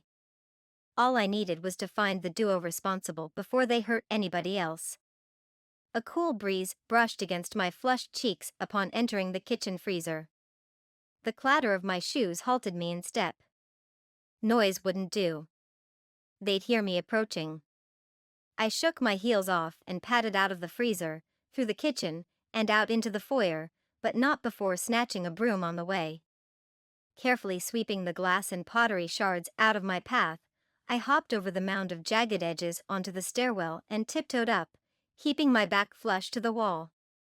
Each time the stairs groaned under my weight, I crouched and waited for flying knives, vases, or anything else. I sighed in relief the second I set foot on the landing. Dizzy and panting, I breathed out to a count of 10, willing my heart to slow its pace. When the burn of my lungs eased, I stalked down the hallway and began my search in near total darkness. From the first to the last, they all ended with the same result. Empty. Except for the plush furnishings and flooring, no one was around. Not giving in to despair, I searched on. Up into the attic where old trunks with their rusted locks sat stacked too high. I opened every one. while cobwebs strung from rafter to rafter and from edges of moving boxes to the dusty floor, no secret killer lurked within the moonlit room. Off to the basement I strode, full of hope I'd track them down soon enough, but half wishing a surge of police officers would pry open the front doors and storm in, rescuing us from certain death. What would I do if they didn't? Stuck in the musty confines of the cellar without a means to protect myself wasn't what I'd had in mind either. The idiocy of it all crashed upon my shoulders, and Sky's pleas to stay in the safety of the study had me twitching to bound up the stairs and race to it, remaining locked safely away until the police arrived. However, grit, stupidity, or sheer stubbornness kept me placing one foot in front of the other, even with the creaks and groans from the aged and decrepit stairs protesting against each shift of my body weight. At last, my bare feet stepped onto the cool basement floors, and I found the light switch. I flipped it on and blinked. Duh. No power. I squinted into the murky depths of the cellar, aided only by illumination trickling in from the half windows that lined it. Eerie shadows wreaked havoc on my paper-thin nerves as I took the vastness of the dingy cellar. Empty, except for an old, rusted furnace and a few rotted shelves. I threw my hands up in frustration and hiked the stairwell, emerging into the foyer.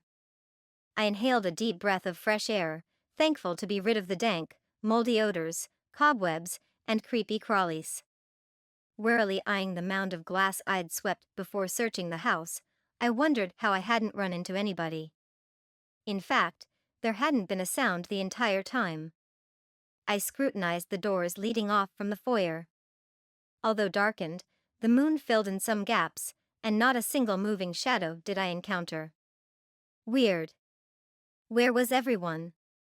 Beads of sweat hung heavy on my brow, and a creepy crawly sensation, much like ants marching up and down my skin, broke out along my arms and legs. And then a yelp. I spun around, facing the billiard room door. Hands balled into fists, I squared my shoulders. I stepped into the landfill of broken shards. Glass punctured my toes and the pads of my feet as I traversed the foyer. Tears welled up, but I swiped them away, careful to keep quiet and focused on stealthily crossing over to the pool room undetected. The doorknob felt cool under my clammy grip. I swallowed hard and twisted the knob slightly, but froze mid-twist. A foul stench wafted up and assaulted my nostrils. The pungent aroma had me covering my nose with my fist and inspecting the floor by the door. What on earth? I squatted, sticking my face closer to the source, and sniffed. Gasoline?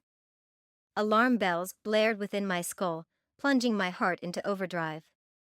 Without thinking, I flung the door wide and stepped in. Took you long enough. My head twitched instinctively to the direction of the voice, which from my determination was from the back left. It was darker than midnight in the room, except for the red emergency light at the front of the room which allowed approximately a few feet of sight.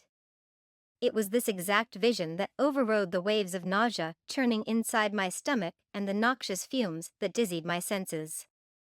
Gagged and bound, huddled on the pool table, their knees to their chests, were Taylor and CC. Situated back to back, their terror-stricken stares landed on me. Even though the red emergency light failed to illuminate the assailant, I didn't need to see her. The answer had popped into focus the second Haley mentioned ex-girlfriends.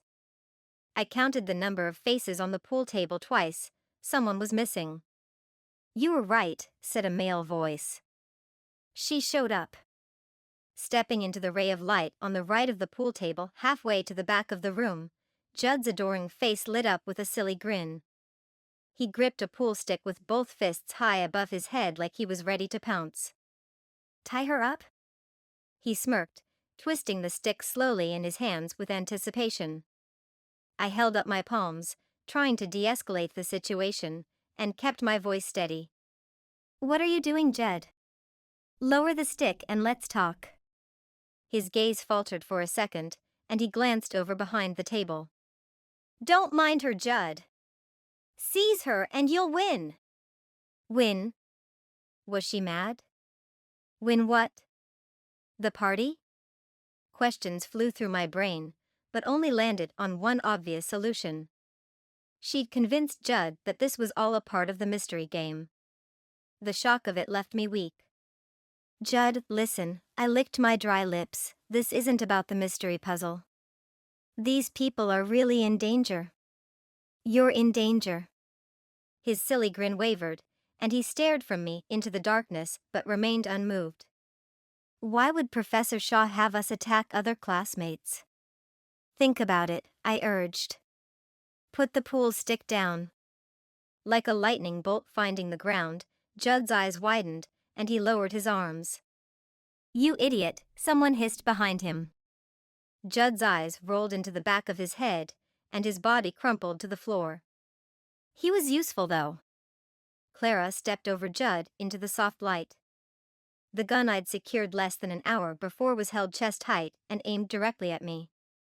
A flash of clarity hit me. That was why she'd used her phone's flashlight, letting Sky and I see that she indeed had her cell. She needed the light to memorize the vault's combination. How could I have been so careless? I instinctively raised my palms and moved backwards, glancing over at the pool table. Cece sat on the front edge and was blocked from Clara's view by Taylor's broad shoulders. Cece's frantic eyes locked onto mine.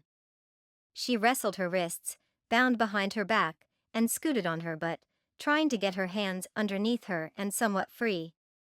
I quickly refocused on Clara, who was stepping toward me. What gave me away? She asked, a sinister smile on her pert lips. The article Professor Shaw had, I said, trying to keep my voice even. She must have really cared for Olivia. Clara halted a couple feet in front of me. The professor had a soft spot for all her students. Too bad she meddled in their lives. The old hag carried a story about Olivia, eh? She snorted, disdain dripping from each word. Which one? Let me guess. They're all the same. Her lips twisted in disgust. Studious, bright, beautiful little Olivia. She had her whole life tragically shortened. What promise, what beauty, stolen forever. Ugh. It's rather pathetic. From my peripheral vision, I noticed Cece had gotten her duct-taped hands under her backside and over her feet. She only needed to raise them high enough to slam them down about her knees, but it called for a distraction or Clara would see. Yep, I said, my voice squeaking a bit as I searched for something to grab, or a place I could dive behind. Nothing obvious presented itself except for an antique knight's shield, but the odds were against me as to it holding up against a bullet. The mere process of pulling it off the wall would result at least one round lodging somewhere in my ribs. You guessed it, I agreed, and nervously laughed. I chanced a step closer to the pool table, which put another foot of distance between Clara and I, further obstructing her view of Cece, and patted the exterior wood. The white cue ball was underneath Cece's dangling legs, in the ball return mere inches away. Step back, Clara warned. No playing hero. She waved the gun in the foyer's direction. 1 foot more and she'd see Cece's freed legs, but her hands were still bound. I snatched the cue ball with trembling fingers and lobbed it a foot in the air. Clara followed the ball's arc as I tossed it from one hand to the other like a juggler warming up for a night full of wonder underneath a circus tent. You didn't like her, I stated. A quiet calm spread through my body, and I stopped tossing the cue ball. Instead of nervous twitches and shaking limbs, a heightened sense of awareness steadied my resolve. Out of my periphery, I picked a spot beneath the table and grinned. That's no secret, replied Clara. She was an imposter, a bully, and she didn't deserve to be here. She's better off in the ground, fertilizing it. She snorted. Alive, she was nothing more than taking up space, stealing what didn't belong to her. Olivia was trash, she snarled. She got what she deserved. No, I tisked and Clara's face contorted in anger. Olivia was better than 10 million of you. She wanted to change the world, make it a better place, starting with endangered animals and their habitats, but you wouldn't know that, would you? I chuckled, anger swelling within me. Your arrogance and inflated self-worth blinded you to the fact that Olivia was better than you. In class, in life. Carson saw that. He craved it, and why wouldn't he? After dating you, no wonder. I bet he spent days showering just to get your stench off. He loved Olivia and their unborn child. Liar! She screamed, her index finger twitching on the trigger. Tears sprung to her eyes as she backed up under the red emergency light. Come on, Clara. Admit it. That's why you killed her. That baby. I can only imagine the rage that swept through you when you heard about it. Carson was lost forever, wasn't he? That baby sealed your fate, but there's something else that you failed to consider. Carson was long gone way before the baby, Clara. He didn't want you back, but you were so blinded by rage that you had to take out the only perceived obstacle between you and him. That's why you killed her, but it didn't work, did it? I watched the way he cringes when you touch him. You'll never get Carson back, Clara. You've lost him for good. And you'll end up in prison for the rest of your life pining over someone who hates the very sight of you. The rage and hurt washed over Clara, distorting her once beautiful features into that of a certifiable lunatic. Stop it! She screamed and gripped the butt of the gun with both hands to steady it. She rushed forward and pinned me to the wall, the gun flush against my temple. He loves me, she sobbed. You'll see. Cece had stopped fighting with the duct tape, as did Taylor. Their eyes were wild with terror. Clara swung her arm and pointed the gun directly at him. Cece, I'll never understand what you see in him, Clara said. Taylor's nothing but an idiot, and yet you've droned on and on about his sorry ass for months now. Why don't we hear him profess his love for you? Huh? She stepped away from me toward the pool table, and I tightened my fist over the cue ball. Cece shook her head wildly. She scooted on her butt and leaned over Taylor in an attempt to shield him. Clara cackled in amusement. You'd save him? Heroism isn't your thing, Cece. Clara stroked the gun against Taylor's forehead. Now tell her how much you love her. Taylor's mouth opened, but was unable to speak. Come on, Clara purred, her lips inches from his temple. Spit it out. Tell her you love her. Stop it! Cried Cece. You're mad. Am I now? Clara clucked. You didn't think so when I spiked his drink the other night. I still wonder why you didn't take advantage of him then. Not much in the intelligence department, but what a piece of enough. Cece shouted, cutting off her remark. Her lips trembled and a solitary tear glided down her cheek before she wiped it away, exposing her duct-taped wrists. Oh, that'll never do. Think you'll live through this? Clara reared back and struck the side of Cece's head with the gun.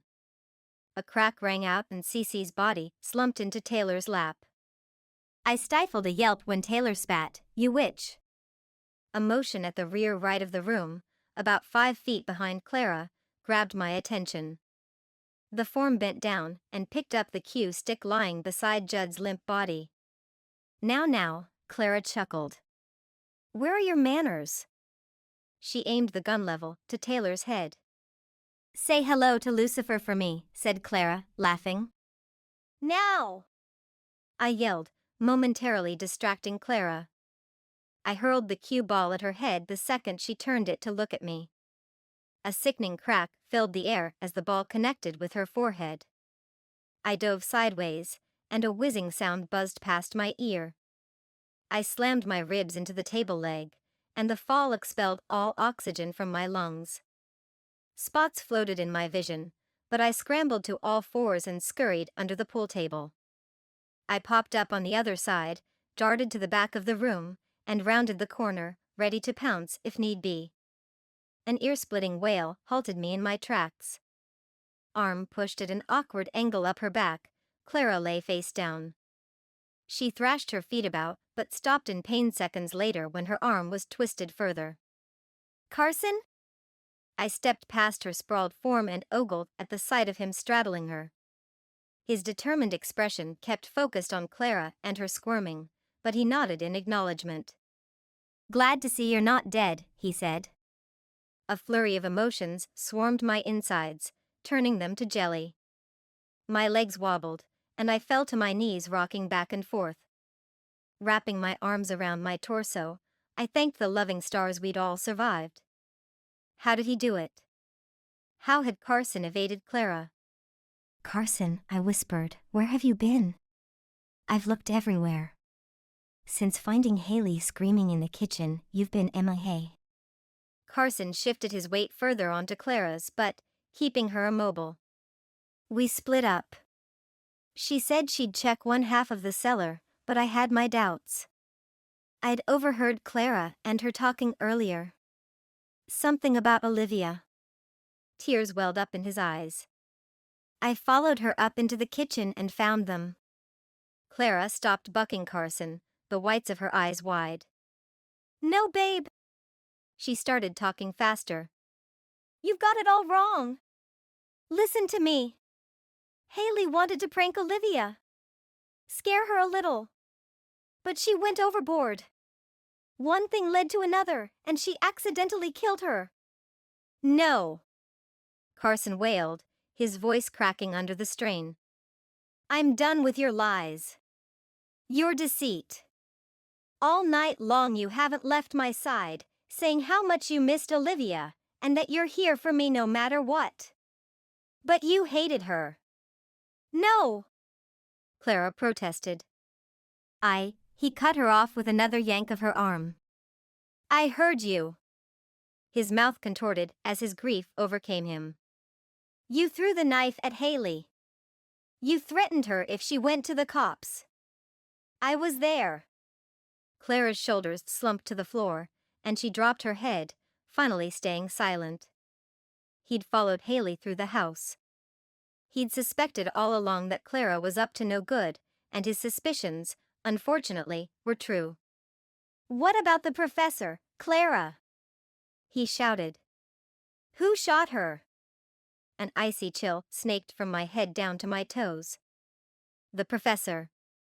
I leapt up, bolting from the room. I banged on the study door and yelled at Skye to let me in. When it opened, Skye stepped aside. I ran and knelt in front of Professor Shaw. The moment I touched her forehead, her eyelids fluttered open, and a weak smile graced her lips. Good work, she said through parched lips, her voice weakened from loss of blood. You solved your first case. I held her hand in mine. The police will arrive soon, I said with a hitch to my speech, rubbing my thumb over the back of her hand. As if on cue, the lights switched on, and the sound of the air conditioner hummed to life. A cool breeze fluttered damp hairs around her sweat-soaked face, and she closed her eyes again. My momentary panic faded when she sighed. Within minutes, the foyer echoed with gruff voices barking orders.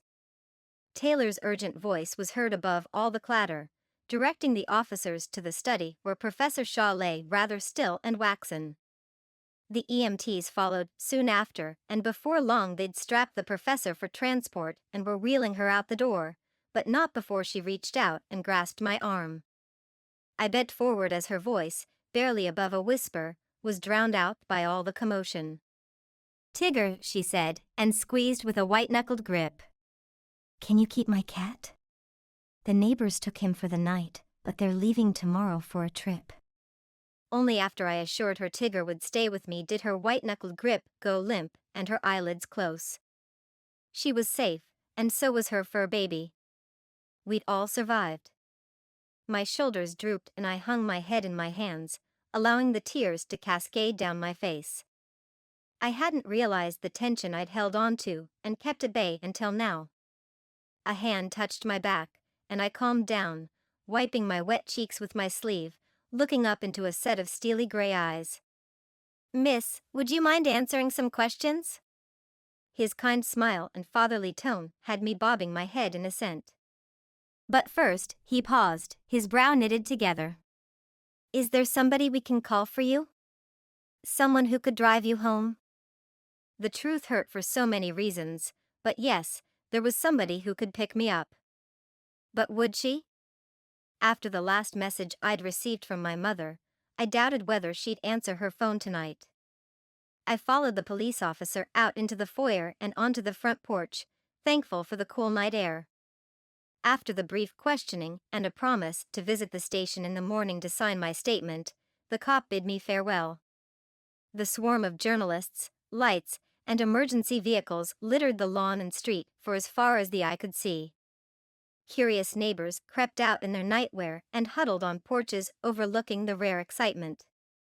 Left to my own devices, and after promising to meet Sky for breakfast, I reluctantly pulled out my phone and dialed my mother's number. The rings blared against my eardrum, and I braced for the onslaught. I sent a silent prayer into the heavens, hoping she wouldn't tar and feather me when she found out. And then her brusque voice answered. Mama? I said with a shaky tone. Can you come and get me? There's been an incident. The blistering barrage that flew out of my mother's distinguished mouth had simmered after an hour or so. She'd forgiven practically everything, except my aversion to attending medical school. Apparently 2 of them had expressed interest, and Mom had somehow secured a formal interview with each one. How that woman can weave spells and have people lapping up her every word didn't find its way into my DNA. When the sun rose high in the crisp Colorado sky and the songbirds chirped their hellos through my window screen, I got dressed and had Sky drive me to the hospital. The snow-peaked mountains stood in the background as she maneuvered through the early Saturday bustle of parents putting pedal to the metal, trying to arrive for their children's soccer game or dance class. Sky stopped off at the local bakery where I bought a few coffees, some pastries, and a large container of chocolate milk, my favorite, and we set off for the hospital. Finding the professor was easier than I'd thought, and within 5 minutes of arriving we shuffled into her room and stayed by the door, afraid we'd wake her. She laid propped up on some pillows, her eyes closed and the steady rise and fall of her chest suggesting we'd interrupted her sleep. Then she smiled faintly and said, "Come." Like obedient pupils, we walked the short distance and looked down at the woman who hours ago was at death's door. Although the blinds were shut, the bright morning rays slipped through the slats and lit the area up fairly well. It was bright enough to see her pale cheeks, which spoke of her blood loss, but a nurse must have washed and brushed her hair. Thick and wavy, it hung about her shoulders. No longer sweating or grimacing, the professor looked peaceful. I wondered if she'd been in this predicament before. Or at least with some police colleague. Since she'd worked for the police prior to academia, I could only imagine the horrors she'd witnessed. Though the idea disconcerted me, the job itself didn't. Those thoughts would assure my mother's ire, but did it really matter? Professor Shaw moaned, and I instantly reached for her hand. The moment I touched her soft skin, her eyelids fluttered open. She blinked a few times and then tilted her head in our direction. "Hello," she said, a weak but genuine smile on her face. "Brought me anything good? The food here stinks." The professor awkwardly propped herself up on her elbows and looked at Sky holding the bags of pastries. "We brought gifts." Sky grinned, offering one pastry bag and a coffee tray. "What's your poison?" My eyes widened at her choice of words, but the professor greedily snatched the bag and almost ripped it open in her haste. Mouth stuffed with a Danish, she plucked a coffee cup off the tray and sipped. "Ah," she said and licked her lips, now sitting upright in her bed. Nothing better than caffeine and a cruller. A tap at the door had us scrambling to stash the goodies, and we were all surprised when Carson stuck his head in. He grinned. "Got time for some visitors?" One by one, last night's participants streamed in. Some sat on the hospital bench by the large windows while the rest hovered around Professor Shaw's bedside. With broad smiles and shiny eyes, the students stared at the professor, but no one uttered a word. "How'd you manage this?" She asked around a half-eaten pastry sticking out of her mouth. This won't get my nurse in trouble, will it? She's bent over backwards for me all night. Nah, Carson waved his hand dismissively. We spoke to the doctor and convinced her we wouldn't upset you. We've only got 15 minutes though. The professor's lips formed an O shape, but immediately widened into a grin when CC held out a rectangular box of donuts. Staff approved, she declared with a twinkle in her eye, eliciting a snort from the professor. It was good to see her and the others upright and walking. You bribed them, didn't you? Ms. Shaw grinned. Leave it to CC to sweet-talk a bunch of healthcare workers with a batch of donuts. The thought left me chuckling. Professor Shaw bit into a custard-filled donut, the remnants of the Danish in her other hand. She swallowed the bite and asked, "So who solved the case?" Stunned eyes reflected back at the professor, who remained unfazed as she chomped away, licking her sticky fingertips. She expected us to have worked out the mystery case after all this? That was a shock, though not out of character for her. I tentatively raised my hand, a warm rush building upon my cheeks. The mystery case wasn't exactly what we worked on last night, Professor. I should think not, she replied matter-of-factly. From the news this morning, I understand the police arrested Clara on suspicion of murder. The professor looked from one to the other of us and ended her steady gaze on me. It was business as usual with her. She even had a smidge of color to her cheeks and a lightness about her, which lifted my spirits. Since no one spoke, I charged ahead. Someone needed to fill her in. After all, she nearly died. Yes, the police are holding Clara for your attempted murder and assaults on several others. I nodded toward Devon and Jessie. They're also questioning her for the death of Olivia Ferguson. While the professor's face barely moved, being an observer of people my entire life, I noticed a slight twitch to her lips. Was it relief? Why? She asked. I gulped down a quiver of nerves since I didn't like public speaking and trudged on. Clara admitted to it. I suspected as much, said the professor, her eyes downcast and clouded. A moment later the glimmer returned, and she lifted her chin high and gave us all a roving glance. Tell me the motive. Across the bed, next to CC, Carson shifted his weight. He scratched his forehead in agitation and then raised a hand, a guilty grin on his handsome face. That would be me, he said rather forlornly. The professor beheld Carson with a curious stare. Her hands folded in her lap, she waited patiently for the relay of the events leading up to Olivia's death and last night's fiasco. Clara refused to believe that Olivia and I were in love. That we'd secretly gotten engaged, Carson said to a hushed room.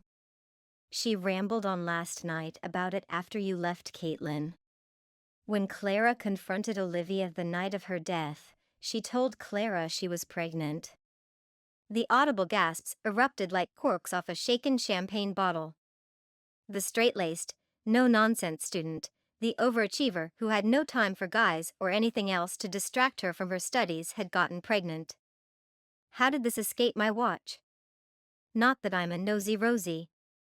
It's just that I usually caught most everything. From secret lovers to cheaters, the gossip mill had nothing on me. I noticed things well before the talk started flying. Always had. From the youngest of ages, my father would say I picked up on stuff. My mother thought it odd, which was why she'd forced me to keep my mouth shut as a wee one. She hated having an extraordinary child. Her words. Extraordinary meant clairvoyant in her mind, and no one wanted to have clairvoyant offspring. I wasn't clairvoyant, though. Only observant. Maybe that's why I didn't have siblings. That, or her students, filled that role. I surveyed Professor Shaw's face for signs of surprise, but she appeared calm. Go on, she urged, although she needn't have. Carson was fixed to vomit the details. It was like the flood of revelations eased his soul, and so he kept on, revealing detail after detail of how Clara grew angrier with each declaration Olivia hurled at her. Done with Clara's games and attempted derailing of Carson's affections for her, done with hiding the secret in fear of her parents' disapproval or that of the faculty, Olivia wanted it out in the open and to move on with their lives, ready to embrace the unborn child growing in her womb. Alas, it wasn't to be.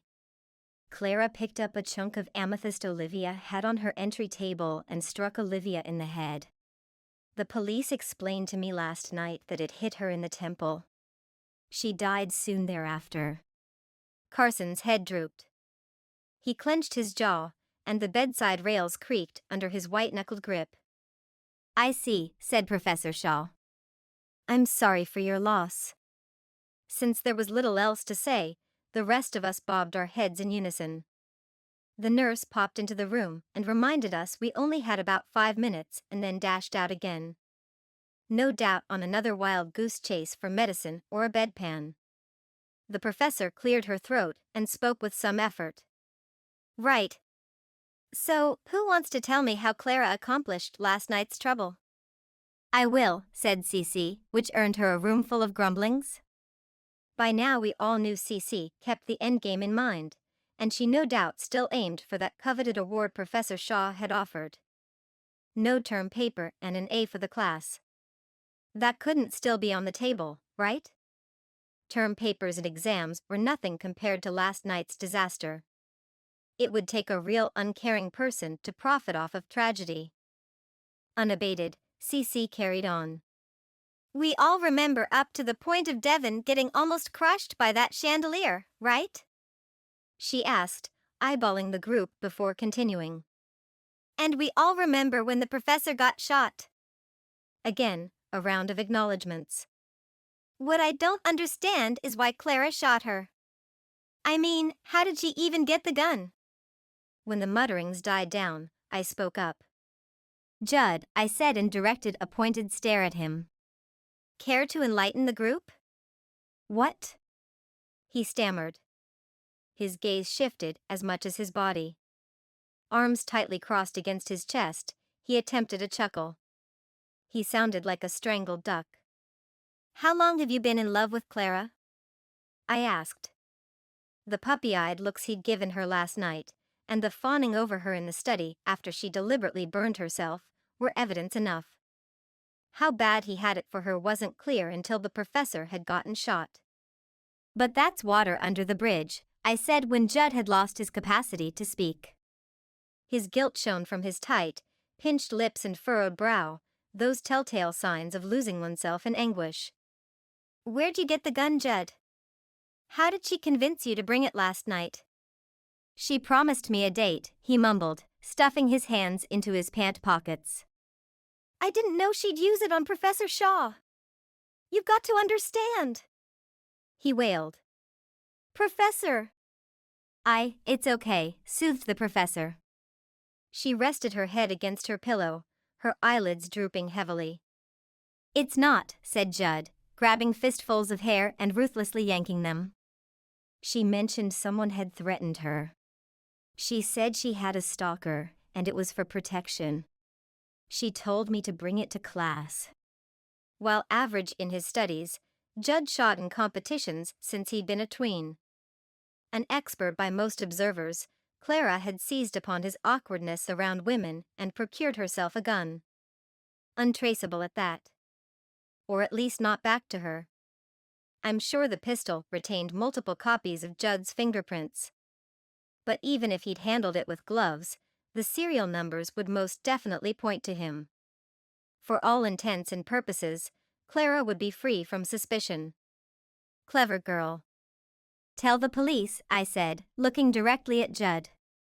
His reddened and puffy eyes blinked back tears as he agreed to contact them first thing. How did she do it all? Devon piped in, who stood sandwiched between Judd and Carson on the other side of the bed. The chandelier almost killed Jessie and Clara. How did she manage that? And who attacked me? Bravo, said Professor Shaw, much to Devon's delight.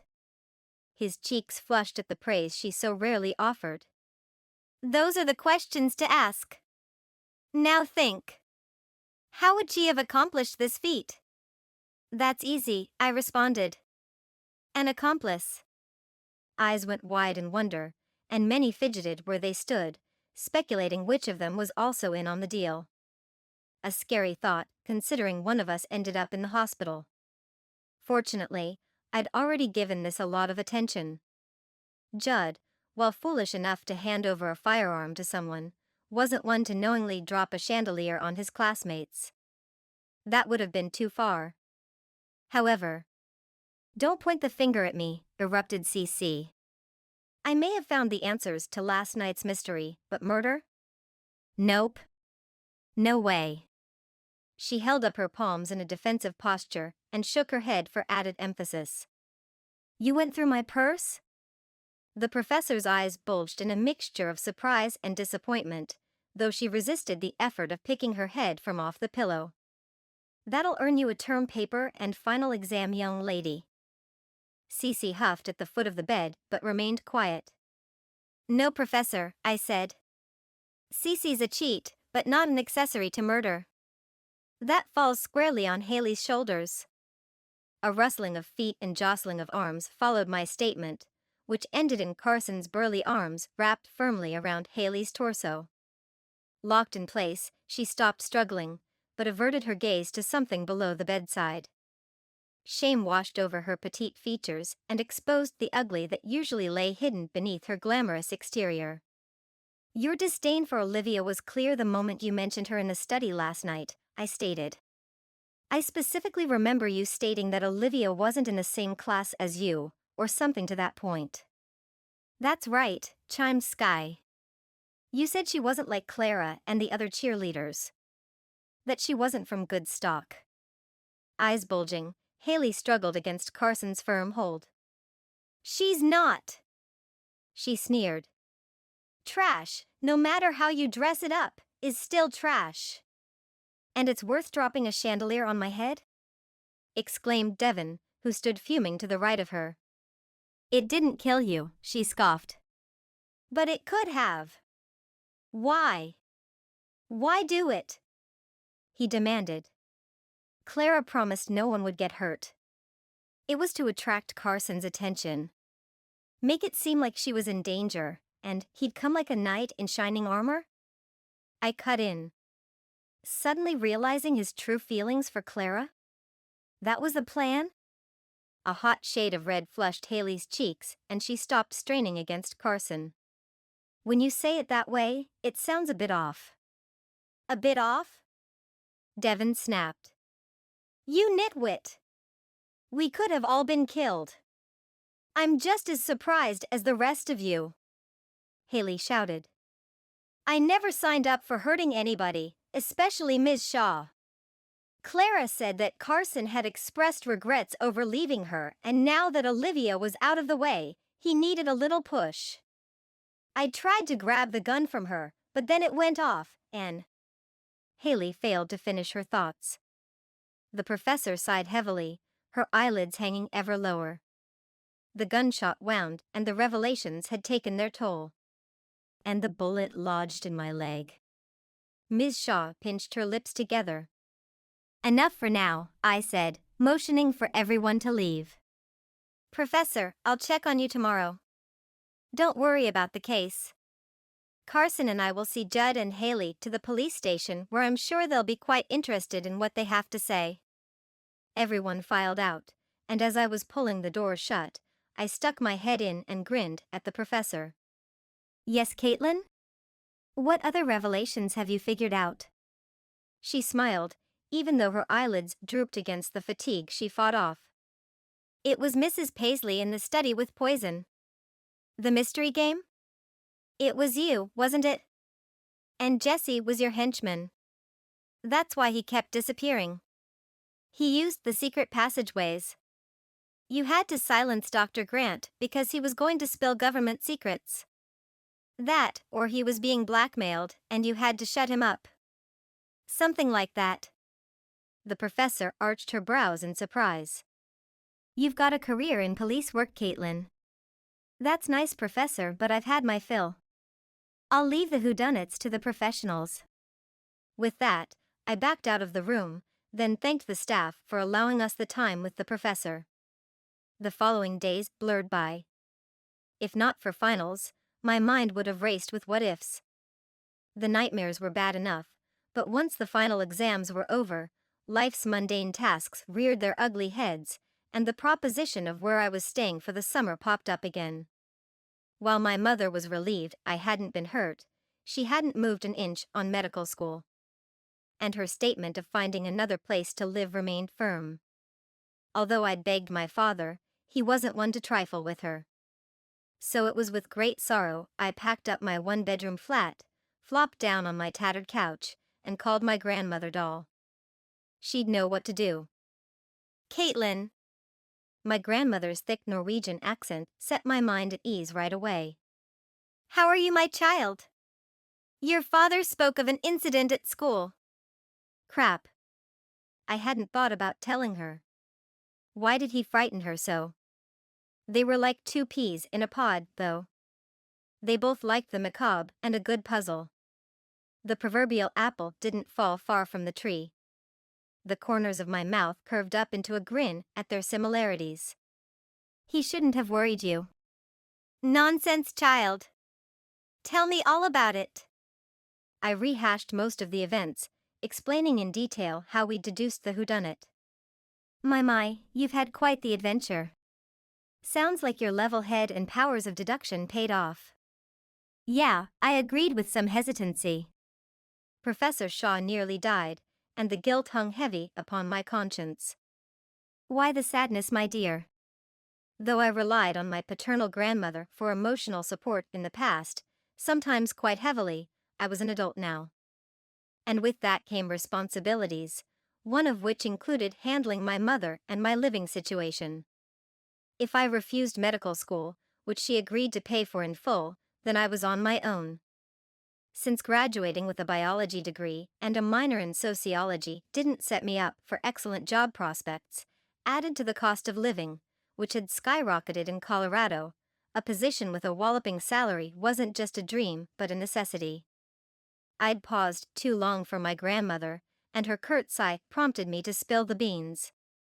I didn't want anyone else perturbed with me. She was all I had left. Mom's kicking me out if I don't attend medical school. She's set up 2 in-person interviews with schools next month.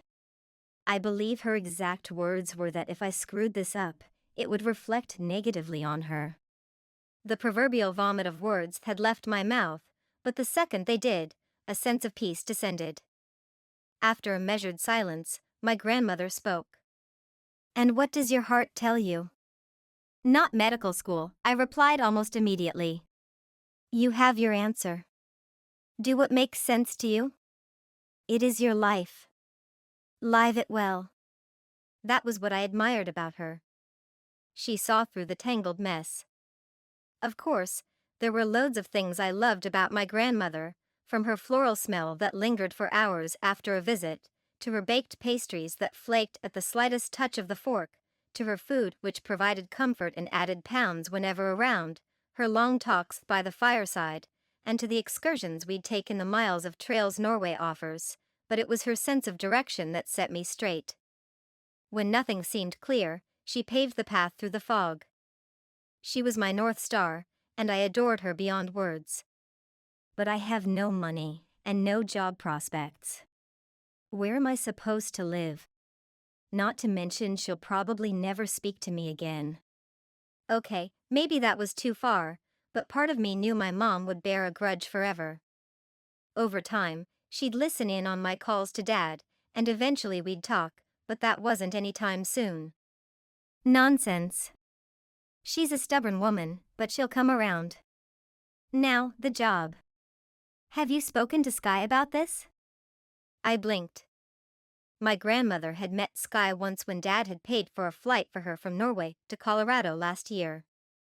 My grandmother adored Sky, and the feeling was mutual. However, we'd never talked much about her, and it struck me as odd that she'd mentioned her now. Your silence speaks volumes.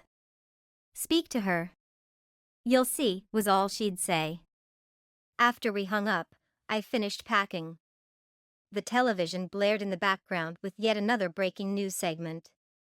Apparently, the local police had caught a serial peeping Tom the night before and the alert for women on campus had ended. Well enough, because most of us had already packed up and were traveling home for the summer break. Except me. I had graduated. A sense of melancholy seeped in when I surveyed the empty walls and floors devoid of rugs I'd rolled up for transport. How had the past 4 years gone by this fast? I made a cup of tea and sank back into my favorite sofa chair and sipped, pondering the last few weeks of school and the direction my life had taken. If asked 6 months prior about standing up to my mother, I'd have laughed heartily and scoffed at the idea. But now, even though I harbored guilt at upsetting her, I agreed with my grandmother. It was my life, and I'd better find something I wanted to do rather than be miserable.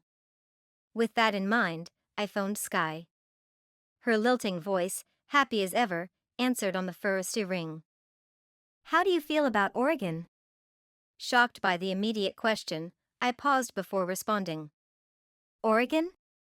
It rains a lot, right? Sky chuckled. Yeah, Sherlock, but what about moving there? With your aura and birth sign, Oregon is your next destination. That so? I asked, but grinned nonetheless. While it sounded strange, it would be foolish not to listen to her. I had no idea how she did it, but when Sky suggested something, it usually worked out in the end. Why not now? Quick, get online and check the Portland area, she urged. Humoring her, I opened my laptop, which was sitting on the lone end table by my chair, and typed in Portland jobs. I had no idea what to look for but didn't care. 100+ posted positions popped on screen, and before I uttered a word, Sky insisted on me scrolling the list.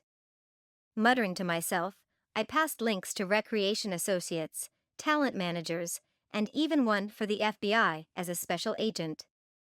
When I mentioned one for a studio photographer, Sky shrieked into the phone. That's it! She exclaimed. Photographer? With what experience? Your photographs are masterpieces, she joyfully proclaimed, not skipping a beat. Nothing really ever brought her down.